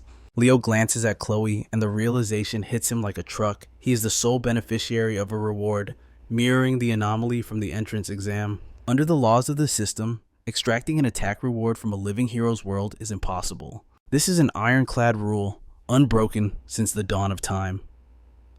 Leo's mind races. Could this violation be tethered to the Fairy King's ancient pledge? He confesses it is indeed an attack reward, but the old master drills deeper, his voice dropping an octave. Is Leo absolutely certain this artifact hails from Alb's domain? Thinking fast, Leo weaves a perfect fabrication, blaming the entire incident on the black magic that corrupted the hero world into a dungeon. The lie holds for a heartbeat, until the headmaster strikes with a fatal follow-up question. Why did you receive a reward while Chloe received nothing? Salvation arrives. The candidate for best girl cuts in, theorizing the system acknowledged Leo's MVP status as the mission's core, thus granting him all the victor's spoils. The headmaster accepts this logic for the moment, declaring he will launch a covert investigation in the shadows. He grants them permission to retain the artifacts for now, but warns they must eventually be returned to their noble families once the inquiry concludes. It is all to preserve the classified secrets of the sorcery machine. Chloe looks bewildered, stammering to ask why he would go so far to shield her. The headmaster offers a cryptic smile, stroking his magnificent mustache. Not every enemy lurks outside these academy walls. Dropping that subtle revelation, he orders them to rest and vanishes from the room. The moment the door clicks shut, Chloe's aura transforms completely. She fidgets shyly, twirling her fingers like a maiden preparing to pen a love letter. The atmosphere turns pink. She opens her mouth to pour out her heart to Leo right then and there. However, fate has a cruel sense of humor. The door bursts open as three girls rush in, faces pale with worry for him. To add to the chaos, the old man slides back into the frame. He forgot one crucial detail. "Be ready tomorrow," he barks, "and wear your finest formal attire." To commemorate the survival of the brutal midterm exams, the academy has decided to throw a grand banquet for the cadets. The announcer hypes up the crowd, teasing the arrival of lovely beauties and charming heartthrobs. Instead, the background characters from Class 5 strut in, acting like royalty despite doing the bare minimum. As the hall fills with students, the air buzzes with whispers and rumors from every corner. The duo inhales the buffet like starving orcs. Car pauses mid-chew, grumbling about why their class has not arrived yet.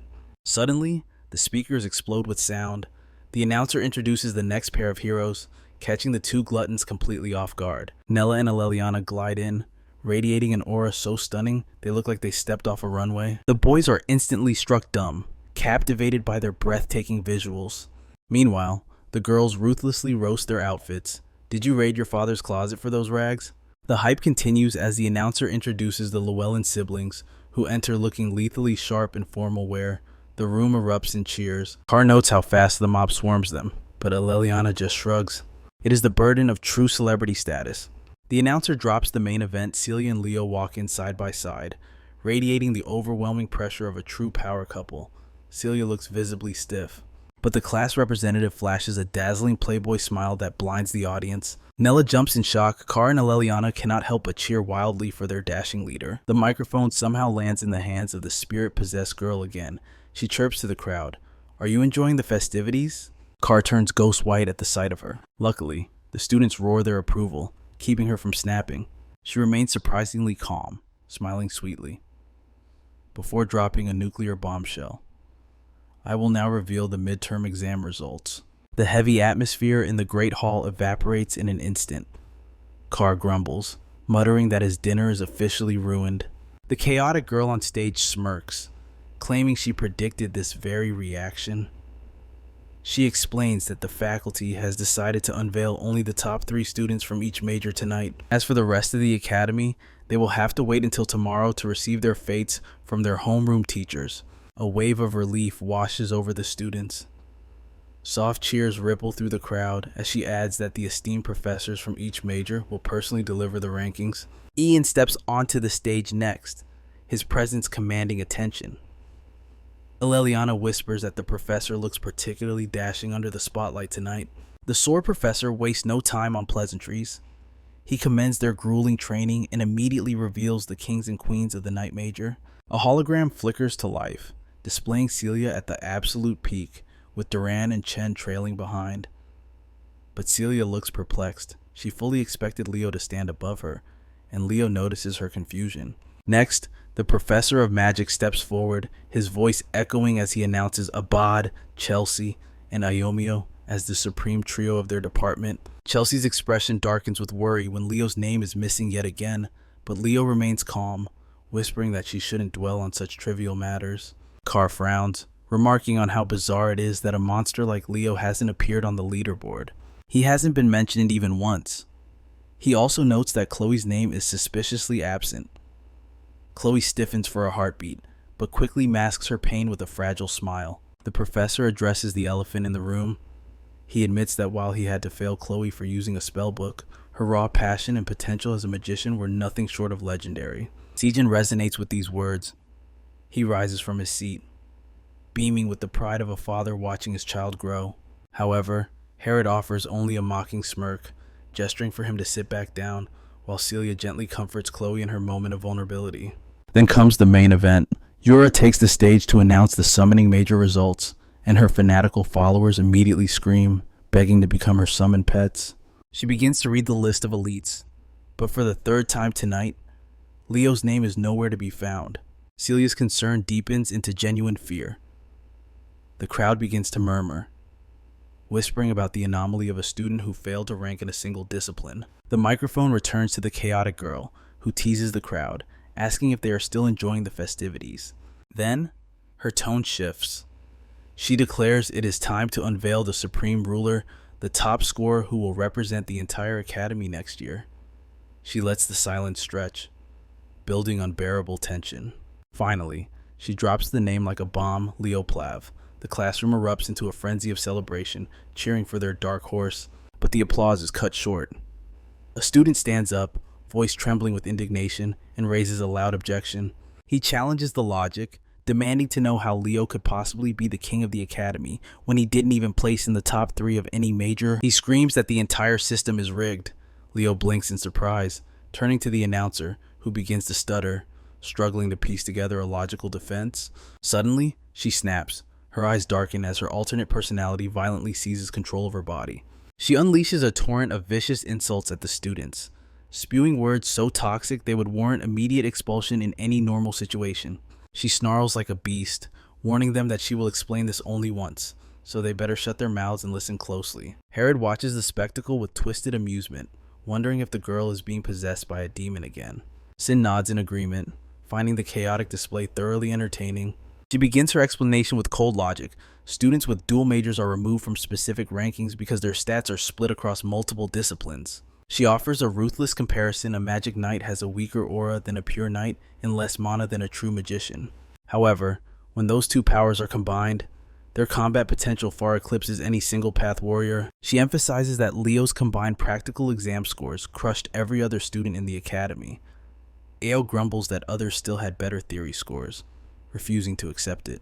She scolds him without mercy, then drops the final bombshell. Leo didn't just pass, he completed the mission in the hero's realm and even eradicated the calamity known as Shoe Barn. The revelation strikes the hall like lightning, stunning everyone into a deathly silence. Meanwhile, Leo acts as if this is nothing. He continues to cultivate his aura in the middle of the banquet, completely unfazed by the awe surrounding him. The students stare at him as if he were a monster. Aleliana and Carr gasp, unable to comprehend how he solo cleared a dungeon of that magnitude with just one companion. Leo remains an unshakable statue, offering no explanation, while the announcer girl reverts to her awkward self. She starts stammering again, the demon gone. Siejin nonchalantly remarks that her time on stage is finished anyway. She wraps up her speech, awkwardly inviting everyone to enjoy the rest of the party. The mood shifts instantly. The silence breaks into a storm of whispers and gossip that fills every corner of the room. Yura pauses her meal, her curiosity piqued. She turns to Len and asks what the rankings would have looked like if dual-class students were included. Len answers without hesitation. He states that the entire result board would have faced a cataclysmic upheaval. Everyone's rank would have dropped by 1. Yura asks the inevitable question, does that mean Leo secured the #1 spot in Magic? The professor confirms it. Their prodigy stood above them all. Yura is visibly shaken. She realizes it would have been the same for the summoning major, and A confirms it applies to his department as well. Yura tries to process the sheer scale of this revelation. Ain simply remarks that Leo's ultimate goal of mastering all classes now seems less like a dream and more like an inevitability. Len interjects once more, her voice ringing with conviction as she proclaims that, despite all odds, Leo's destiny lies undeniably on the path of sorcery, but Yura instantly counters, fiercely arguing that the boy belongs in the summoning major instead. Meanwhile, the Glacial Knight stands amidst the chaos, listening to their bickering before coolly declaring that Leo possesses the soul of a born swordsman. This statement acts as a spark in a powder keg, causing the professors to erupt into a storm of curses while their assistants exchange terrified glances in the background. The following morning, music. Carr looks like a walking corpse, utterly drained from a brutal night of heavy drinking. Chelsea watches in disbelief, remarking that she has never witnessed a human being inhale 2 whole liters of orange juice with such desperation. Suddenly, Professor Herod strides into the classroom, his presence commanding instant silence from the rowdy students. He unfurls a massive world map and unveils the destination for their upcoming expedition, announcing that they will journey to the mystical land of the elves. Faces light up instantly. The students begin to buzz with excitement. their minds already drifting to dreams of exotic paradises and leisurely vacations. But Herod ruthlessly crushes those dreams, slamming his finger onto the map and declaring their true destination El Salvakia. The room's enthusiasm is extinguished in a heartbeat. El Salvakia is a frozen wasteland notorious for its killing cold, so it is no surprise that a wave of grumbling sweeps through the class. The professor silences the complaints with a single revelation. This brutal destination was chosen by none other than their own class representative. The students are left completely dumbfounded. However, Leo wears a mask of perfect innocence, even as Carr turns to him, demanding to know why on earth he would choose such an unforgiving hellscape. Leo simply meets their gazes and says, "Stop your whining and begin preparations immediately. You had best procure your provisions swiftly." Aleliana lets out a theatrical weep, dramatically announcing that she needs to go buy heavy gloves immediately. Meanwhile, Chelsea is surprisingly thrilled, eager for the chance to debut her collection of winter coats. But Leo sinks into deep reflection, knowing the truth while the world sees a frozen wasteland. El Salvakia is the secret sanctuary of the fairies. A pang of nostalgia hits him hard as he wonders how Silrod has fared after all this time. Upon arriving in the city, Leo takes command, telling Nella, "I will handle the procurement of rations and gear. You take charge of the potions." After a bout of ruthless haggling that leaves the merchants weeping, he secures a favorable deal and sets off with the supplies. The errands leave Leo utterly exhausted, but his instincts suddenly scream a warning.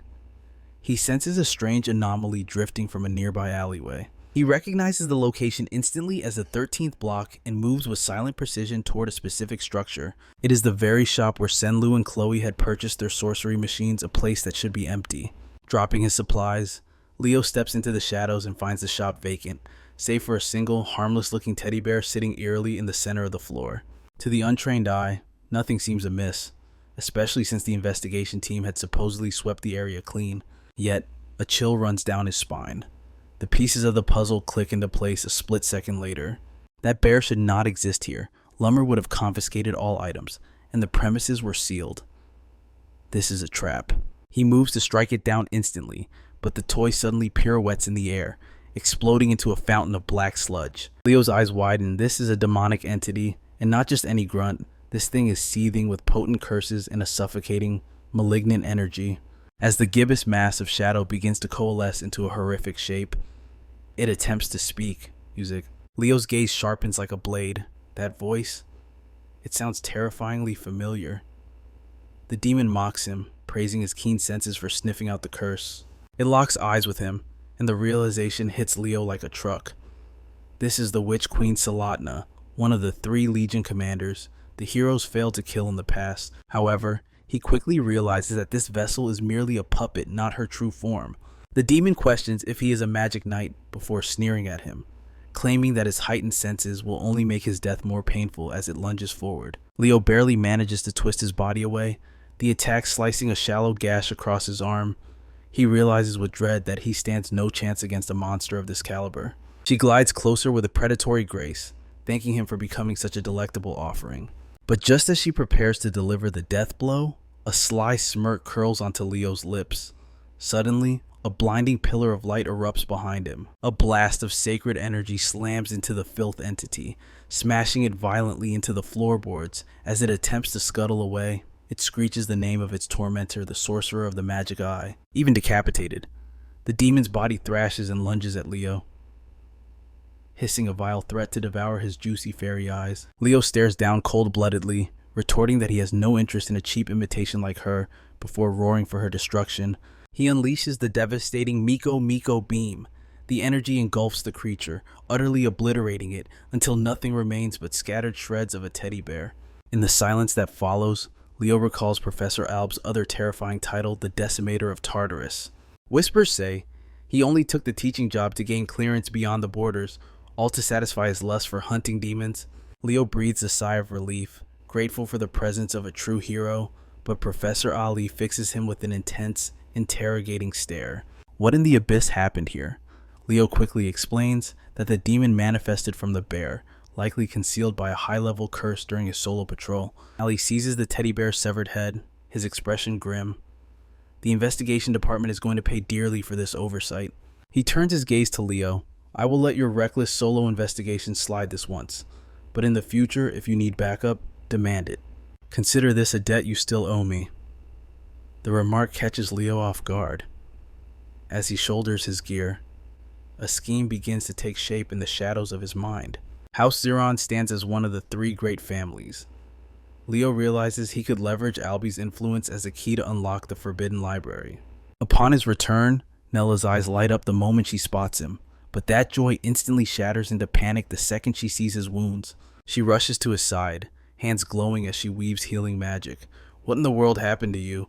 But Leo barely hears her, his mind miles away. The pieces are falling into place. This incident confirms it. Salathna is the mastermind behind the demonic beast and the cursed grimoire. Yet, their endgame remains a mystery shrouded in darkness. 1 week later, the students gather before the humming energy of a massive warp gate. Leo runs a strict equipment check with his class, leaving nothing to chance. Suddenly, Celia steps out from the crowd. "Why is your squad heading to El Salia?" she asks. Leo keeps it casual. "Call it a summer retreat. We are just escaping the heat." A smirk plays on her lips. "I absolutely despise the cold." With a quick wish for his safety, she turns and leads her own class away. Gaze lingering for a moment, he turns back to his students. "Move out."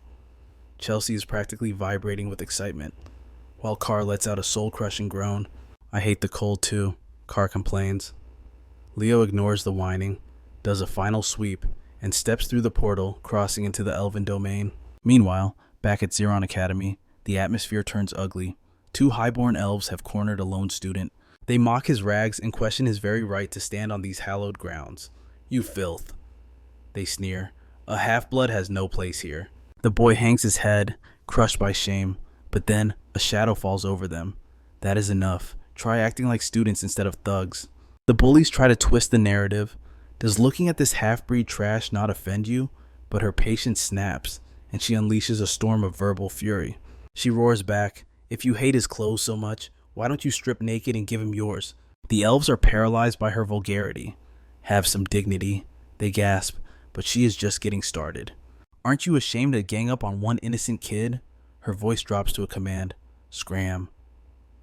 They retreat, grumbling about her acting like a rabid dog. Turning to the victim, her expression softens. "Why are you dressed like that in this weather?"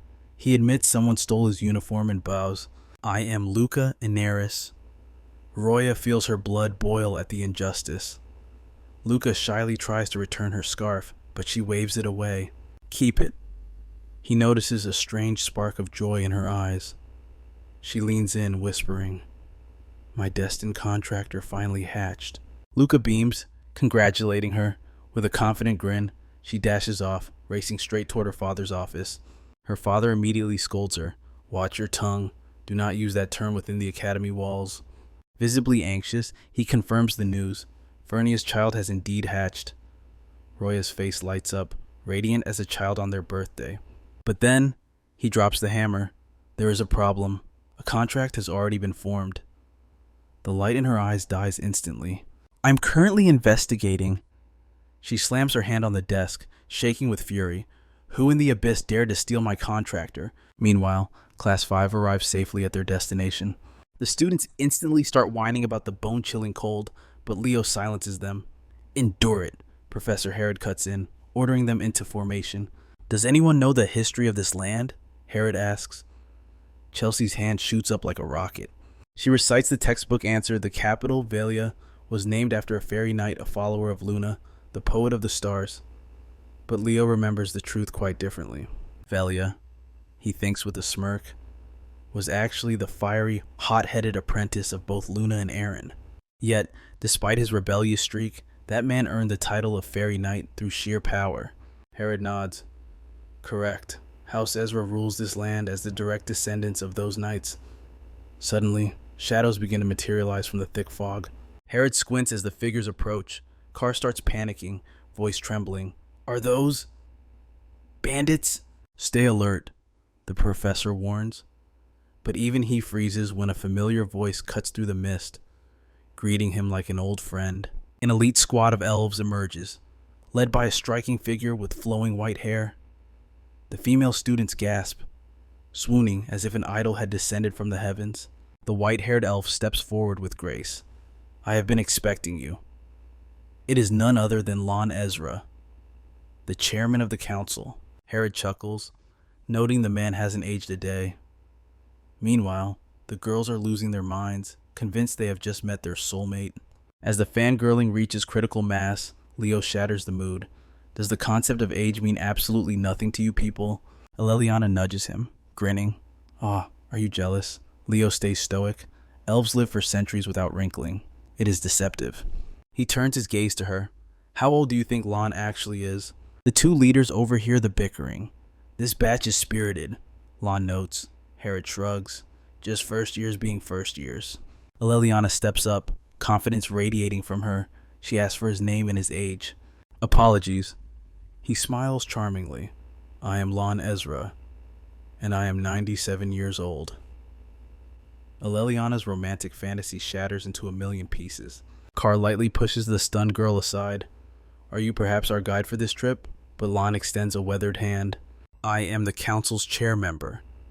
Carr gives a clumsy handshake, inwardly mortified as Professor Herod mutters, we will need to have a serious discussion later.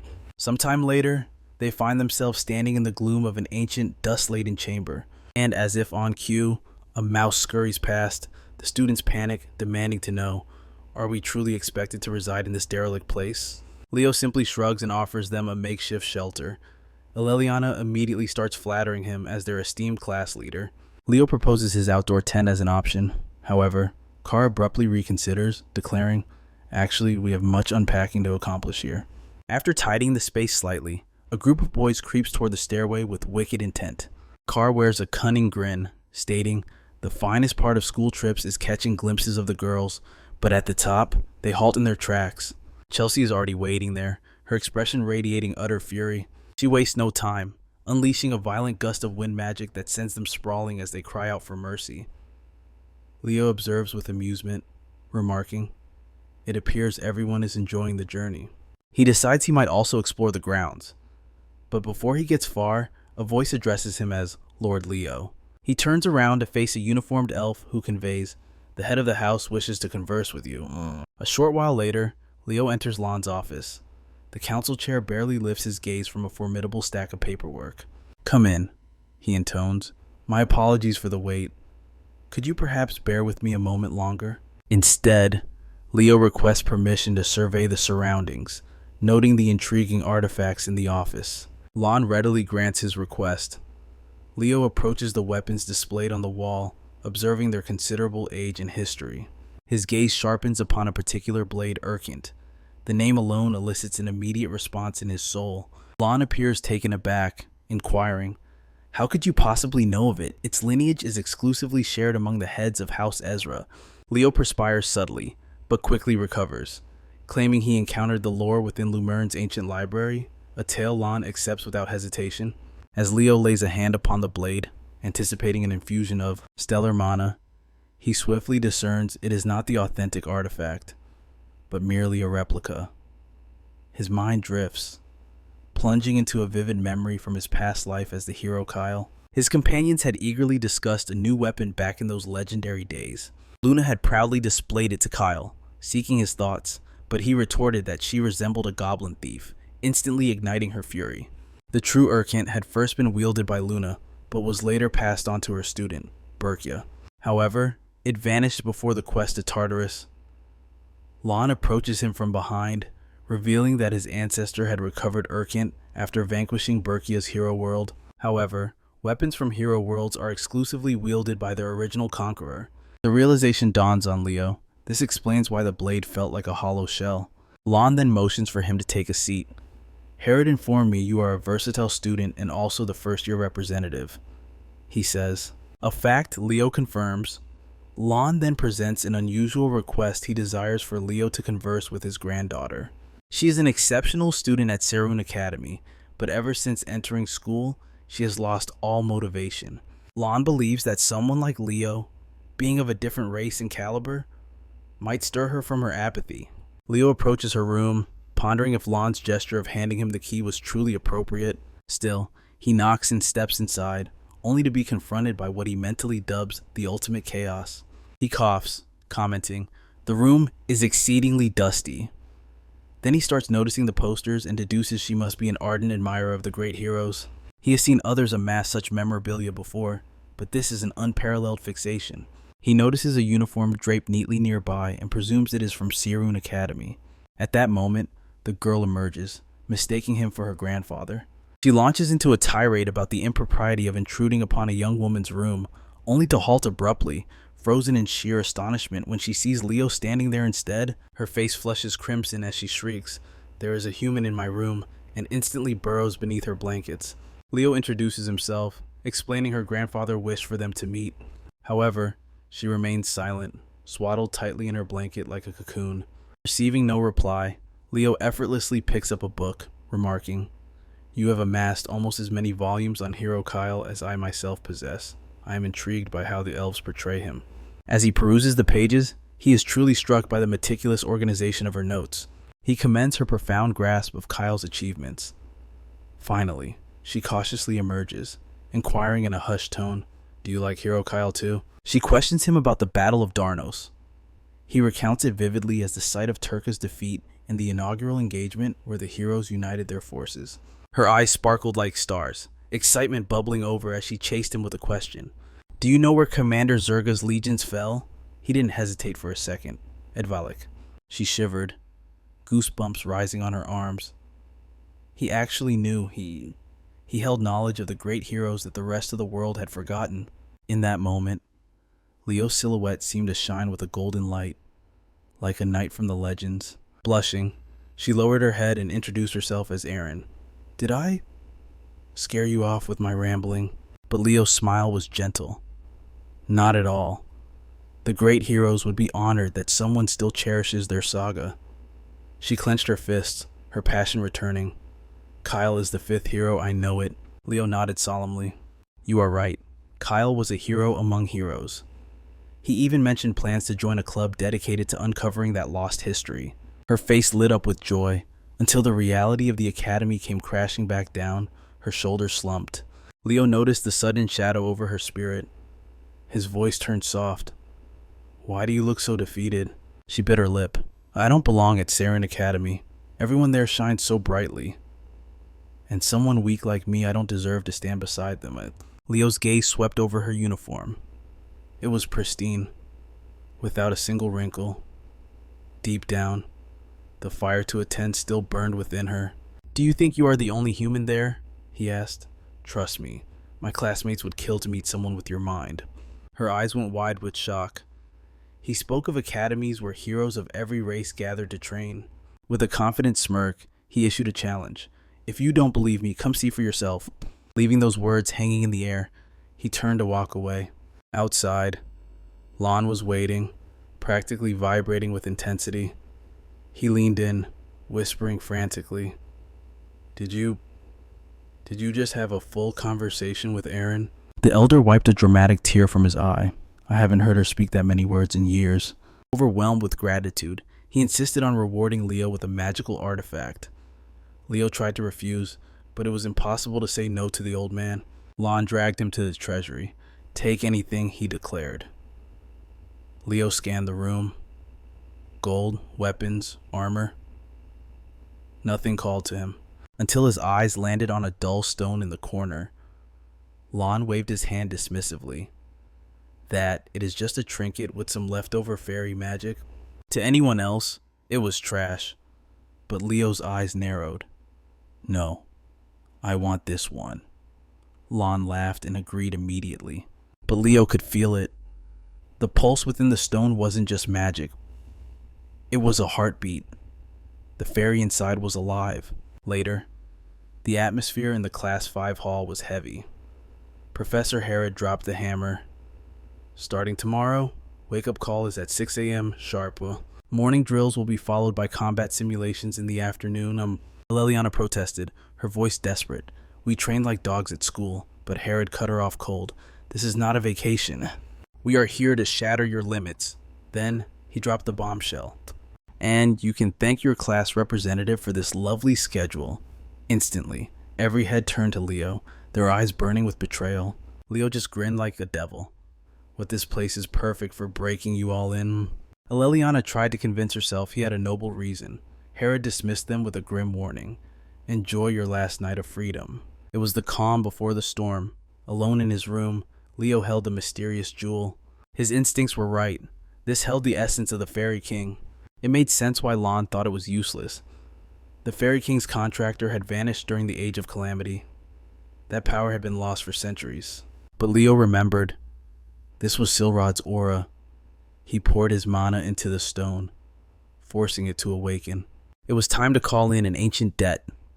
Light exploded from the gem as cracks spiderwebbed across the surface. A tiny voice echoed, "Has Father finally broken the seal?"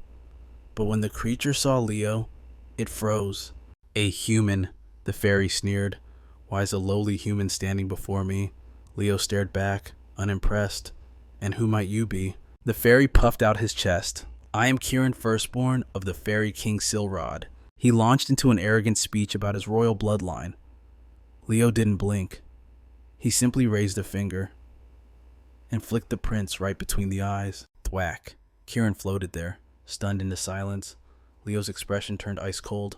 "Even your father bowed his head to me," Leo said darkly. "So who gave a brat like you permission to look down on me?" Kirin's face turned red. He started screaming curses at the human race. Flick. Another hit. Flick. Leo disciplined him like a naughty child. After a dozen strikes, Kirin finally learned some manners. Rubbing his forehead, the fairy looked at Leo in horror. This pressure. This was the pledged one. Leo leaned in, his shadow looming large. "Got any more complaints?" Kirin gulped and shook his head violently. Serving this human was definitely better than getting flicked again. Leo pats the little guy on the head, casually remarking that for Silrod to strip away all 6 of Kirin's wings, the kid must have been a catastrophic nuisance to the royal family. Kirin freezes, stunned that Leo knows such deep secrets. But before he can stammer a reply, Leo commands, "Go on. Summon Silrod. Now." Kirin's expression shifts to arrogance. He declares that he can only summon his father, the king, after he reclaims every single one of his lost wings. He reveals that the first seal is pulsing nearby in this very forest. Leo smiles, noting that fate has a funny way of aligning their paths. Thwack. He flicks Kirin's forehead for good measure. The scene shifts to the next day, as the class braves the biting cold of the winter forest. As they march through the snow, the group suddenly halts. Shock ripples through them as Chelsea is blasted off her feet by a sudden strike of wind magic. Leo pulls her up from the snow, a cold smirk on his face. He whispers, "Train harder, unless you want to die out here." Just moments ago, Aleliana had exploded in rage when Leo told her the hard truth. Her sword art and magic were utterly out of sync. She assumed he had wandered off to train alone. Leo ignores her assumptions. He looks at the duo and states flatly, "Your summoning arts are trash. They need refinement." The insult hits home. Their faces twist in anger. Summoning was the one discipline they believed they had perfected. Chelsea steps forward, her memory triggered. She recalls the entrance exam, where he told her she didn't understand the true nature of wind. She draws her weapon, a dangerous smile forming. "Fine then, show me what you are really hiding, class rep." Leo accepts the challenge instantly. She knows he is strong, but she is desperate to see the depth of the abyss he conceals. She doesn't wait for a signal. Windbreaker. She fires her signature spell without warning, a roaring tempest tearing through the air toward him. Leo stands like a statue. He chants the same spell. His windbreaker erupts, devouring her magic instantly. Her jaw drops. Aleliana watches in trembling disbelief. High-speed casting is Chelsea's domain, yet he matched her frame for frame. She grits her teeth and screams, "Wind chain." Leo sighs, disappointed. "I told you. That is not how you use the wind." He raises a hand. Wind bolt. A monstrous bolt of concentrated mana shreds through her defense and rockets toward her. She is wide open. Crash. The impact hurls her into a tree trunk. Nature mocks her defeat as a heavy pile of snow dumps onto her head a second later. Leo approaches, his blade hovering near her throat. "I win." Chelsea sits there, eyes spinning. Was that actual wind magic? Carr watches from the sidelines, stunned. I never thought she would fall so easily. Aleliana cannot comprehend it. How is the class rep this powerful? Professor Herod steps in to explain the gap between them. "It is not a difference in mana capacity," he explains. "It is a difference in comprehension. He understands the soul of the wind." Leo pats the defeated girl's head as the professor continues. Even as you learn advanced techniques, you must never neglect the basics. He concludes the lecture, ordering everyone to follow the class rep's training regimen. The students groan in unison, shivering in the merciless cold. Time passes. Leo drifts away from the group, walking alone. The snow crunches under his boots as he gathers herbs. He thinks of his classmates, likely collapsed from exhaustion by now. Weaklings. A smirk touches his lips. They are probably drooling on their pillows back at the inn. Zip. Kieran streaks through the air. He puffs his chest out, announcing he has gathered a massive haul of herbs all by himself. Leo praises him with a pat on the back. The little fairy glows, radiating pride at being useful to his master. Leo stows the items away. The fetch quest is done. His gaze turns to the deeper woods. It is time to uncover the real secrets of this forest. The hunt for your wings, Leo declares, begins now. They venture deeper until Leo abruptly halts. When were you exiled? The fairy thinks for a moment. Roughly 100 years ago. Leo's eyes narrow, activating his mana perception. Look closely.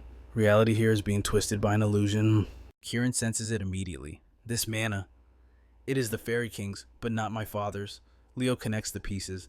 It is the previous king, Silrod's father, from the era of calamity. 100 years.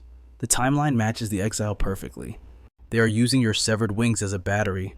Leo realizes the ancient spell is fueled by Kieran's stolen power. Suddenly, a raspy voice echoes from the shadows. I smell treasure. A foul, necrotic aura explodes around them. A stranger steps into the light. Why are humans trespassing in elf territory? Leo doesn't flinch. He smirks. The real question is, why is the undead filth rotting up the place? The skeletal monster roars.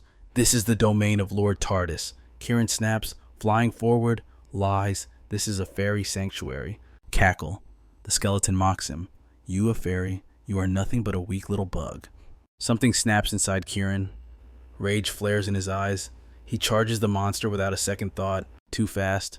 Boom. Kieran blasts a hole straight through the skeleton's ribcage, reducing the undead warrior to a pile of dust. Kieran scoffs, dusting his hands as he mutters, "It crumbled like wet paper for something so loud and arrogant." Leo simply raises an eyebrow, unimpressed. Tell me, since when does a graceful fairy fight like a raging barbarian? Kieran stretches his limbs, smirking. It worked, didn't it? Fairy magic and undead energy are natural opposites, a perfect counter. But suddenly, Kieran freezes. The pile of bones begins to rattle, a hollow voice echoing from the abyss. Kieran, you may be a lowly creature, but you are a fairy nonetheless. Horror washes over them as the bones snap back together. The monster is regenerating right before their eyes. Kieran pinches his nose at the sudden wave of rot and decay. You reek of death, he shouts, charging in to crush the abomination once and for all. But mid-strike, his instincts scream of danger. Move now, Leo roars. The skeleton drives its blade into the earth, unleashing a shockwave of poisonous aura. Kieran twists his body, dodging death by a hair's breadth, and crashes hard into Leo. Leo barely manages to steady the trembling fairy. Kieran stares, wide-eyed. What in the hells is that thing? Leo's expression darkens.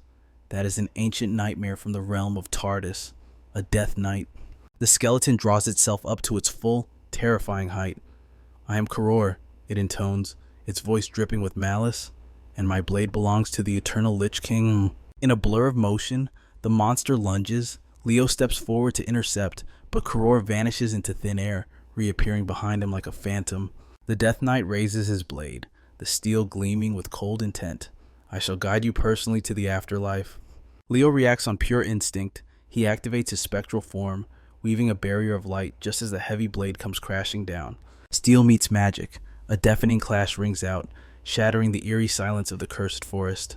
The monster pauses, genuinely surprised that a mere human could conjure an aura shield so quickly. It lets out a crooked, skeletal smirk. Not bad. It swings again, but Leo parries the blow with perfect precision. Futile. The Death Knight mocks, your struggles are primitive. With overwhelming raw strength, it begins to drive Leo back, inch by desperate inch. Panic seizes Kieran. Leo, he screams, rushing in to assist, but with a casual backhand, the monster blasts the fairy into the dirt like a rag doll. Kieran groans, clutching his throbbing forehead. Damn it. he mutters, his mana reserves already hitting rock bottom. If only I had my wings. If only I wasn't grounded. Leo wastes no time on despair. He begins a rapid incantation, his body suddenly engulfed in roaring crimson flames. The heat catches the Death Knight completely off guard. A sudden explosion of power, magnificent phoenix wings burst from Leo's back, their brilliance banishing the shadows of the dark woods. Kieran watches, jaw dropped in awe. He's a contractor, a human bonded to a spirit. With a flash of movement, Leo delivers a strike so swift and precise, it slices the Death Knight cleanly in two. The massive threat falls. A tiny, adorable phoenix lands proudly on Leo's shoulder. Kieran rushes over, immediately trying to pet the fiery fluff ball. "Get off!" Kieran grumbles as the bird pecks at him, trying to shoo the annoying creature away. The bird puffs up in indignation, but their squabble is cut short. The Death Knight's voice thunders from the ground, shaking the very air. "You fools! None of you shall leave this place alive." The severed torso drives its sword into the earth. A dark curse ripples outward, tearing open a portal to the abyss beneath their feet. The soil begins to churn. One by one, skeletal warriors claw their way to the surface, weapons drawn. Leo realizes with horror it is a high-tier necromancy curse meant to endlessly revive the dead. Leo lowers his shield, his gaze intense. Kieran tenses up, terrified. "Leo, are you giving up?" Leo simply smirks, striking a pose of absolute confidence. "Giving up hardly. I finally managed to synchronize with Kyle's mana flow." Without a moment's hesitation, he casts Earth Ripple Smash. Devastating shockwaves burst outward, knocking the entire skeletal army off balance in a single heartbeat. Leo becomes a blur of destruction. He charges forward, executing his Vortex Slash, tearing through the mob with ruthless efficiency and ignoring the Death Knight entirely. The boss monster roars in frustration. "Fight me, coward." But Leo laughs, mocking the creature. Says the one hiding behind a wall of disposable minions. Activating Jump Boost, Leo launches himself high into the night sky. The Death Knight screams in rage from the ground, unable to follow. Leo lands some distance away, finally stopping to catch his breath. He's put enough distance between them, but a nagging feeling remains. A high-ranking Death Knight in a low-level fairy forest. It makes no sense. As he tries to piece the puzzle together, a skeleton stumbles out from the tree line. Leo instinctively readies his blade to cut it down, but before he can strike, the skeleton is suddenly shredded into confetti by a blur of steel. An elf steps from the shadows, pointing a sharp blade directly at Leo's throat. "You there, human. Are you the one who summoned this filth?" Leo raises his hands calmly. "I'm just a student from Loomer Academy and I have nothing to do with this." He recognizes the uniformed Serene Academy, but the arrogant elf isn't listening and lunges with killing intent. Leo sidesteps the strike with a sigh. With a quick, fluid motion, he slams the pommel of his sword into the elf, knocking him flat on his back. "Stop!" A commanding voice rings out. A red-haired elf steps into the clearing, bowing her head slightly. "Please, forgive my companion's rudeness." She introduces herself as Runa. "I assure you," she says smoothly, "not all students of Saren are as unrefined as this trash." Leo accepts the apology, sheathing his weapon. "What brings Saren students so deep into the forest?" "Field training." Runa replies perfectly. Leo nods, explaining his own class is here on a school trip. He excuses himself to report the incident to Professor Herod. As he walks away, Runa watches him go. Leo pauses for a second, a memory flickering. Runa. Why does that name sound so familiar? Meanwhile, the red-haired elf turns her fury on her subordinate. "You incompetent fool, you nearly ruined everything. You absolute idiot sandwich," she hisses. Back at the academy, the atmosphere is tense. Lon listens to the report, skepticism written all over his face. "I know monsters have been appearing," Lon argues, "but a Death Knight events shouldn't have escalated to this catastrophe level yet." But Professor Herod stands firm beside Leo. "I trust his judgment," the professor declares. "He would not lie about a threat of this magnitude. The storm is coming." Suddenly, a sharp voice cuts through the air, declaring that misunderstandings are merely the children of ignorance. A dark-haired elf steps from the shadows, mocking the absurdity of a mere first-year surviving an encounter with a legendary Death Knight. He introduces himself as Professor Herdium, and while Lon signals for an explanation, Herdium sneers that Leo likely mistook a fragile skeleton knight for the harbinger of death. His voice drops to a chilling whisper as he insists that a true Death Knight would have extinguished Leo's life in a heartbeat. He questions if Herod actually buys this fairy tale. But the human professor stands firm, revealing that Leo is not just a student, but the all-class representative. That title strikes a nerve, forcing Herdium to admit that if this boy can tame the prideful students of Siren, he is indeed a force to be reckoned with. With a challenge in his eyes, he asks if Leo's magic matches his reputation, proposing a joint lecture between the rival academies of Lumerne and Siren. Sometime later, the atmosphere shifts as the students gather, reveling in the grandeur of a celebratory banquet. Carr marvels at the overwhelming luxury, but Chelsea notes that nothing less should be expected when the Emperor himself is the host. Leliana and Nella can barely contain their excitement, their eyes sparkling at the prospect of witnessing the elves' secret techniques firsthand. Yet, Leo remains vigilant, his instincts warning him that Herdium is a man who only believes in the power he can see with his own two eyes. His train of thought snaps when Runia approaches him, her voice soft as she asks, "Would you care for a dance?" They move across the floor in perfect harmony, gliding as if their souls have rehearsed this moment for centuries. Runia is shocked by his mastery of the ancient elven steps, which Leo dismisses as an old skill. Realizing she is dancing with a stranger, she asks for his name, whispering, "What should I call you?" The second his name leaves his lips, the atmosphere shatters.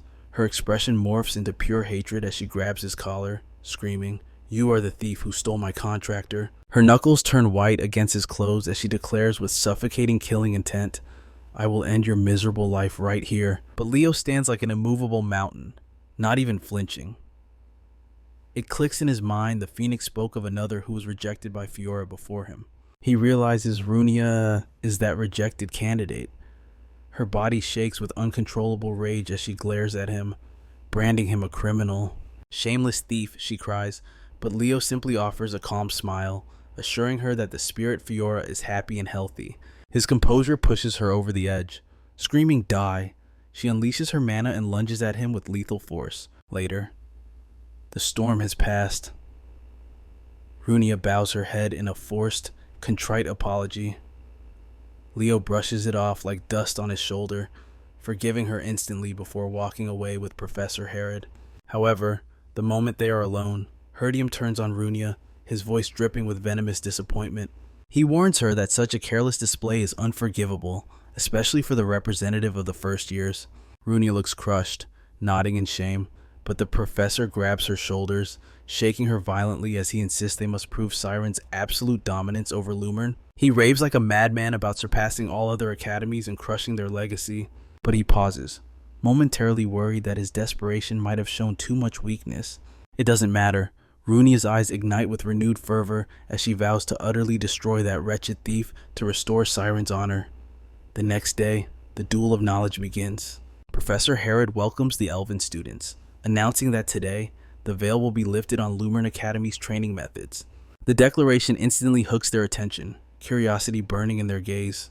He calls upon Carr, Leliana, and Tad to step forward, ordering them to lead the class, a command that leaves the trio visibly thunderstruck. Herod calmly explains that, as Lumerne's elite, it is their duty to demonstrate their mastery, a recognition that swells their hearts with pride. Chelsea quickly deduces that the top student from each department has been selected, while Leo smirks, realizing the professor is just too lazy to teach it himself. The three students begin their demonstration, unleashing the full extent of their magical arts.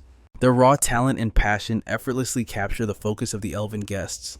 Even Professor Herdium offers a subtle smile, noting that observing other races can sometimes unlock fresh perspectives on mana. However, a dark thought lingers in his mind. Why has the so-called class representative not stepped forward? Chelsea leads the applause as her classmates finish their impressive display and bow. The elf professor offers praise, admitting he can feel the blood and sweat they have poured into their cultivation. Picking up a piece of chalk, he takes the stage to unveil the mysteries of Siren's curriculum. He preaches that while elves are born of magic, they deliberately reject total reliance on it to maintain a perfect spiritual balance. Leo scoffs in the silence of his mind.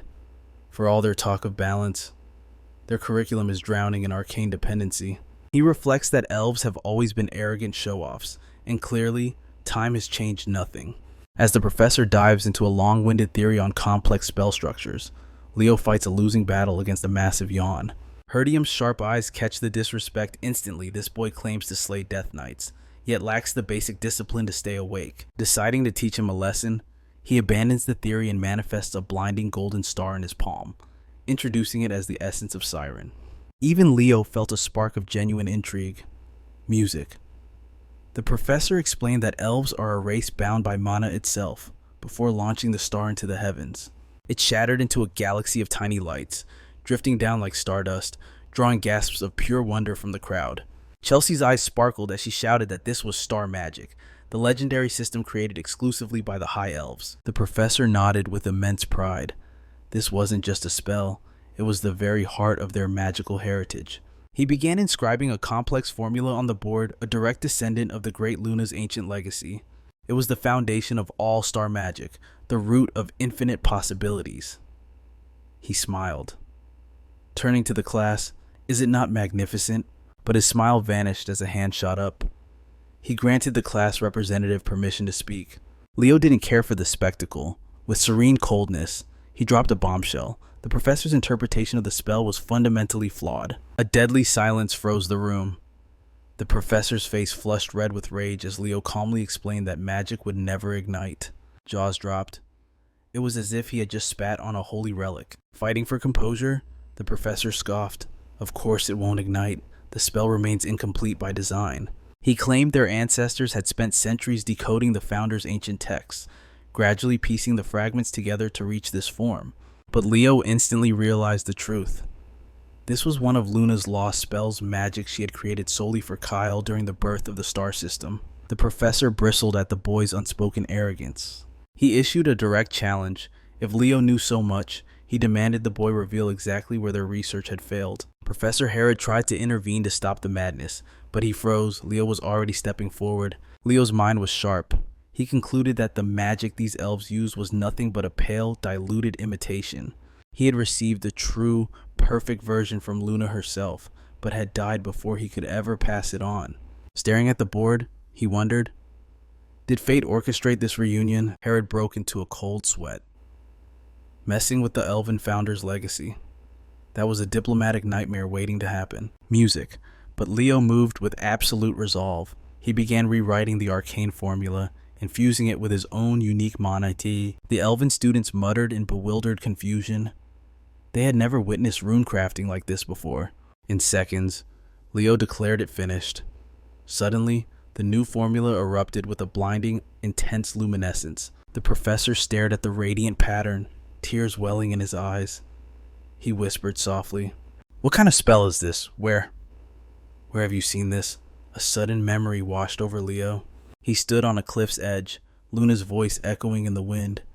"I have finally perfected it," she announced proudly. With a gentle smile, she told Kyle she would teach him a spell to make the world bloom, cradling a golden, glowing flower in his memory. Leo recreated the magic Luna had bestowed upon him eons ago. A cascade of luminous blossoms swept through the lecture hall. The air shimmered with energy, and the students erupted in pure excitement. Aleliana turned to Nella, asking if their class rep had just performed another miracle. Nella could only nod, rendered speechless, but Runa was watching the professor's reaction. Was it possible? Had Leo just deciphered the founder's entire legacy right before their eyes? The professor collapsed to his knees, utterly broken, clutching a golden flower. He whispered in disbelief, "I cannot fathom that the great magic we studied is merely a spell to make flowers bloom." Leo calmly set him straight. "It is not that simple." He explained that during the era of desolation, beauty had vanished. This spell meant everything to the nebula's founder. He recalled his past life as Kyle, telling Luna that such pretty magic wouldn't help them survive the war, but she had countered that flowers possessed hope, and she dreamed of seeing a world fully adorned in their bloom. The professor trembled, realizing the founder had woven a profound truth into the very enchantment itself. As the phantom flowers began to fade, whispers filled the room. Who exactly was this student? Leo quietly informed the professor that he had mastered the magic independently using ancient scrolls. He was a dual-class mage. After all, despite having no elven blood, Professor Herod jumped in, apologizing for Leo's conduct, and tried to end the joint session immediately. He insisted it was too early to judge Leo without an official review, but before he could finish, Professor Herdium grabbed his hands, eyes wide with desperation. He asked directly, "Can Leo transfer to Siren Academy?" This revelation struck Professor Herod like a bolt of lightning as the classroom descended into absolute chaos. Later, the students retreated to their quarters to recover. Chelsea proudly unveiled a mysterious soup that looked less like food and more like a one-way ticket to the afterlife. Not to be outdone, Leliana presented a risotto that radiated an aura of pure toxicity. The boys immediately debated which poison would grant them a swifter death, but Leliana showed no mercy. Swiftly shoving a spoonful into Carr's mouth, he froze for a heartbeat, his soul seemingly leaving his body before he violently retched the vile substance back up. Lon arrived to find this chaotic scene amusing, but Herod wasted no time, pulling the old man aside for a grave discussion. Lon reveals the Grand Assembly has finally reached a verdict regarding the Death Knight incident. In the shadows, Nella silently positions herself to eavesdrop. The Elder explains that disturbing reports of undead legions and a wandering Death Knight have been pouring in from the fairy forest. An official investigation has been authorized, and a joint task force is being assembled to scour the area. As the others strain to listen, Lon clarifies that this mission is far too perilous for rookies alone. They will be paired with elite seniors from the Siren Academy. Leo narrows his eyes and asks if delivering this news is the only reason the old master came personally. Lon simply shakes his head. He admits he came for Leo, as his granddaughter had been desperate to see him. A shy girl steps forward from behind him. "How have you been?" she whispers. "I came because you said I could." Leo turns to introduce Irene to the group, but the other girls instantly swarm her, gushing over her adorable appearance.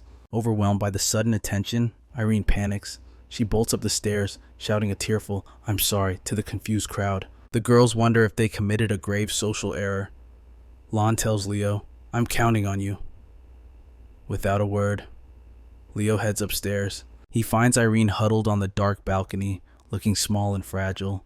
He gently drapes his jacket over her shoulders, making her jump. She tries to return it immediately, but he stops her. "Keep it," he insists. "Why did you run from Siren Academy?" "I left because I'm not cut out to be a hero," she confesses, her voice trembling. It was a self-defeating mindset Leo was getting tired of hearing. She reveals that during her darkest moments, she met someone who shone as blindly bright as the sun. With worship in her eyes, she declares that Runia was the embodiment of a true hero. From that day on, she watched her from the shadows. She realized Runia possessed everything she lacked, so she decided to mimic her idol's path to perfection. Irene even reached the top of her class, but a mistake during the dual assessment ruined everything. Now, she believes Runia despises her. Leo frowns, finding this hard to believe, as Runia never struck him as that petty. He decides to investigate later. Irene reminds him of the legendary Verkia. "Do you know her story?" he asks. Her eyes light up instantly. After all, it is the legend of her own ancestor. Leo explains that Verkia did not start as a god. She walked the path of a mentor, and through guiding others, she ascended to heroism. He tells her to ignore the noise of the world and forge her own unique destiny. His words seem to lift a heavy weight from her soul. With a gentle smile, he invites her back downstairs, promising that his classmates are a warm and welcoming bunch. Later, as the expedition teams assemble, Runia storms up to Leo, demanding to know how he managed to charm Irene. "I simply told Irene there was no need to be terrified of you," Leo replies calmly. This blunt truth catches her completely off guard. He continues, "Irene said you gave her a glare that could kill, making her feel hated." "I was just focusing," Runia protests. "Irene is actually talented." Leo nods. "Look out for the girl. She needs you more than you know." Just then, Professor Herod calls out, drawing their attention to a group of third-year students approaching with an air of superiority. Lauder steps forward to greet the professor. Herod praises the exceptional report Lauder submitted earlier. Leo glances at Runia. "Who is that?" he asks. "My senior," she replies. "He was a nobody who suddenly shot to fame this year." Leo finds this sudden rise to power suspicious. Professor Herod then gathers everyone to announcing the formation of the three-man squads. Each team will consist of 3 members, the professor declares, his voice echoing across the courtyard. Immediately, Herod announces the first team: Leo, Runia, and Lauder. It feels less like a coincidence and more like a setup. Runia starts complaining the moment they move out. She gripes endlessly about the professor's bonding experience excuse for this dangerous mission. Leo makes a snarky comment about her thief reputation, which instantly ignites her fury. "I still haven't acknowledged you," she snaps. But Leo ignores her tantrum like background noise. Instead, she looks around, realizing Lauder has already vanished despite them being a team. Leo recalls Lauder mentioning he works better alone, assuming the senior has his own hidden agenda. Placing his hand on the earth, Leo suddenly senses something wrong. We've walked for miles, Runia notes, yet we haven't seen a single undead. But Leo is not listening. His focus is entirely on the ominous energy beneath them. The forest looks normal to the untrained eye, but Leo remembers his conversation with Kieran. A deathly curse permeates this soil. Only a survivor of the Age of Ruin could detect this stench. This is the work of Hlyzer, the Death King, Erebus' most fanatical general in the nightmare of Tartarus. Leo knew deep down that Hlyzer wouldn't dirty his own hands. No, he had sent his puppet of destruction, the Death Knight, Kargor. Rising to his feet, Leo's eyes narrowed. He realized that the Fairy Lord was guarding a dark secret within these woods. It was a secret worth killing for. Runa, sensing the shift in the atmosphere, asked nervously if he had detected a presence. But before Leo could answer, the heavy crunch of footsteps shattered the silence. Someone was coming. Leo's instincts screamed danger. He leveled his blade instantly, but it was only Lauder, strolling in with a casual, mocking smile. Lauder glanced around, asking if they had found any undead. When they denied it, his gaze sharpened on Leo. Wasn't it you who reported the Death Knight? That is correct. Leo shook the professor's hand, but his eyes locked onto a strange detail, a black ring on Lauder's finger, pulsing with ominous energy. Lauder scoffed, dismissing the boy's concerns. Perhaps you were too hasty. First year. Fear has a way of making us see monsters where there are none. He adopted a lecturing tone. Surely you know that high-ranking undead, like Death Knights, cannot exist without a necromancer nearby to feed them mana. That is why such creatures are rarely seen without a demonic summoner lurking in the shadows. Runa's eyes widened as the realization hit her. Then, there must be a demon hiding somewhere in this forest. Impossible, Lauder countered smoothly. This is the capital of El Salvia. As a student of Sauron, you should know the star magic of Berkia makes that impossible. Runa hesitated, but Leo stepped forward, his voice like cold steel. There is no law stating the necromancer must be a demon. Dark magic does not discriminate. Even an elf is capable of walking the path of the dead. Lauder chuckled, a dry, dismissive sound. Elves, their pride is far too high for such filth. He waved them off, ordering them to finish their investigation. But as Lauder walked away, Leo's suspicion only deepened. That man, he was hunting for something. Even Runa began to notice the strange aura surrounding the professor. Later that evening, the students gathered, the air heavy with unease. The consensus was unanimous. Not a single skeleton had been found. It was as if the forest had been swept clean. It's too quiet, Chelsea muttered. The moment we arrived, everything vanished. Carr tried to sneak away to bed, but Chelsea dragged him back by the collar. Meanwhile, under the cover of moonlight, a figure with malice in his heart leaped silently from the dormitory window. Leo was already on the move. He slipped into Lauder's room like a phantom, determined to uncover the truth. He knew the professor would slip away, and there it was, a map, with the entrance to the fairy realm circled in crimson ink. Suddenly, the door burst open. Runa charged in, shouting Leo's name and demanding to know what he was doing. Quiet. Leo silenced her instantly. I'm doing the same thing you are, but Lauder is already gone. Panic rose as voices echoed from the hallway. Other students were coming to check on the professor's room. There was no time. Leo grabbed Runa and vaulted straight out the window. Aaron peered out just in time to see them falling together. Runa's face exploded into a blush, clinging to Leo in midair. Her mind raced through 1,000 romantic fantasies in a single second. They landed softly and vanished into the shadows of the woods. Leo finally glanced back. How long do you plan to stalk me? Runa snapped back to reality. Do you still suspect Lauder? He only arrived this morning, and you saw the Death Knight days ago. But their conversation was cut short. A shadow emerged from the brush. It was Aaron, who had been tracking them the entire time. Runa stuttered, asking how long she had been there. Leo sighed, his expression flat. I knew she was there from the start. Aaron's face turned beet red. Dating is strictly forbidden, she screamed, pointing an accusing finger at them. I saw you sneak out of the dorms together. She was hyperventilating, completely misunderstanding the situation. I mean, you two look beautiful together, but the rules are the rules. She began rambling, losing her composure entirely. Leo clutched his head in frustration.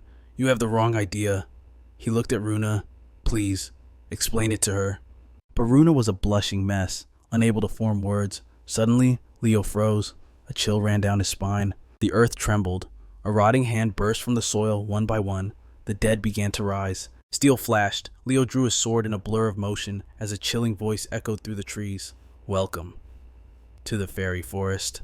The horde emerged. Leo took his stance. Stay sharp. These aren't mindless zombies. They are high-ranking undead knights. Runa, Leo barked. She didn't hesitate. She slammed her palm against the earth, summoning her mana. Firestorm, an inferno erupted, illuminating the night. Runa grinned at her power, completely missing the shadow lunging at her. A skeletal knight charged through the flames. Leo was too far away to stop it, but then a blur of motion. Boom! Erin intercepted the blow.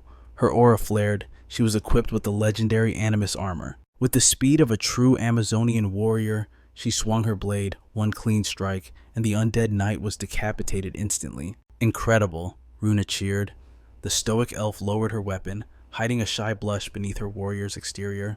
Leo calmly remarks that she bears a striking resemblance to Berkia, sending Erin straight to Cloud 9, but the shy elf shifts the mood, asking why they have ventured out here, completely isolated. Runia finally finds her composure, explaining that they are infiltrating the third-year dorms to uncover the truth. Her face flushes red again. She stammers firmly that any romantic entanglement would only be a distraction on her path to greatness. Leo just raises a skeptical eyebrow at her declaration, but Erin refuses to let that slide. He steps up with unwavering conviction. Miss Runia will always be the top student. She is destined to become a true hero. His words strike a chord deep within her heart. She realizes that Erin has always believed in her light. Her memories drift back to their legendary duel, where Erin barely managed to survive her assault with a desperate mana shield. A smirk had touched Runia's lips back then. She realized only he possessed the strength to be her true rival, so she decided to honor him with her full power, channeling a catastrophic fire spell. But Erin was distracted by her furious expression. He dropped his guard for a split second, a fatal mistake. The magic erupted. A blazing explosion swallowed Erin whole. Only then did Runia understand the true meaning behind his gaze. She heaves a heavy sigh. She finally realizes that her overwhelming power was the reason he had drifted away. She looks him in the eye. Come back to the academy. You are my friend. The elf hesitates, but Runia doubles down with burning confidence. We are absolutely friends.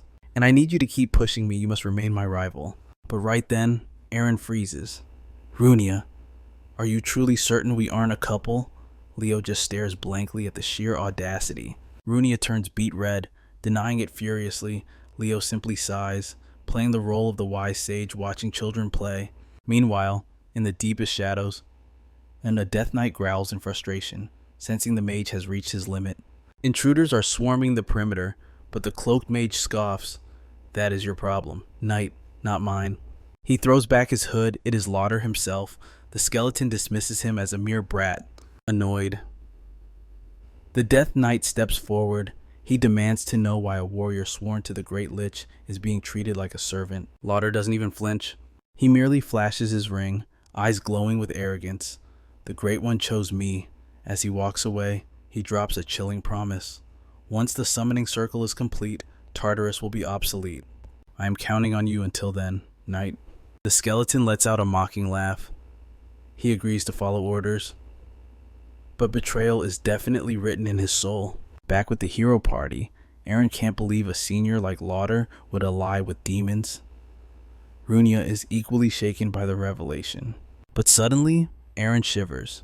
The air has grown unnaturally cold. Even the red-haired elf senses a disturbance in the mana. Leo remains silent. He perceives the subtle shift in reality. With a swift motion, he conjures complex magic circles. Like opening an ancient grimoire, he commands, "We must prepare for battle before venturing deeper." He summons his faithful spirit companions. Runia gasps in awe as a chunky red bird instantly nuzzles against him. Who are they? Erin asks. Fiora and Kieran. Leo answers calmly, but he quickly refocuses. That is enough. It is time to breach the forest core. They plunge into the encroaching darkness. Leo warns, things are about to get rough, and instantly, monsters swarm them from all sides. The trio charges into the fray. Runia incinerates the stragglers with a fireball, but right after, the charred corpses begin to ooze dark energy. The fallen undead stir once more. Runia freezes, Realizing a necromancer must be nearby, Leo shatters the skeletons with a single, devastating swing. He answers coldly, "There is no summoner here." Runia is confused, but Leo reveals the horrifying truth. This is the curse of the undead. The revelation hits them like a truck. Runia stammers, "I have never heard of such magic." Aaron steps in, eyes wide with terror. It is a curse that twists the land itself into a permanent realm of death. Leo finishes the thought, his voice grim. "This spell can only be cast by the General of Tartarus, the dreaded Lich King, Hellkaiser, Hell." Panic grips Runia's heart at the mention of that legendary monster. "We must report this immediately," she cries. But suddenly, boom! A frost-laden blast smacks them as if a portal to hell just ripped open. A sinister voice echoes through the void. "Welcome to the land of the dead." The Death Knight lunges from the shadows. He clashes swords with Leo in a spark of steel. The monster laughs maniacally. There is no escape. But Leo, he doesn't even bother to reply. He blocks the death blow with effortless, godlike grace.